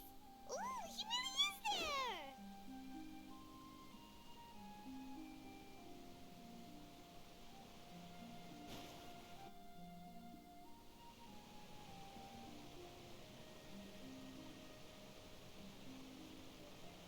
So, you really are here, Neverlette! Paimon didn't think you were going to have free time this hour of the day. Really? Oh, I suppose you must have met Mr. Linney. He took the time to greet me earlier when he passed this way. In any case, you came at a good time. I was just considering reaching out to you to set up a meeting, so I may explain some things that I haven't had the time to before. Aw, Paimon's glad that you remembered. Thank you for keeping us on your mind, what with you being busy and all. Alright, let's have it then. How was Fontaine actually saved? The whole business is still quite the mystery to us. It is strange how words can often leave a bitter taste in the mouth when it finally comes time to say them out loud.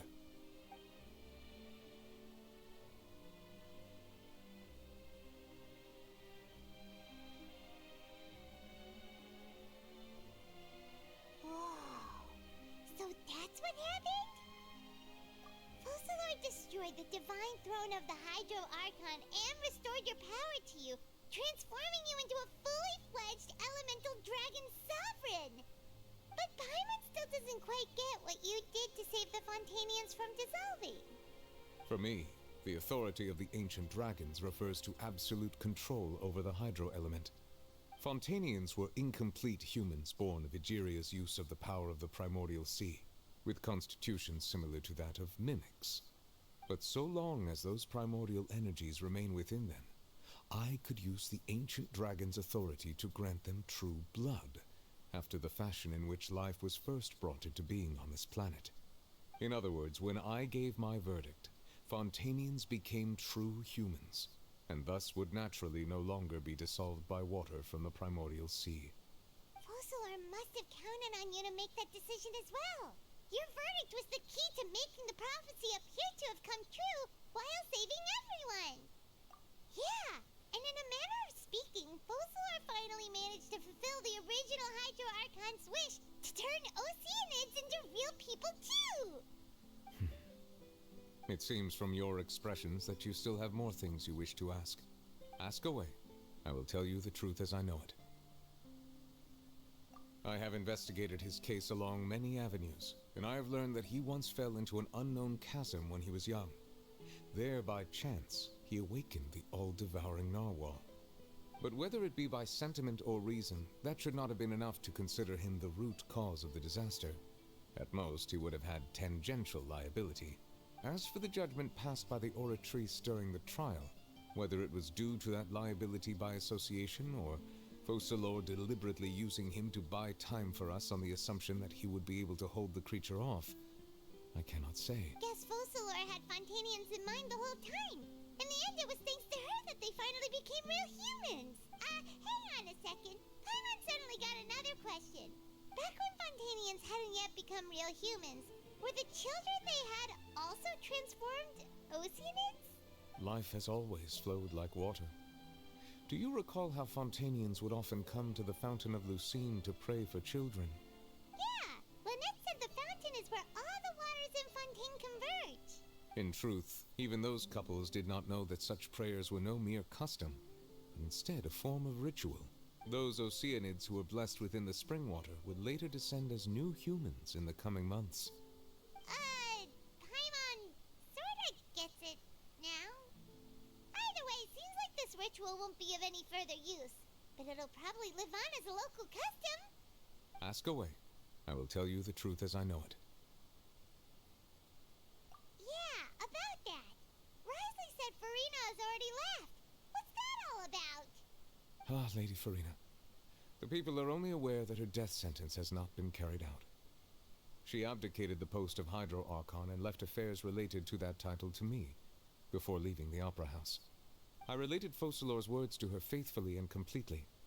After hearing them, she seemed neither saddened nor comforted.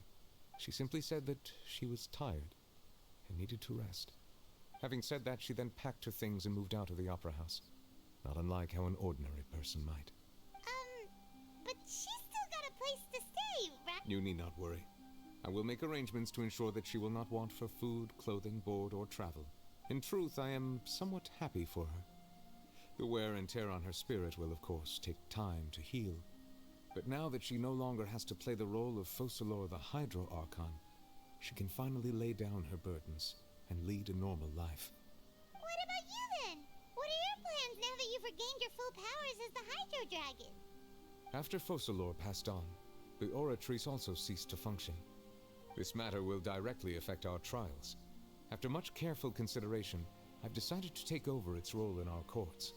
From now on, I shall hear cases and pass verdicts by myself. Looks like you're still considering stuff from the perspective of the Udex, huh? As an elemental dragon, there are indeed many things that I must do. But this power and this duty, in a manner of speaking, you could say that both were granted to me. As such, before I attend to my other responsibilities, I must first and foremost continue to serve Fontaine as its highest judge. The duty of the Hydro Sovereign and the duty of the Udex shall coexist within my person.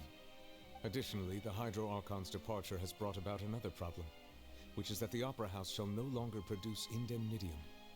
That's true. That power was derived people's faith in the Hydro Archon, wasn't it? Wait, but the various mechs and machines in the city are all still okay. Where are they getting their energy from? As I am now, I have full command over New Musia, and it can serve as a complete substitute. Another reason why I cannot quite leave Fontaine immediately. Wow. This ancient dragon's authority stuff is really quite useful, huh? Ask away. I will tell you the truth as I know it. Oh, that's right! They say you've given it to the knave as a diplomatic gift or something! Leaving aside their intentionality, the two Fatui Harbingers have indeed done much for us during this crisis. Their sole remaining goal in Fontaine, at least at this point, would seem to be the Gnosis. The Oratrice has ceased to function. The Hydro Archon's divine throne is now no more, and I do not need the Gnosis's power. As such, it has lost all meaning for Fontaine.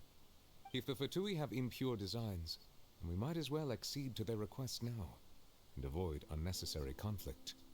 What complicated considerations! Paimon thought you were just giving it to them out of gratitude to the knave and as an apology to Child. Ask away. I will tell you the truth. I think the Gnosis thing could be like, collect all of them and you can get a wish. You will soon be heading to Natlan, I presume. I'm afraid that I have little talent as a travel guide, so all I can do is tell you what I know about that land. As far as I'm aware, Natlan can be said to be a nation of dragons. A nation of dragons? You mean like you? No, I suspect that I would not find myself welcome there. Unlike ancient dragons such as myself, the dragons of Natlan have undergone long years of development and evolution. Large numbers of them have entered a form of coexistence with humanity. Natlan is also the nation of war. War ravages those lands like an undying flame. There is one other piece of information I got incidentally from my negotiations with the knave that I believe may be useful to you. The Harbinger known as the Captain has thrown his hat into the endless ring of war. The Captain. Sounds like a real tough customer. Seriously, everywhere you look, there's a Fatui Harbinger doing their thing.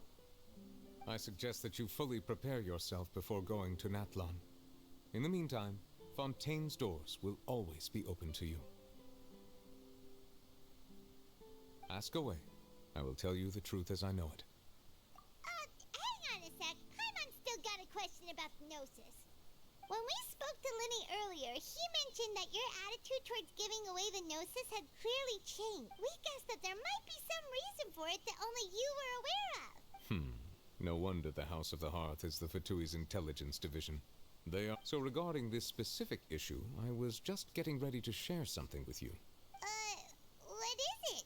In truth, I exchanged some further words with that lady named Skirk after sending you two back to the surface. It went something like this. Oh?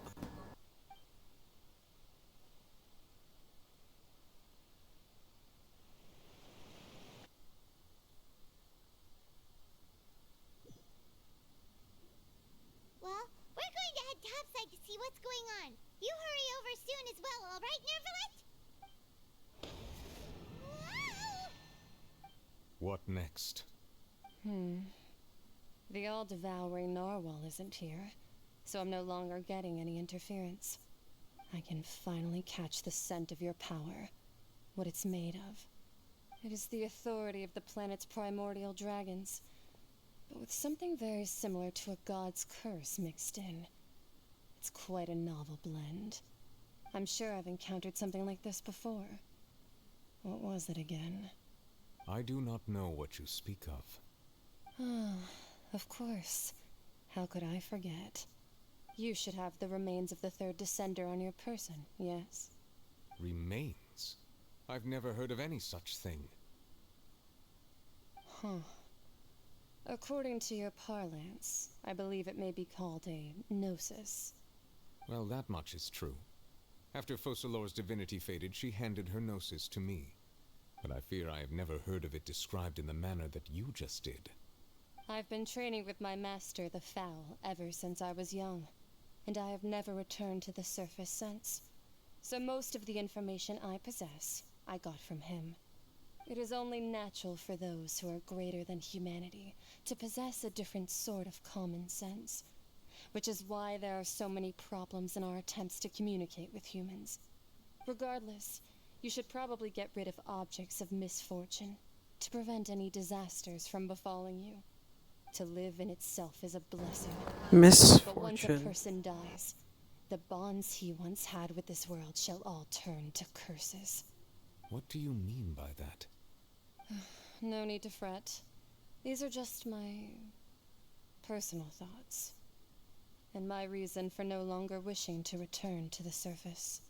This third descender you refer to. The plot thickens. When did they die? Master never mentioned them to me. Perhaps it just wasn't that important for me to know. If you're interested, though, I could ask him. I'll be sure to pass the answer on to you next time. Next time? You believe we will meet again? I do. Wait. I have a disciple of my own, don't I? He can be the messenger then.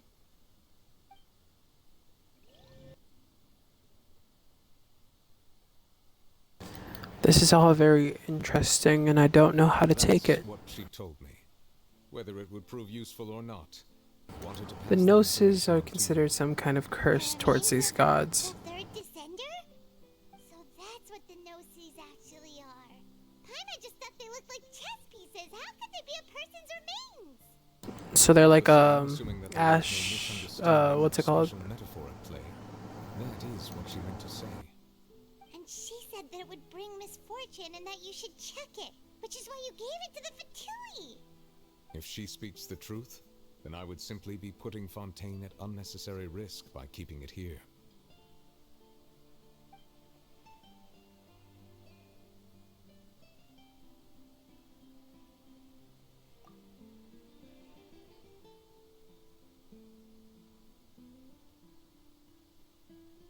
I guessed that you might already be familiar with this concept, but I did not expect you to be one of them. That means that the Gnosis, which are exceedingly element compatible and can even enhance elemental abilities, do indeed come from the third descender. I wonder, does your body also possess similar properties? Like being able to use elemental powers without a vision. That does sort of count as special compatibility, right? No, let's not think about this stuff right now. It just feels comparing the Traveler to the dead third descender and all. That's what you say, but this topic still feels like bad luck. Once Child recovers, let's get some more answers out of him. Or go look for his master and get the answers that way. I too believe it unwise to make too many blind guesses when information is lacking. The same is true of being at court. Alright. Whatever the case, it seems like the crisis here in Fontaine's over for now. Yes. All of Focalor's efforts were for this moment as well. But she sacrificed herself in the end as a god, and she suffered through all those years as a human. Was that really what she wanted? I suppose that would be the mystery of a god's will. I suspect not. But once in a while I too would guess that if wishes were like the clouds in the sky, they will one day return to the earth as raindrops. Life flows like water, and rain is the final answer. The water levels may sometimes tilt one way or another, but the rain falls fairly upon all. And what ultimately is the difference between the rains that fall upon all of us?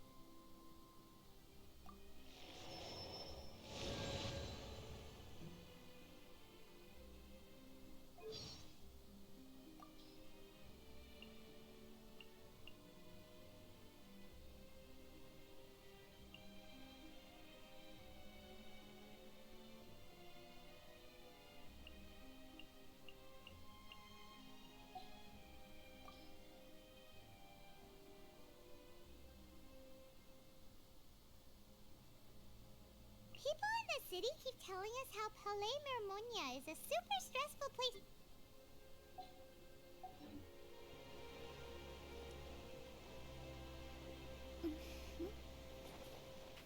And with that, we have finished Fontaine. I've saved the world once again.